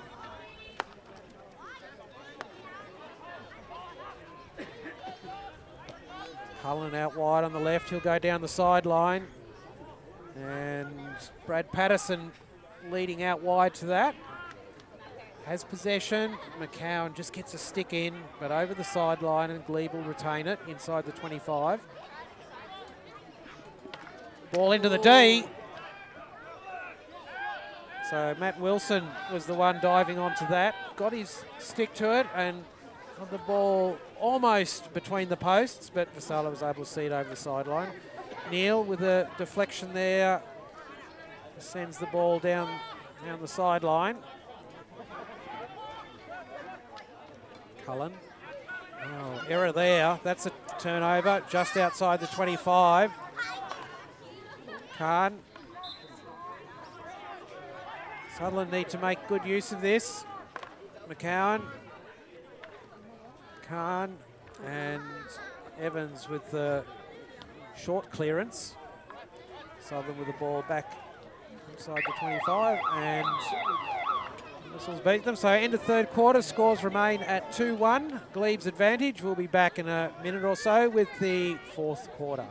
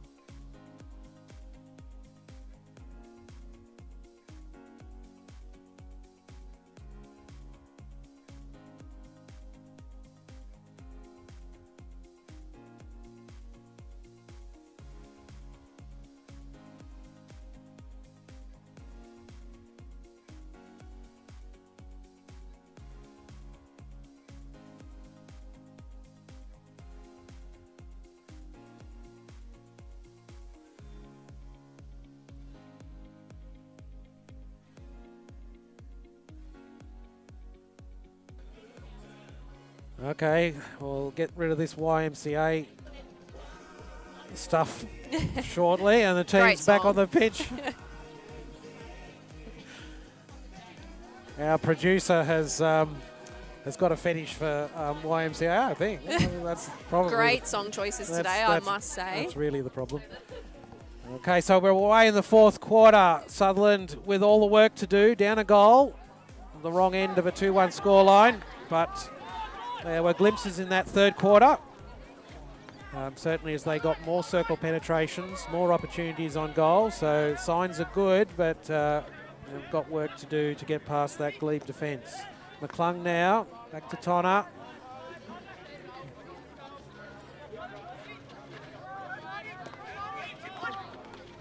Matt Wilson putting some pressure on there. That's a good turnover for Glebe. Turner gets back. He'll possess that ball, rolls it out to McClung, and now Tonner. That's a good recovery from Sutherland's defence there. Right at the top of the D, now with Olsen out wide. Bit of a swing there from Jock Evans, I think, and Olsen carrying the ball forward. This is where Sutherland need to retain possession going into the D. Now with Olsen, finds Bollard just outside the D, outside the post. And he couldn't make that final trap. That was an excellent option from Isaac Olsen. He looked up and I could see him thinking, I'm going to blast this into the top of the net. But he put the ball to Ollie Bollard just outside the far post. And just a little mistrap there. Sometimes prevented a final shot. You just need to be selfish and take that shot, I think. Oh, well, I've seen the selfish option many times before, so I'm just excited to see the pass to the player on the far post. Great play. McClung into Turner. Just drops it out to Bollard down the sideline.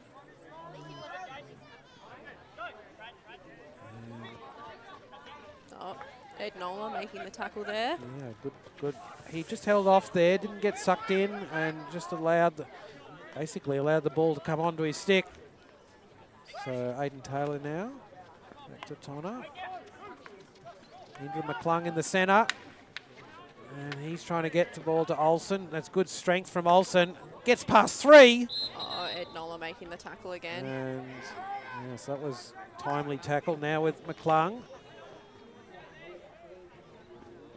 Jock Evans with almost Ian McClung's shoulder there. Yes, he's getting a bit physical. McCowan back to Olsen. Good drag, looking to get the ball in. Darcy Cast was his target. Good clearance there. Good clearance there from Evans. And ball through. Nice. Bagukas. And Taylor holds the play up. Oh, he's got a second go at it. Casper Jacobs with a great shot, and Isaac Vazzalo was up to the challenge in goals. It was a really good shot online. Sutherland now come away. Jaden Mayer with the ball down to Mason Neal. Looking up, but really it was a wall of Glebe defence between Neal and the two Sutherland players in the D. Got a Glebe player down here in the corner. Dominic Tinter on the pitch, and he's limping off, actually. I think he's gone off, and Alistair Cullen has just come back on. Well, he limped off, and now he's limped back on, but he's limping. He's still limping. He's limping all the way off. So Neal takes the ball outside the 25 to Taylor. So Sutherland trying to work it round now. Head to the right with McCowan. So Glebe have all their players marked out there. So back to Tonner in the centre. Looking up, finds Khan unmarked. Carrying the ball forward under pressure. Victor Dunand on him. Good clearance there. Laspina, but can't get past. Now with Turner. Oh, the ball falls forward off his stick. Great little jab there. Cleared up. We've got an but extra clears ball by on the field. Cullen. Clears by Cullen. So Sutherland pushed back over the halfway. 12 minutes remaining in this final quarter. Taylor sends it wide to McCowan, who receives under pressure from Laspina. Good work by him, wins the turnover. Very experienced player. Great pass through. Casper Jacobs chasing it, but can't reach it before the back line.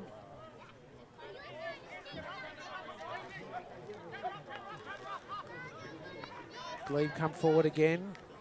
Right to left switch now with Alistair Cullen. Good tackle by Khan. Sorry, that was Sohan Movji out there.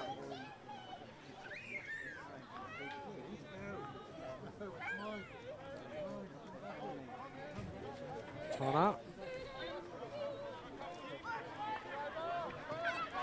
Sends it to Taylor, who wasn't really expecting it, and it's an unfortunate turnover for Sutherland. Puts Glebe in a strong attacking position.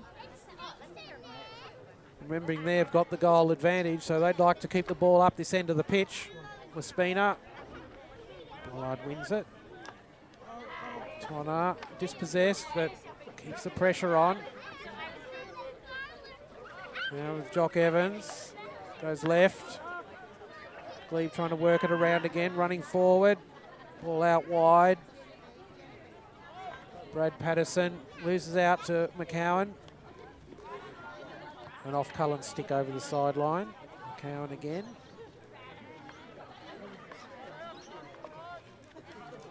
Bergukas up putting pressure on Tonner there.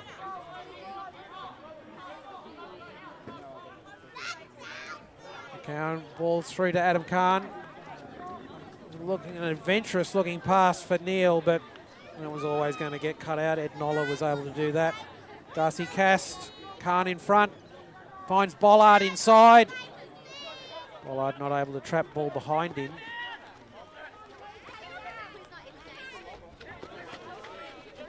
Three Sutherland defenders, they win out. Turner now with the ball. Oh, good stop. Looking long, but cut out.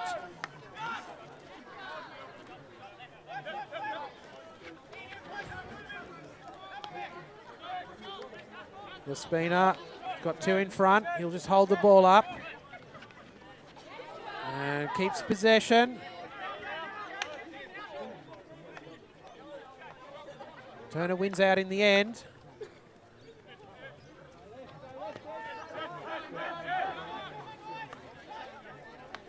Ed Noller across to Evans. Goes forward. Cass does his best to intercept. Does enough to get his stick on the ball. Sohan Mavji pushing it forward. Has Turner inside, leaves it. McCowan passing forward. Oh, good touch. Good pick by Tinter. So Glebe carry forward.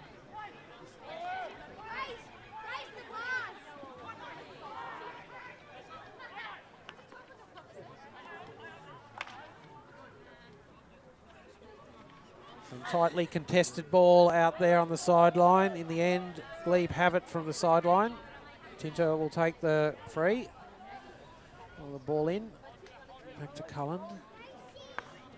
And to Noller out wide. He goes to the right with the Spina. He's looking long. McCullum. Oh, it's going well for Patterson. Patterson with an excellent shot. He had time on that one. He throws his head back and rues a missed opportunity there. He had 2 yards to the circle, no one in front of him. Really had a clean shot at that. So Isaiah Vassallo did well to get his pads in behind that one. Patterson will consider that a significant miss. He doesn't miss those ones usually. Tonner out to McClung. What it means is Sutherland are still in it in terms of getting the equaliser. A lot of work to do to get in front, but 7.5 minutes going. There's still plenty of time for both teams to add to the score sheet. Cullen on the sideline.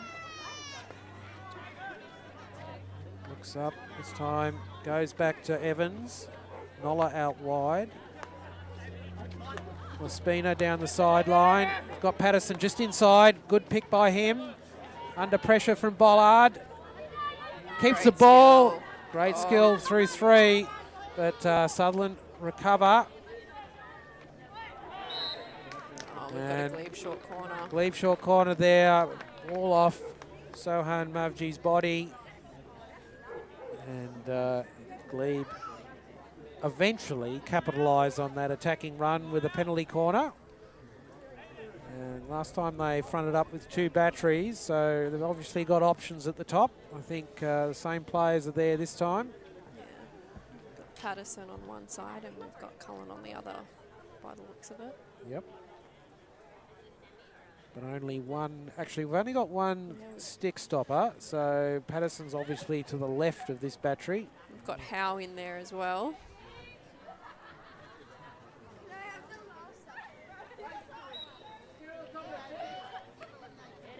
Cullen with the flat to the outside of the post. He was looking for the deflection from the right post. But was very flat along the ground, tailor-made for that, but two Glebe players had overrun it. Darcy Cass looking too long there. There was too many Glebe players in that midfield. Laspina in the centre. Gets the penalty. Evans on the ball, sends the overhead. Oh, down the left wing. Found how. How open, unmarked. Excellent tackle from Wade Tonner. Just jabbed in there, put the ball on the foot. Classic left side, right side defence. Nola.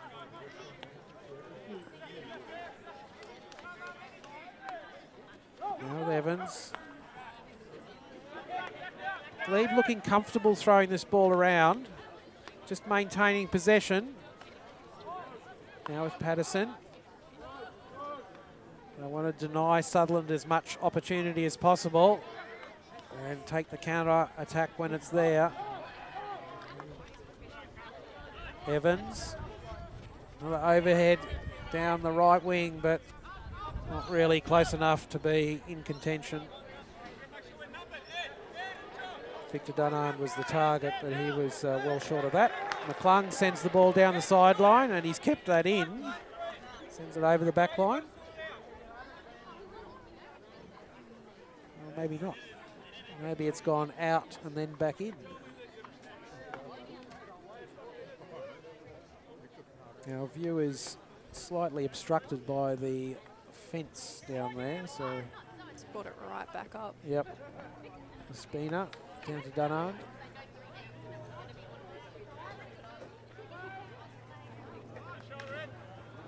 Tonner, Olsen. Good evasion there. Past Nola. Tried to get Cullen. Yeah, tried to go past the third player, and that was a stretch too far. Very experienced defender, Alan Cullen.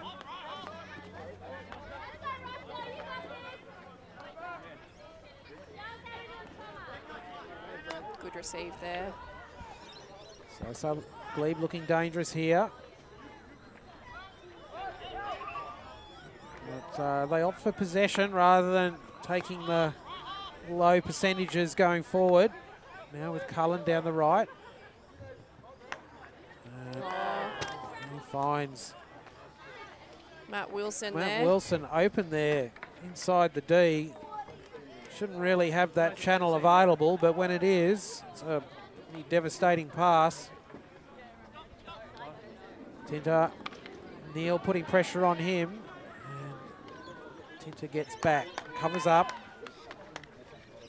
Evans with the ball, just slashes it down the side. Now turnover, McCowan now will take it from the side. Leaves it for Cass.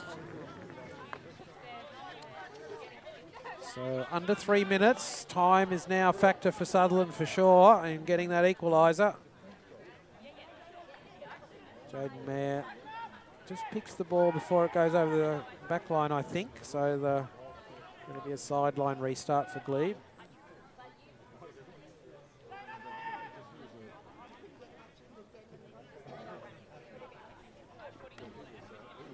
McCowan, good intercept by him, rolls it out to McClung. He'll go wide to Aidan Taylor. Looking in field, back with McClung and Tonner. Oh, that was a challenging pass on McCowan's behind him. Had to turn and couldn't get there. Evans now with the ball down the sideline. Glebe keeping it out of the middle. They're happy to play the ball down one side or the other.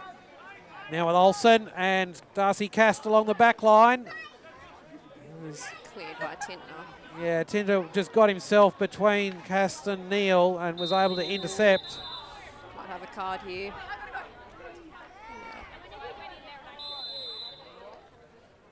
Yeah.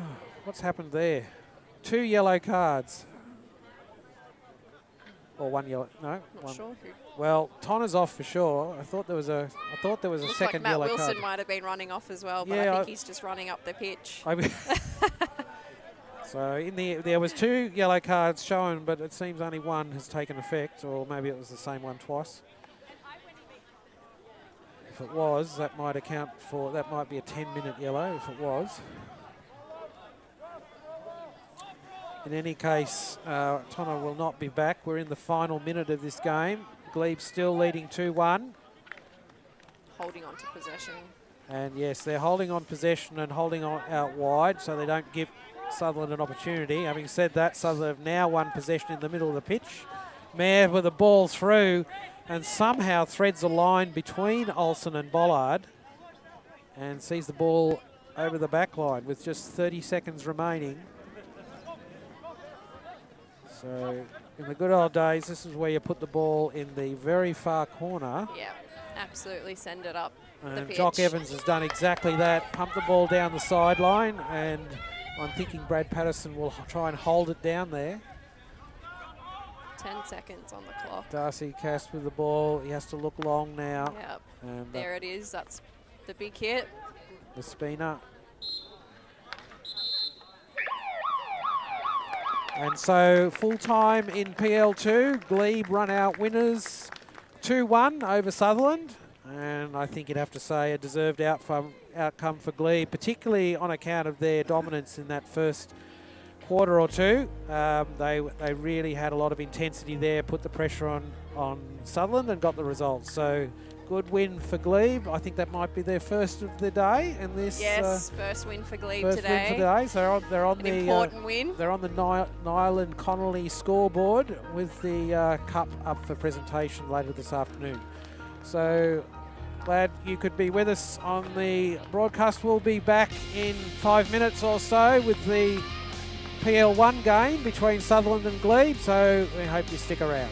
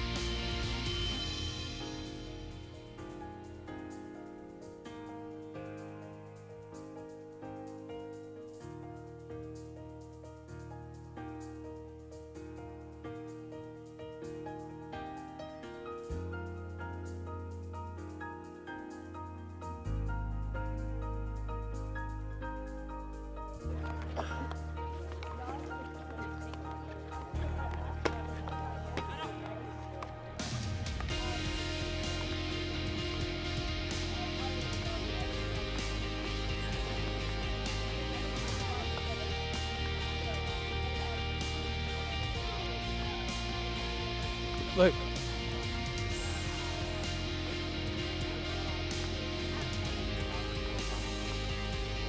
So welcome to viewers for our PL1 game, Sutherland versus Glebe. Both teams just finalising their warm-up.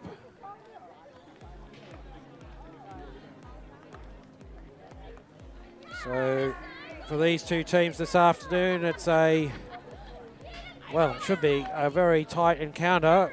Teams coming into this game, Glebe coming in 4th position on 16 points and Sutherland in 5th position on 14 points. So they're next to each other on the competition points table. Last week, Sutherland, both teams had a win last week. Sutherland 9-1 versus the Raptors and Glebe 6-0 versus Gordon or Sydney. Manly, Gordon or Sydney. So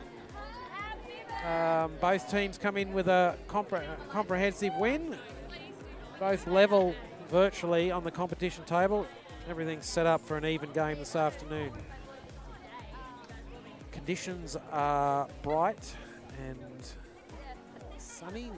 Shadows across the pitch, of course, but actually very good conditions for the game this afternoon. Importantly, no wind and no rain, so players don't have anything to complain about, and there's quite a few spectators there on the hill as well.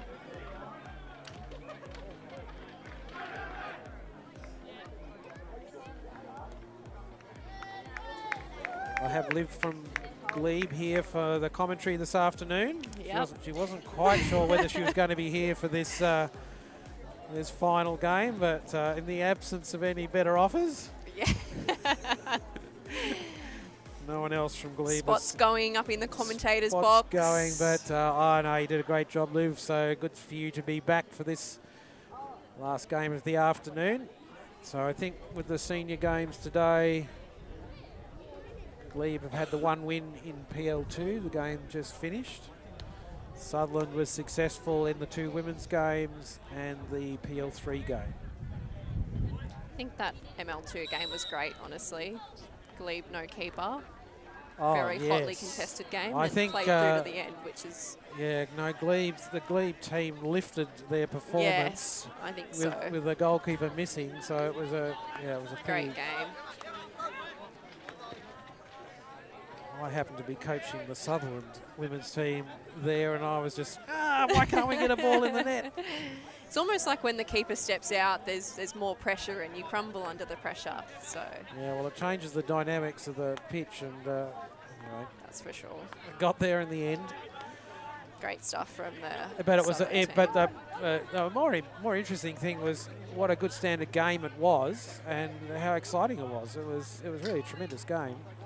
Particularly for Sutho stepping up into ML2 this year. Good to see that they're playing Yes. competitively. Yes, well, they are. That's their just their second win of the season. Well, they have had 4 draws. That's all right. They've come up a grade. Yeah. So we're on PL1 now with the men. Matthew Should be a Bennett, good game. the guy in the white headband with the ball. Angus Cullinan sends it wide to Riley Lloyd, attacking in the right pocket. Riley Nilan there putting pressure on, but Glebe get away. Patterson. Yet another Patterson. Yes. Oh, that one would have hurt. Blake Hernandez way upfield making that tackle. Liam Nola on Crowhurst the sending it ball. forward. That's good work down the back line, but unfortunately for Glebe, just over the back line. So Sutherland get the free hit from the top of the 16. Lloyd and Hernandez trying to work it out between the two of them, but with some help from Bryant, they keep possession. Oh, great touch from Henry Hunt there. Yes, Henry Hunt got forward well. Govers was able to pick the ball off him. Oh, That's good play. Good patience there from Hunt. He just held the ball and Govers ended up on the pitch, so it was an easy penalty. great tackle there from Pritchard. So Glebe need to, they're just outside Sutherland's 25. They need to maintain possession here, set up their attack. drop the ball back just to give themselves a bit more time to do that in space.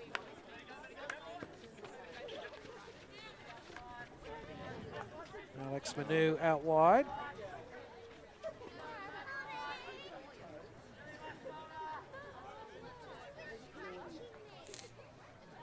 Dan Polomek with the ball there. Sends it back to Manu on the 25.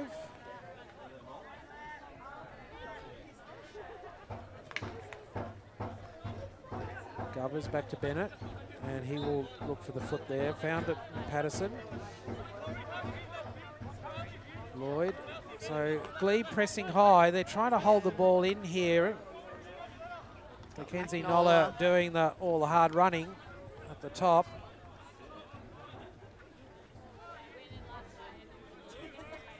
McNoller's like a Labrador. He will run.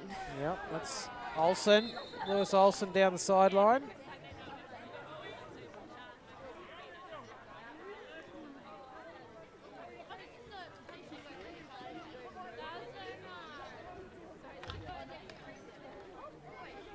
Some comments on the feed there.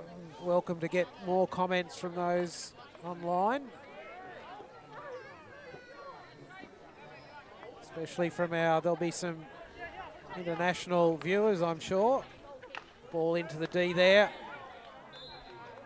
And Justin Murray with that ball in there. Successful in getting the penalty corner.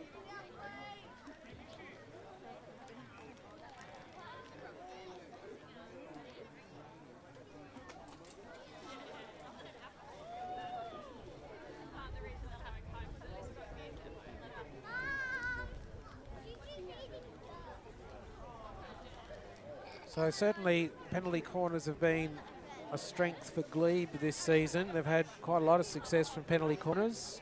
I'm not sure I would say the same thing for Sutherland. However, in recent weeks, Blake Hernandez has put a few in the net. So let's see how he goes today.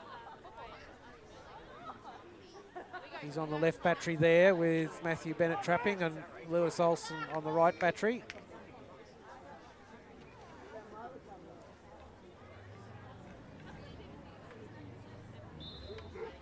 Ball comes to Hernandez. Ball takes a deflection coming out off first runner. I think that might have been Tim Pritchard off his legs. So another corner. A lot of protective gear those runners wear. Knees covered, hands covered, helmet of course.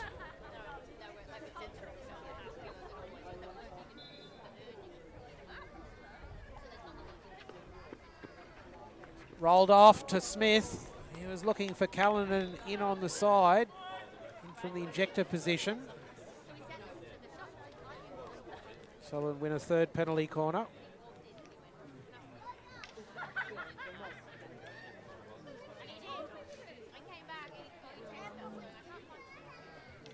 So Glebe have got two runners to the top, so it's a difficult shot from the top. Sutherland will need to maybe get the ball in behind. That time Hernandez got a good purchase on it, but Michael Sneesby diving to the right made a good save, got well behind that ball. So good save by Sneesby there. Callanan now. He's got Nilan in front, but loses out. Now with George Mitchell. Oh, that pass looking for Murray, but just out of reach. Hernandez tries to clean up. Brilliant by Hunt Henry there. Hunt. Now with the ball, Hunt back to... Charging forward, we've got Travis. Orlando Travis was in support there. Those two almost created an opportunity.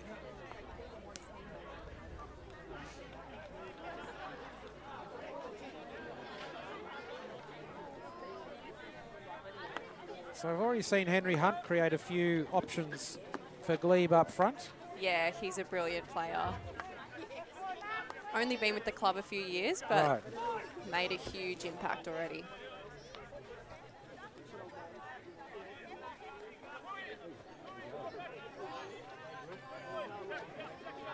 Nicholas Donfrio with the ball in.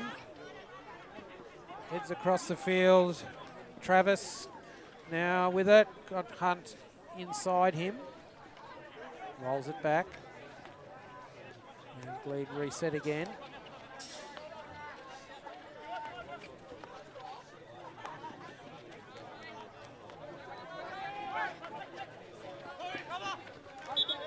Manu on the sideline, but he sends that overhead over the sideline.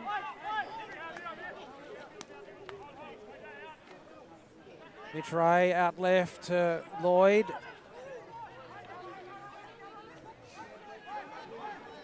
And through pass picked up. Neil with the tackle there penalised.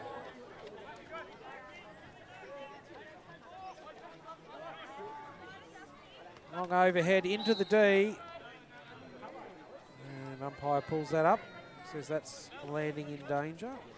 McNola not happy about that one. Yeah, there was a bit of space between the players there, but the umpire decided to blow it before the ball came down. Neil with some pace there on the left. Gets better of he's trying to get the better of Henry Yoland. I think he has, but Nicholas Donfrio was there in support.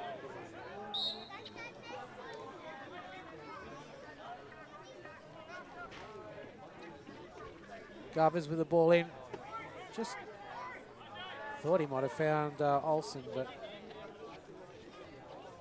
clearly not, as the ball went harmlessly into the goal. Hunt with the ball, back out to Manu, down the sideline. McNola. Good bit of skill there from Nola. The old inside out one there.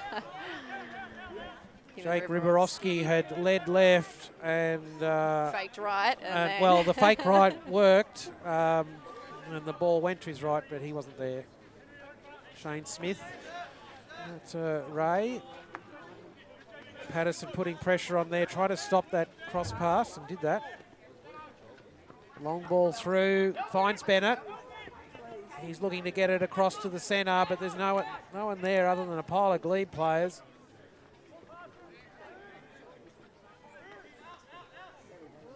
And carefully watched over. Yes, carefully watched over the back line.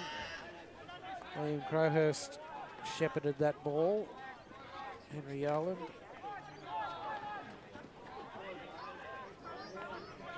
Lloyd into Ray. Patterson's coming back to put pressure on there. Now out with Keelan. And somehow he just lands that ball right in Jake Riborowski's legs. There's a lot of space around him, but put the ball into his feet. Govers.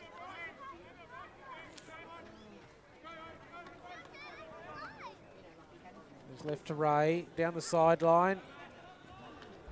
Riley Lloyd out there. Pulled the ball back, and he must have got a gentle shove there from... That was Mackenzie Nola, that one. Mackenzie Nola. Younger of the two Nolas that still play for Glebe. A little mix-up there between Lloyd and Murray. Ball between the two of them and over the sideline, so easy out for Glebe. Beautiful ball there. Long pass through, finds Travis. Along the back line, under pressure from Smith. Travis. Oh, Hallamink just couldn't get... Oh, man, just mistrapped on the wrong side of his stick. He'd been able to mistrap on the left side, it would have been in the net. Very unfortunate for Glebe there.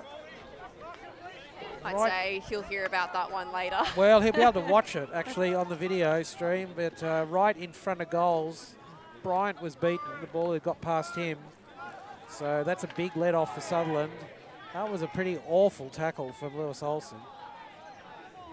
I don't know how that didn't get an umpire reaction. Ray to Smith.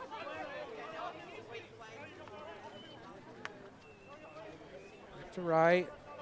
So just on 4 minutes of this quarter remaining, still 0-0. Smith. Wide to Mitchell.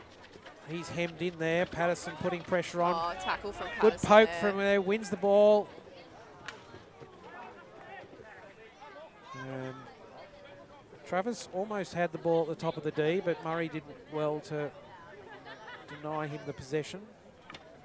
Patterson with the restart from the sideline. Sending the ball into the D, and I think he just found Palamek's foot. Palamek's foot. Pretty even start so far. Both teams have had their opportunities.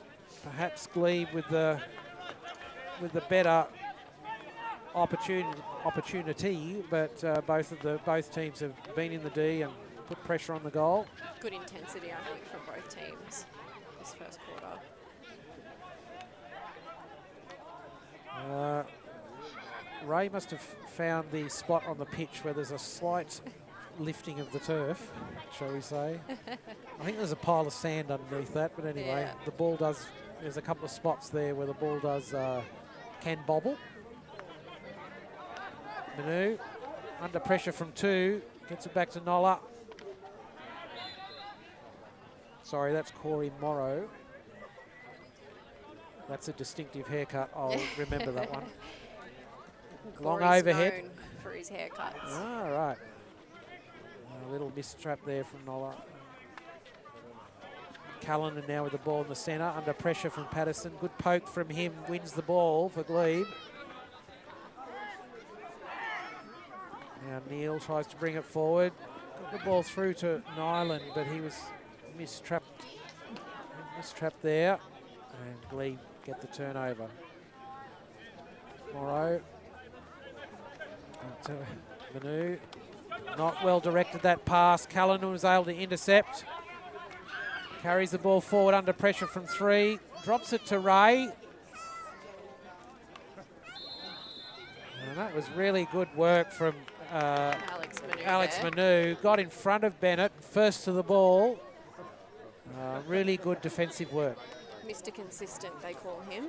Very good in defence. Manu sending the ball down the left sideline. Sutherland will have it just in front of their 25 for the restart. Under 2 minutes of this quarter to go.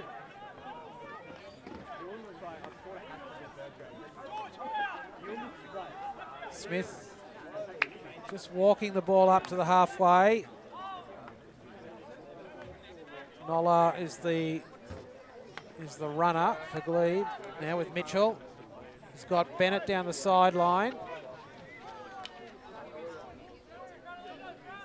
Under pressure from Travis. Keeps the possession from the sideline now with Smith. Another little mistrap. That was ugly. And Glebe, Pritchard. Well, he did step on the ball, so that counts as a foot. Govers now. Looks long. Didn't really get under that overhead. Mitchell gets his stick on it. But, well, actually, the umpire said no. So Lewis Olsen now. Good control from him, under pressure from 2. So free hit to Sutherland, just outside the D. Covers. Bennett just touched the ball in front of Sneesby, deflecting it towards the goal. And the umpire has, I must admit that I've been obstructed there. The umpire's found a penalty stroke. Don't know whether we can get a replay. Is that probably not? So anyway, didn't actually look too contentious from the players. I think obviously pretty clear. The appeal was instant. So Kieran Govers steps forward on the brink of quarter time to see if he can put Sutherland in front. Michael Sneesby on the line. He's taking a few deep breaths there.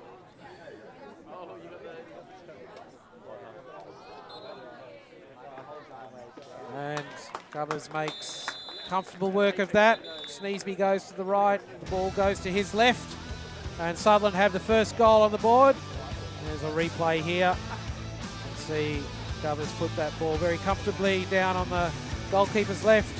So Sutherland have the 1-0 lead at the end of the first quarter. We'll be back in a minute or so with the second quarter.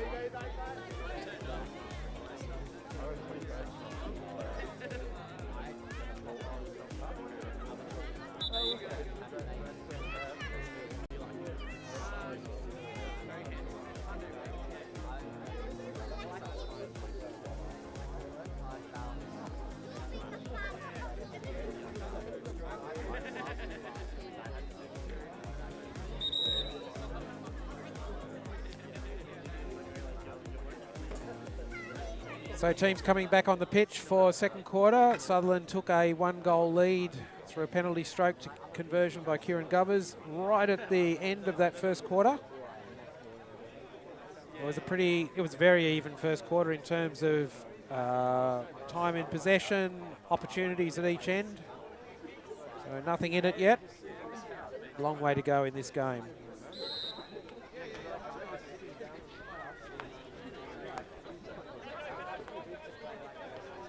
Crowhurst back to Manu, goes wide. Nicholas Donfro with the missed trap out there. They got a little bounce on the ball. Callanan sends it in, back to Smith. Looks back deep.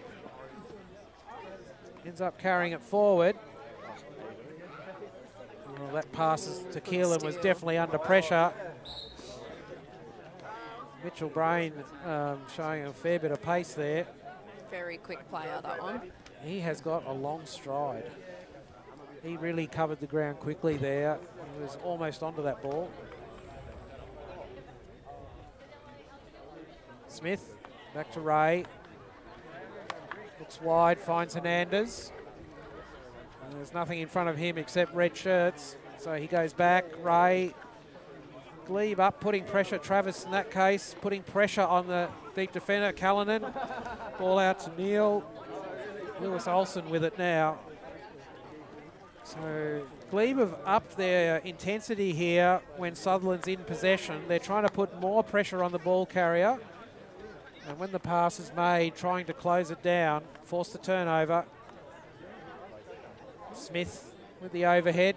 Finds Bennett, but unusually Bennett misses that ball. It's normally pretty good with the receiving the overhead. That's an important skill, receiving the overhead in first grade hockey. There's a lot of overheads get thrown. Travis leading forward. Smith pinches it, drops it out to Callanan. Trying to protect the ball from Tim Pritchard. Back to Hernandez. And off a Glebe stick, so Hernandez lets it roll over the back line and he gets the free possession from the 16. Outside to Ray. And Riley Lloyd down the sideline to Hayden Neal. Manu tracking him, trying to keep him out wide. He's got Lewis Olsen in front, drops the ball to Olsen, really well done. Olsen trying to lift the ball, a bit of 3D skill there. Good attempt, but Glebe were able to pick the ball without conceding the hit or the penalty, so they get out of jail. And Manu now with the overhead, crossfield overhead, but only gets as far as Mitchell Ray. Ball through to Bennett now with Olsen. Good receive. Ball just fell away from him. Sneesby makes the save and Neal couldn't get the rebound. Patterson with a good receive. He'll try and link up, does so. Got Travis on the ball. And he gets it again. Falling for him again. Oh. And I think he just lifted that reverse, that Toma. Ball out now with Olsen. So I feel like the ante is lifted here. Neal trying to get past, can't get past Manu, but wins the penalty. Now with Govers. Pass through to Olsen, just outside the D, gets inside the D, now has to make something of it. Really solid tackle there. That might have been, was that Crowhurst? Yes. Yes, so a really solid tackle there on the back line. Lloyd and Bennett. Spins, puts the ball towards the top. Callanan was coming in there. Yeah, Callanan was just coming to the ball at the top of the D. Hunt chasing that ball down the side. Not close, but not close enough to stop it going over. So Sutherland have had a little bit more possession here in this opening of this second quarter. They've put a lot more pressure on Glebe's 25. Glebe now holding their press around the halfway line. Just waiting for Sutherland to come up. They do that to try and stop Sutherland finding free players in behind their front line. Now with Mitchell out wide, Patterson shadowing him. And Mitchell poked it through, but it only landed with the Glebe cover defence. So turn over to Glebe. Henry Oland sends the ball down the sideline. Govers with a strange intercept. Looked like he was trying to sling it away. Probably would have done better to try and trap it. Nola. Great bit of skill there from Nola. He's got past Mitchell and Govers, but they come again. Oh. That's a pretty... Contentious call, that one. That's a pretty fortunate decision for Sutherland. Good bring down there. Donfrio with that ball, received that ball on the full, which is what you need to do. Never let them bounce. Across to Corey Morrow. Into Hunt. Oh, great receive and turn. He opened up the space in front. Neal comes again. That's good recovery from sorry, that was Murray. Good recovery from Murray. Having been beaten first. Morrow sends that ball out of the D.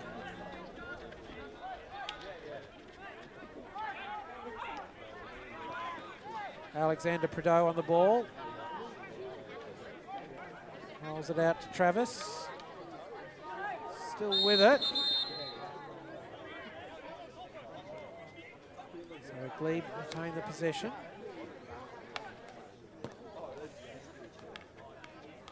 Nola with that long searching ball into the D. Bryant had to save. There was a Glebe player right in front of him, so he couldn't afford to let it go in the chance that it takes a deflection from the Glebe striker.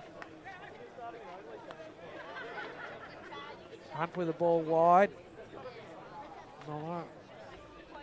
Govers gets that ball onto the foot of Henry Hunt. Hernandez, Gray, to Keelan. Receives and turns, goes wide to Mitchell. He'll look down that sideline, finds Olsen, but fairly bouncy ball. And Nicholas Donfro just managed to deflect the ball onto Riley Nilan's feet. Glebe keep the possession. Hunt with the ball in the midfield. Govers wins out the battle there. Now he needs to make a good pass, but too much Glebe in the way. Prideaux. Hunt. And back to Manu. There's a turnover there from Nilan. Taking advantage. They've got Olsen to his left. Finds Olsen. Shot. Sneesby saves.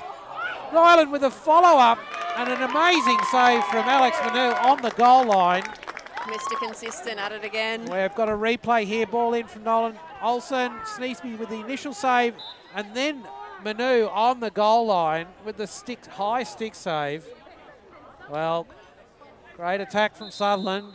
And in the end, a superb defence from Glebe.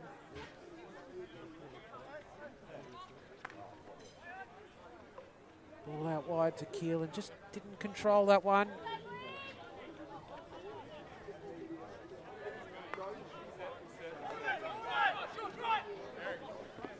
Henry Yolen down the left. Gets the better of Olsen. He'll look in field to Hunt. Gets on the inside of Govers. Pursued by Nilan. So the two Sutherland defenders, a little bit of body checking, sees Hunt on the ground. So free hit. Nicholas Domfro gets it away. Bennett with the catch and pitch. Bennett's normally at the other end of the field receiving those passes, so a lot of work by him to get back there.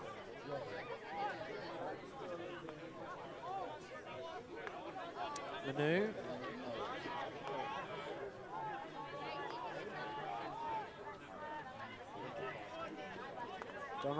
Donfreo back to Manu. Hunt and Alexander Prideaux. Oh, good little feint on Nilan. Opens up the pass to Yoland. And he just took a little bit long on that, and Nilan was able to get across and block the ball. It was a good block by Nilan. Yoland probably needed just to pull it back.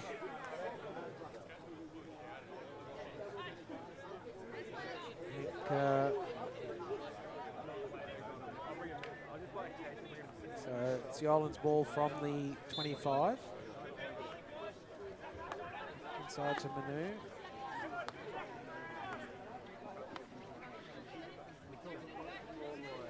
Liam Crowhurst out wide. Bit slippery. Loses out to Keelan. Finds Bennett. With three around him, Bennett gets the ball back to Smith. And Sutherland work it out of their left side defence. Cross to Mitchell on the right. Now with Lloyd. Good possession by Lloyd and equally good pass through to Nilan. Manu keeps in front of him.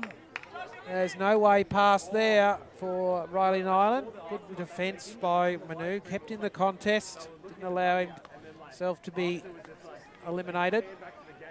Smith out wide for Sutherland. Just takes the penalty.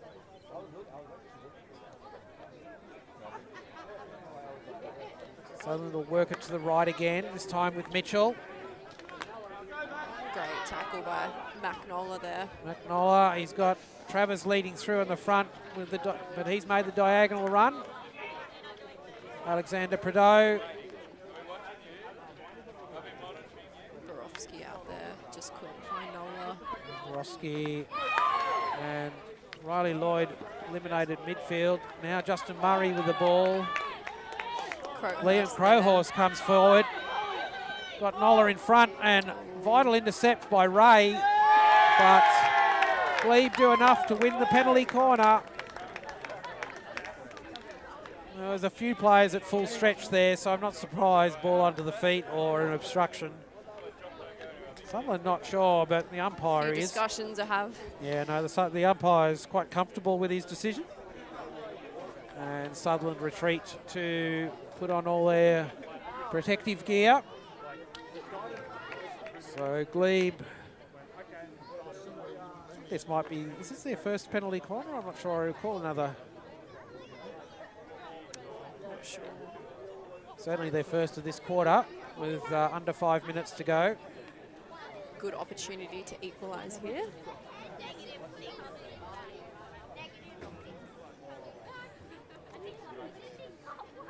Travis on the left and Mitchell Brain on the right battery.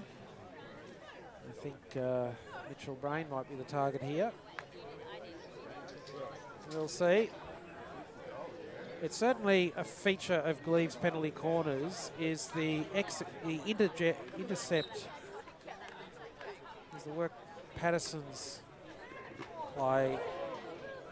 Ball stopped by Bryant, and eventually Sutherland got it clear, but not without a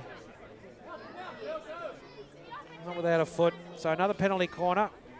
Yes, injector was the word I was looking for. So Patterson's work as an injector, if you just watch the way that ball comes out, the speed and the accuracy, it just makes all the difference. Very clinical. It creates time at the top, and I think the foundation of Glebe's success with their penalty corners.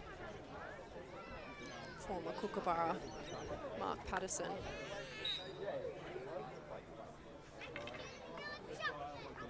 Travis, again that ball was at a goalkeeper-friendly height, and Bryant was able just to extend that left mitt and bat it away. So it was certainly struck cleanly from the top. The runners didn't get there, but not at a height that would provide a lot of challenges for the goalkeeper. Mitchell on the ball, leaves it for, well, he's trying to leave it for Govers, but Govers say, no, mate. Oh, well, in all that, Patterson was almost able to poach it. Smith with the overhead that was touched by Nola. So Sutherland just need to settle here, clean up their passing. Smith sends Patterson the wrong way. Tries to make an ambitious slider across the field. Doesn't get half the distance. And Glebe back in possession. Oh, great bit of Super skills from Pritchard. Beats two, carries in the middle, challenged by Callanan. Alexander Prideaux with the ball out there. So Glebe with a bit of attacking pressure of their own now as we get to the end of this second quarter. Yoland. Neil touched that, but Crowhurst, no, Mitchell Brain on it. Moreau.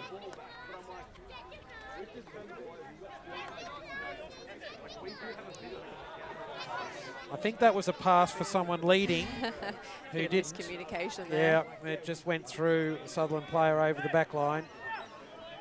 And the anticipated lead didn't happen. So Shane Smith with 1.5 to go in this quarter.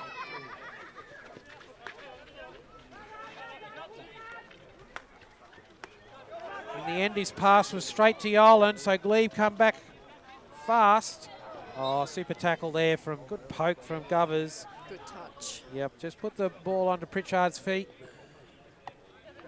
Matthew Bennett with the ball now. Sends it across to Olsen. Lewis Olsen on the ball. And good tackle there. I think that might have been by Morrow. In any case, Glebe recover the ball.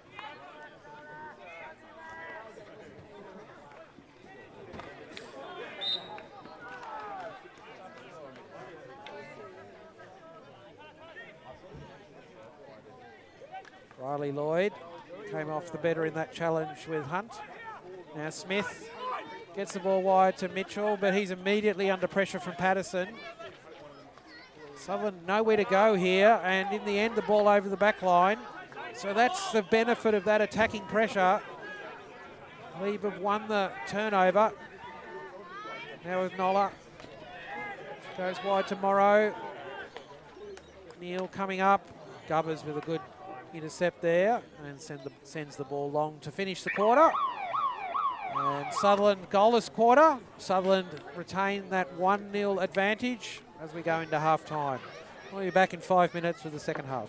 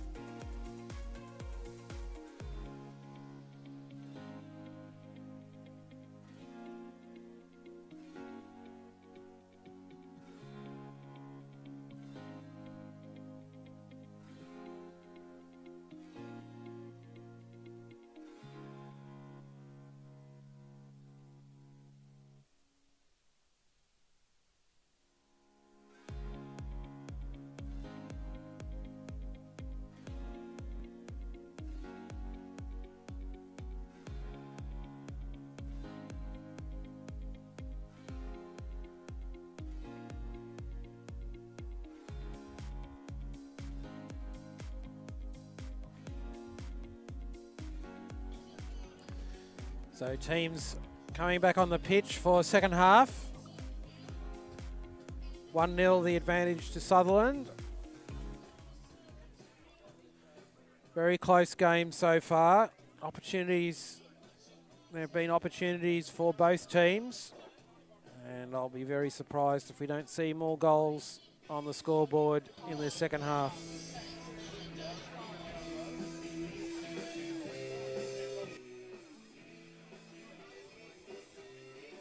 We're just in soundtrack mode at the moment.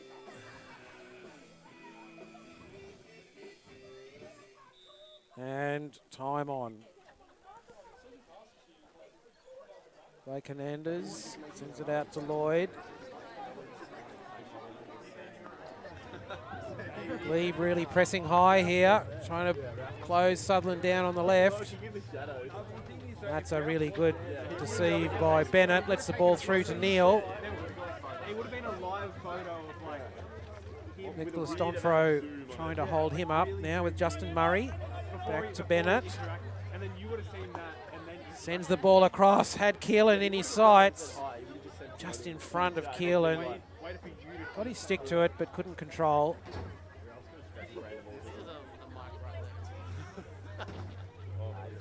Riley Lloyd finds Keelan. And a bit much shoulder there on Henry Hunt. So free hit to Glebe. Patterson. Good defence there from Hernandez. Stepped in front of the Glebe striker and took the ball unopposed. Mitchell Brain on the ball in the centre. Rolls it out left to Morrow. Down the sideline. Missed trap. Mackenzie Noah allows a turnover. Keelan finds Govers. Hunt gets his stick on the ball, but only over the sideline, so Sutherland retains possession. Govers will restart, finds Bennett down the left sideline. He's looking infield. Really closed down there by Crowhurst. Ball back to Govers. Sutherland have normally been trying to build their attacks through the right side. Often when they come down the left, it's to stretch the Glebe defence and then send it back to the right. Covers now with the ball on the left. Murray takes a lead wide. Sutherland will go right again. Hernandez has got Lloyd high and just loses the ball over the back line, but Riley Lloyd playing right defender got himself right down in the opponent's back line, so it's a very difficult defensive situation for Glebe, who they put on him. He's really trying to create that extra man, so did a good job of doing that. Falls well for Mark Patterson there.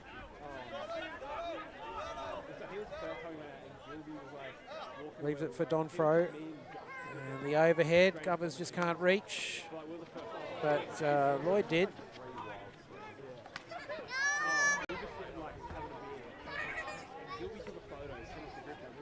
Pritchard sends it left to Hunt. And the wall of Sutherland defenders keep that one out. Morrow with the ball restart from the 25. Now Glebe switch it to their right. Hayden Neal doing the running across the midfield. Ball in, Patterson with the target, but Shane Smith took it off him.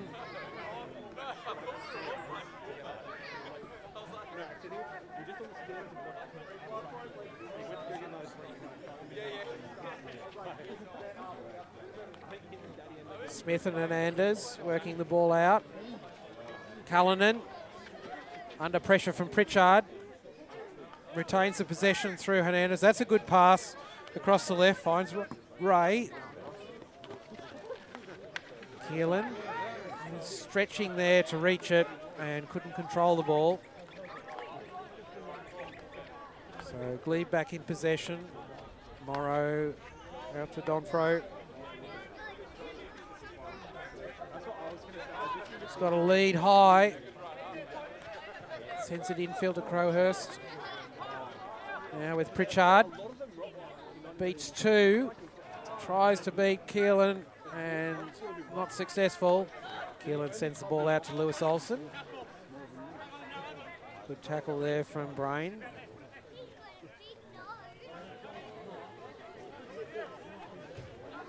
Sutherland have the ball from the sideline again. Govers leaves it this time. Smith finds Keelan. Oh, lovely little tackle there from Pritchard. Nola, Hunt, and back to Pritchard. Into Hunt again. Good midfield possession, but Sutherland closed rapidly on Hunt. Had to go back. On throw. To Crowhurst. Hunt. Mistrap there. Callanan straight onto it.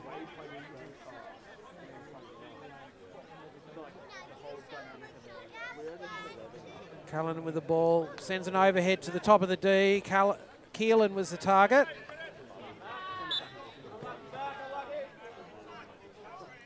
Probably a little lucky to get out of that. He didn't make a good receive of that, but wins the ball in the end.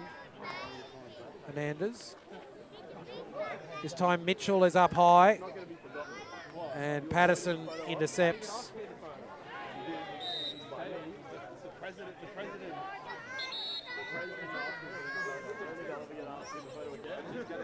Cullinan back to Govers.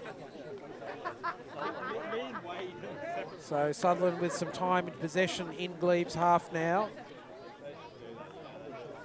Just trying to find the gap. Cullinan. He's got Mitchell leading wide. Glebe closing him down.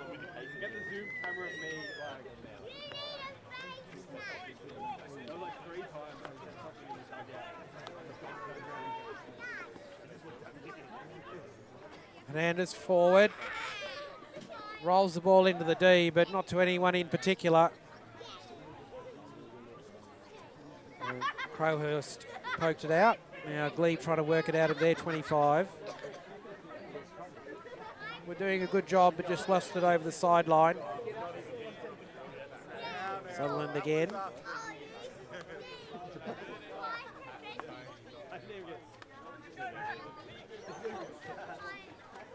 So Glebe's high press has now become a press from about the 30-yard line. They've retreated a bit. Now they're coming forward. Oh, great this steal time from Magnola. One-on-one with the keeper.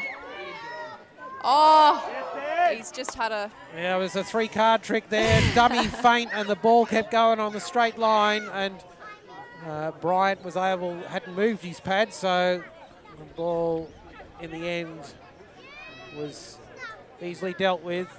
But a very dangerous situation there, obviously. Good receive there from Neal. Brilliant touch there. Bennett. Crowhurst right on top of Bennett, gave him no space at all. Alexander Prideaux back to Yoland.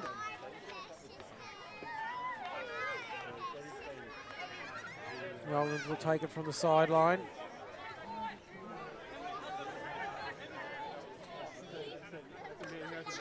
Sends it down the line to Travis. Great skill there from Travis. It is. Good control there, getting around Mitchell. In fact, he's beaten 2 at least. In the end, good defence. It was off Travis' feet in the end, so Sutherland, through weight of numbers, were able to hold that attack out. But good lead and good attacking pressure from Travis. Hernandez with the ball to Mitchell. Just rolled off his stick and down the sideline. Crowhurst with the restart. Hunt infield. This time Sutherland with a bit of a higher press. They got 3 up. Now Bennett coming across. But Glebe get out. Yoland with it. Callanan across to him. Sutherland will try and turn it over here. That's good strength from Yolan.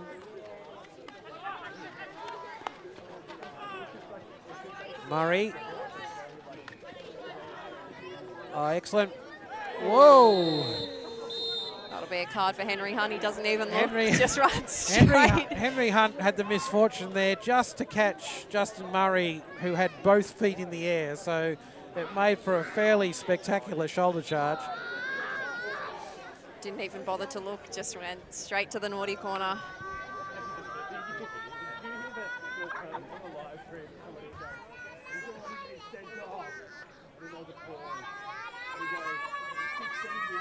Lloyd and Neil trying to combine there now with Murray on the sideline.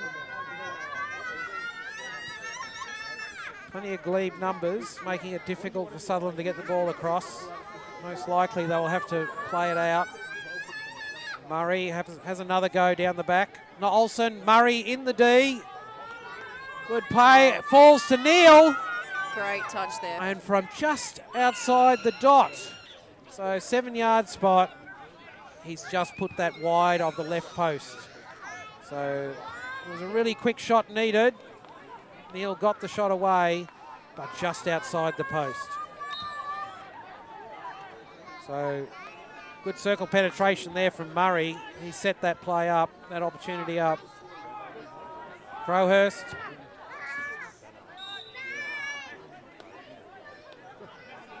So Sutherland have been doing a good job here of keeping the ball well in Glebe's half. Glebe now with the possession and an opportunity to get it out. Nicholas Donfro on the ball. He's looking long with the overhead down the sideline. Great receive there. Shane Smith on the end of that. Finds Hernandez now with Mitchell. Glebe piling across, trying to close it down, but Sutherland get the ball out. Smith again. Lloyd. That's a good little pass through to Murray. Just lifts the ball. Umpire saying you need to actually stop the ball on the sideline. Now with Govers. Lloyd. Down the sideline, Nilan. Just one touch into the centre. With Lloyd coming through.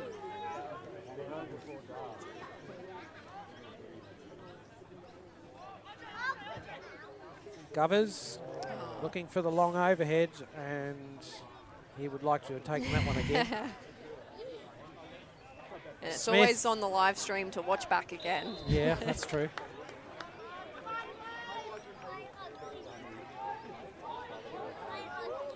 Morrow. He sends his overhead to the top of the D, but Callanan receives that comfortably and brings it away. In front of Travis. Just picked off there. Yolan got that, gets the ball through, and a diving Riley Lloyd. Short corner there Yes, to Glebe. the umpires said you weren't playing that one anywhere except over the back line. I think at the end of the day, that was really a good save by Lloyd because he was on the wrong side of the defender and he had to dive forward to try and reach that ball. And in the circumstances, I think he did about the best he could. Yeah. He may whinge and complain about the penalty corner, but it was a good save he made.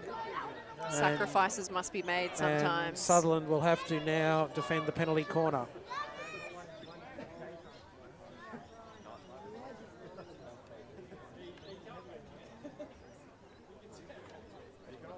So again, well, no, Glebe have two batteries at the top. Travis on the left and Mitchell Brain on the right.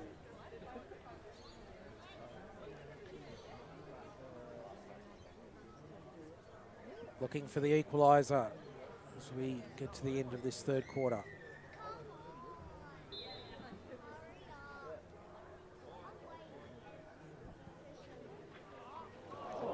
Wow, haven't seen that one for a while. Those batteries were pretty close together, but the ball got between them. Bennett with the ball out wide to Nilan. Great opportunity here for Sutherland with open space. Nilan with the ball into the D.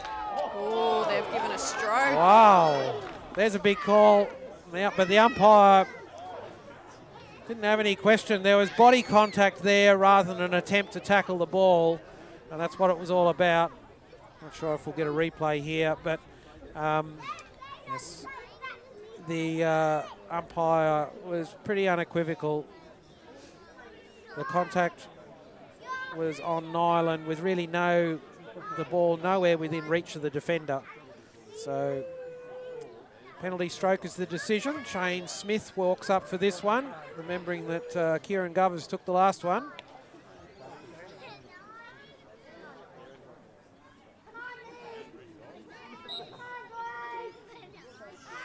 And Smith goes to the Sneesby's right and puts Sutherland's second goal in the net. So 2 clinical conversions on the penalty stroke. First one from Kieran Govers, second from Shane Smith. Has Sutherland now leading 2-0 at the closing minutes of the third quarter. So a lot of work for Glebe to do, but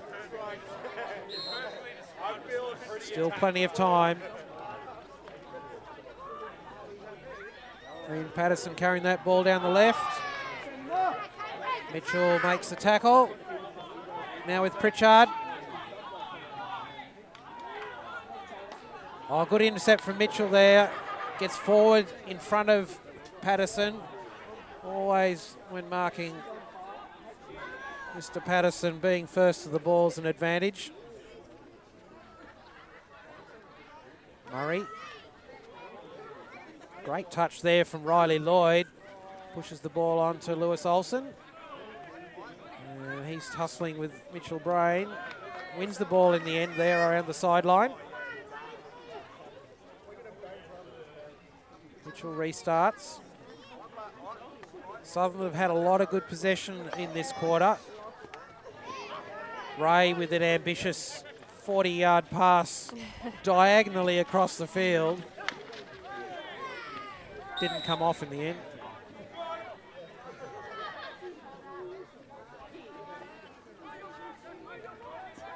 Morrow just inside Glebe's half. Crowhurst through to Pritchard.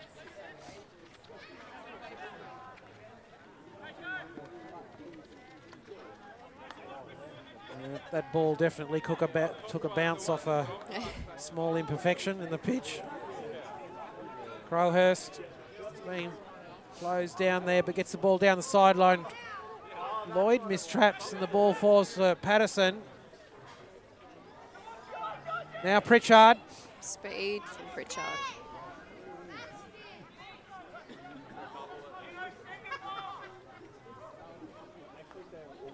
Sends the ball Great across. lead from Nola.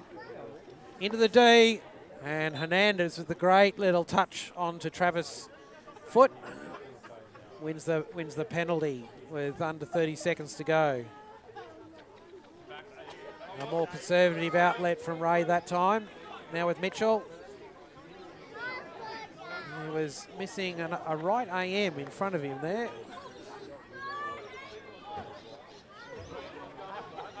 Patterson, ball into Pritchard. Good touch through Nilan. Pumps it into the D, and a deflection off Bennett over the back line. That'll be the end of the third quarter, so Sutherland go in with a 2-0 advantage, and we'll be hoping to close this game out in the final quarter. Glebe with some work to do to get some points out of this game. We'll be back in a minute with the final quarter.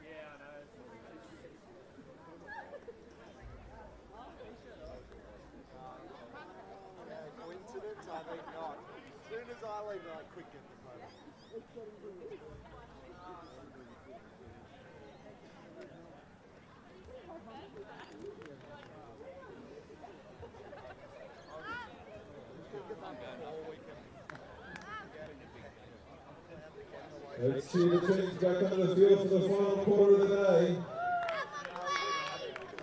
Remember to stick around for drinks and presentations upstairs in the clubhouse.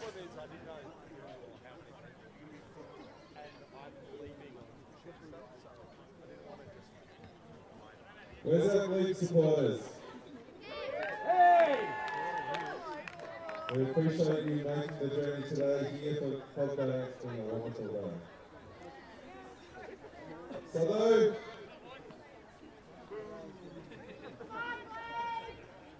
So final quarter, teams on the pitch.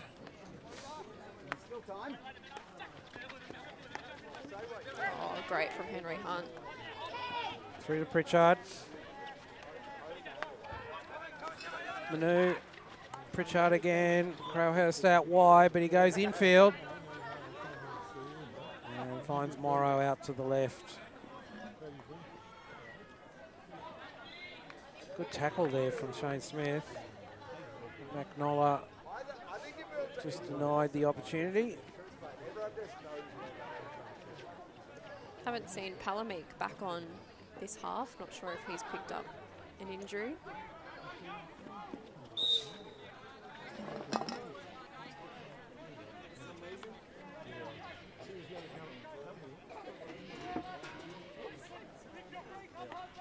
Smith into Keelan. Finds Nilan in front. Good possession by him. Loses the ball around Donfro. Good win from Murray there. Finds Govers.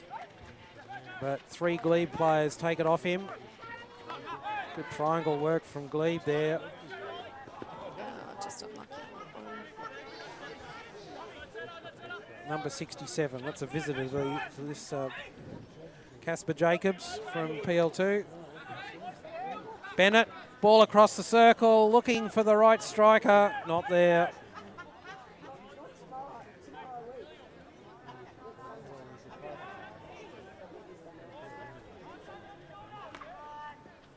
Oh, that's a lovely ball down the sideline. Only able to deflect it over the sideline. Now Murray under pressure from 2 and off Mitchell Brainstick over the sideline. So good retention there from Murray. Now with Neil.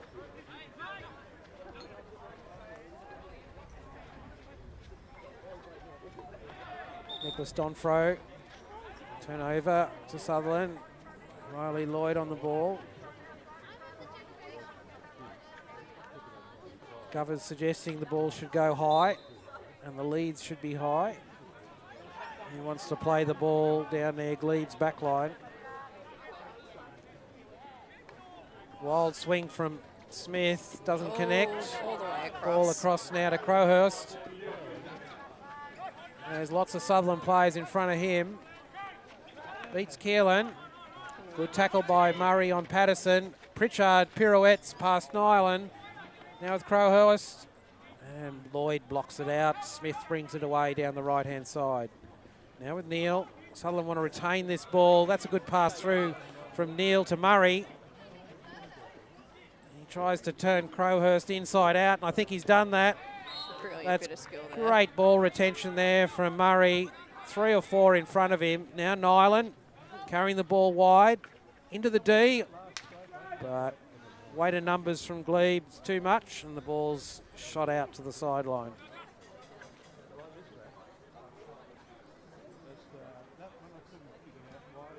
Mitch Ray. Ball cleared. Mitchell Brain not able to trap coming out, so Hernandez sends it wide to Bennett. Back into Keelan. Nilan in front. Sets the ball up, but Important touch from Manu there. yes, it was Manu that got his stick in and just deflected that one away. Govers with the ball into the D. Not sure who Umpire that nearly hit. took one there. I think Bennett helped the umpire out there. Just checking on each other. So Govers with the ball just on the 25. He goes wide. Lloyd. That's Keelan out there. But Great Patterson tackle brings from it away. Patterson there. Murray winning that one. Tackle from Crowhurst Yep. there. Crowhurst made a good flat stick tackle there on Keelan. Morrow.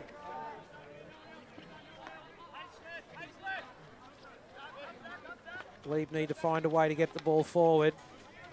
Whereas Sutherland have threatening another turnover, so Pritchard working hard to retain it for Glebe. Good ball into Brain in the centre, but he's really got no one to go to. There were Sutherland players all around, and Sutherland back in possession. Shane Smith with a great slider through to Bennett. Just inside the D, right in the corner. Doesn't normally shoot from there. Unfortunately lifted that one across. Would have liked to have picked up a penalty corner from that position. So Glebe stuck again inside their 25. Pritchard comes forward.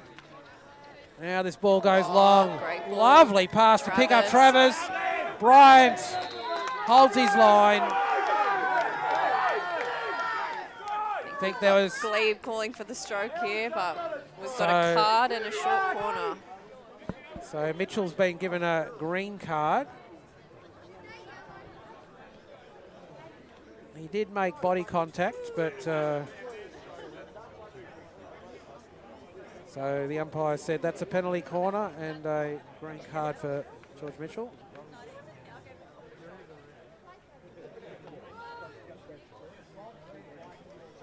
Opportunity here to Another halve opportunity the for Glebe. distance. They've had quite a few from penalty corners. I must admit that I haven't kept track. But I'd say they're due for one. Looks like we've got Travis.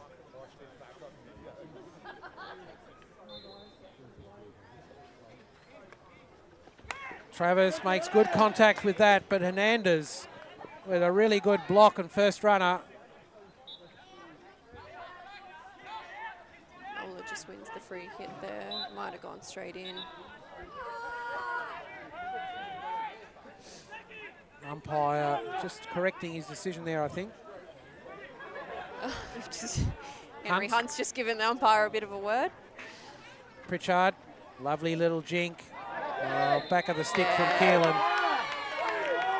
Back of the stick outside the circle, and the umpire said, yeah, well, that was, if it wasn't deliberate, if it wasn't deliberate, it was extraordinarily sloppy, and that's a penalty corner.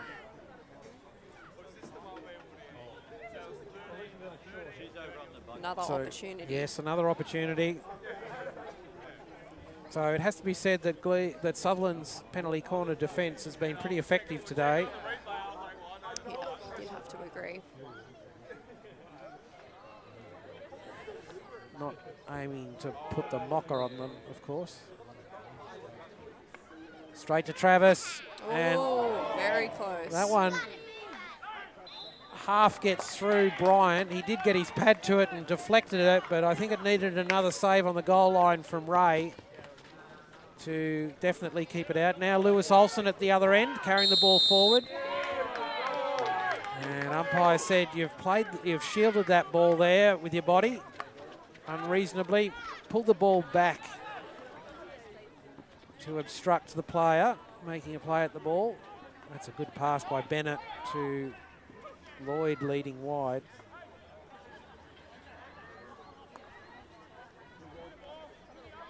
So Bennett with the ball in the 25. Just on 8 minutes to go. Time is certainly getting short for Glebe to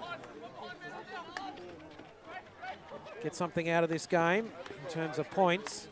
Oh, tackle from Henry Hunt. Henry Hunt made that look quite straightforward. And Callanan charge there with obstructing Nola.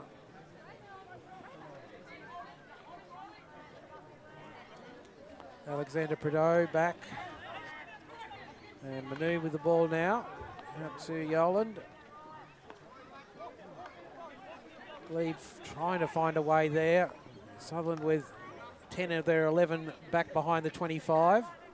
Govers comes away, finds Keelan. He's got Bennett in front. Needs to find the penalty there. But in the end, Glebe win it. Callanan working hard. Alexander Prideaux wins the penalty for a stick check. Pritchard will take that free just outside the 25.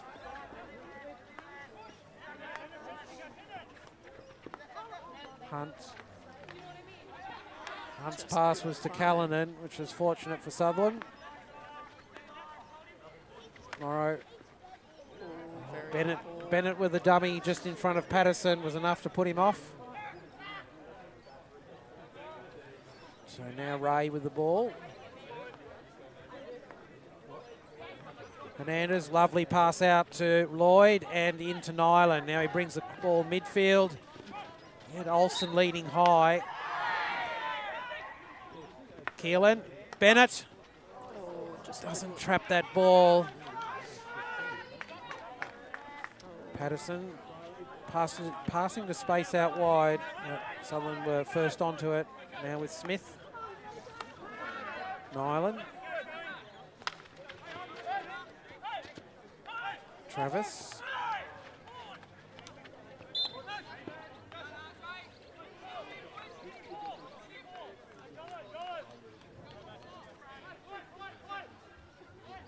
Sutherland not in any hurry, just trying to find a player in space. That's an awkward receive. Olsen really needed that on the full, and Smith didn't give him an opportunity to take it on the full. It was just bouncing through.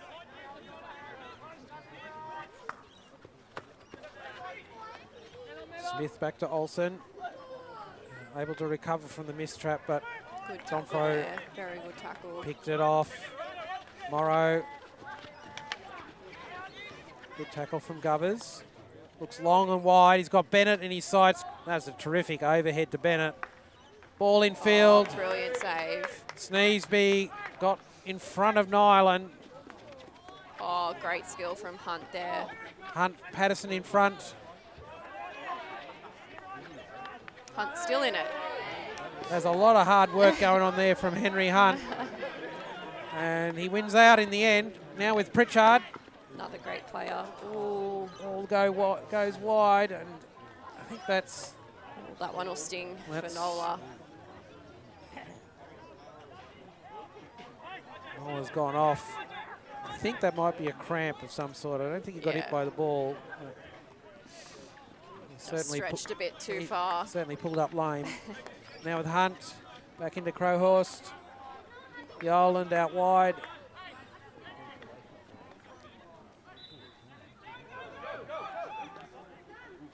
Crowhurst again, back to Hunt. Just a bit of miscommunication out there, I think. Now with Yoland. Goes to the D. Ball across. Travis the target. Yeah. And ball lifted in the D off Sutherland's stick. Yet another penalty corner for Glebe. 4 minutes left. Well, the thing is, Sutherland have had semi-control of this game through the play and certainly on the scoreboard advantage for the last, all but the last 3 minutes. And Glebe have the opportunity to create a very exciting last 3 minutes here if they can put this one away.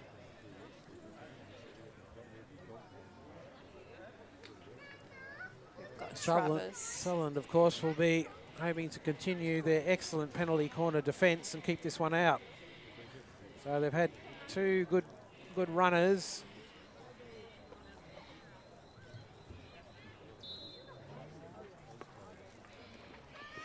Hernandez out again. Again, Bryant makes the save.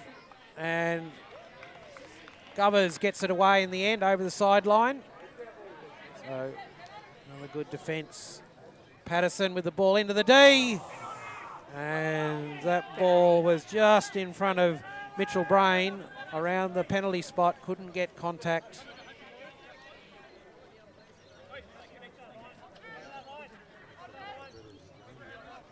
Oh, I'm betting an overhead here from deep in the left pocket. Yep. Shane Smith is prone to throwing the overhead, and there it goes over the halfway, but not inside the pitch actually. So that's a turnover for Glebe. Just in front of the halfway. Pritchard. Manu out wide. Smith missed the square drive there. Being unhappy with that.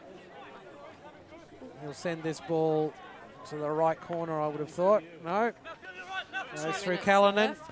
Now to Bennett. Sutherland need to hold this ball in Glebe's half to see out the last 2 minutes. Murray down the sideline. Good ball into Neal.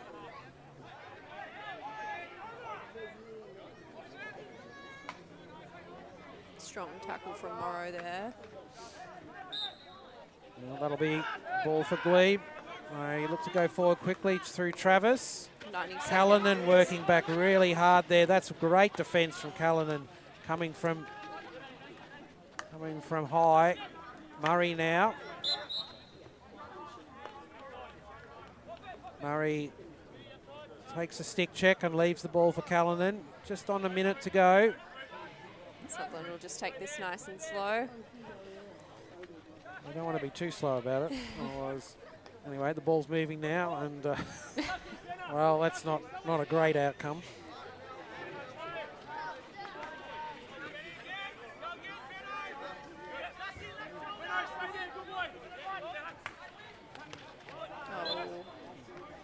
So lovely deflection there from Cullen onto Mitchell Brain's foot.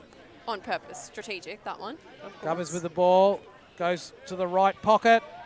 Hayden Neal, the target, receives the ball really well. Ooh. And gets onto it. He had Nilan just inside, but opted in the dying seconds to take the tomahawk and just missed. Beautiful skill there, though. Good tackle from Hernandez, carrying that ball well down the right-hand side. Great penetration from Hernandez. Bennett got onto that, and Sneesby had to be there to stop. 10 seconds, and we've got a Sutherland short corner. Great run there from Blake Hernandez down the right-hand side, and Bennett was in position for the deflection, required a good save from Michael Sneesby, and a full-time hooter. Sutherland have the 2-0 advantage and a penalty corner opportunity to increase that to 3.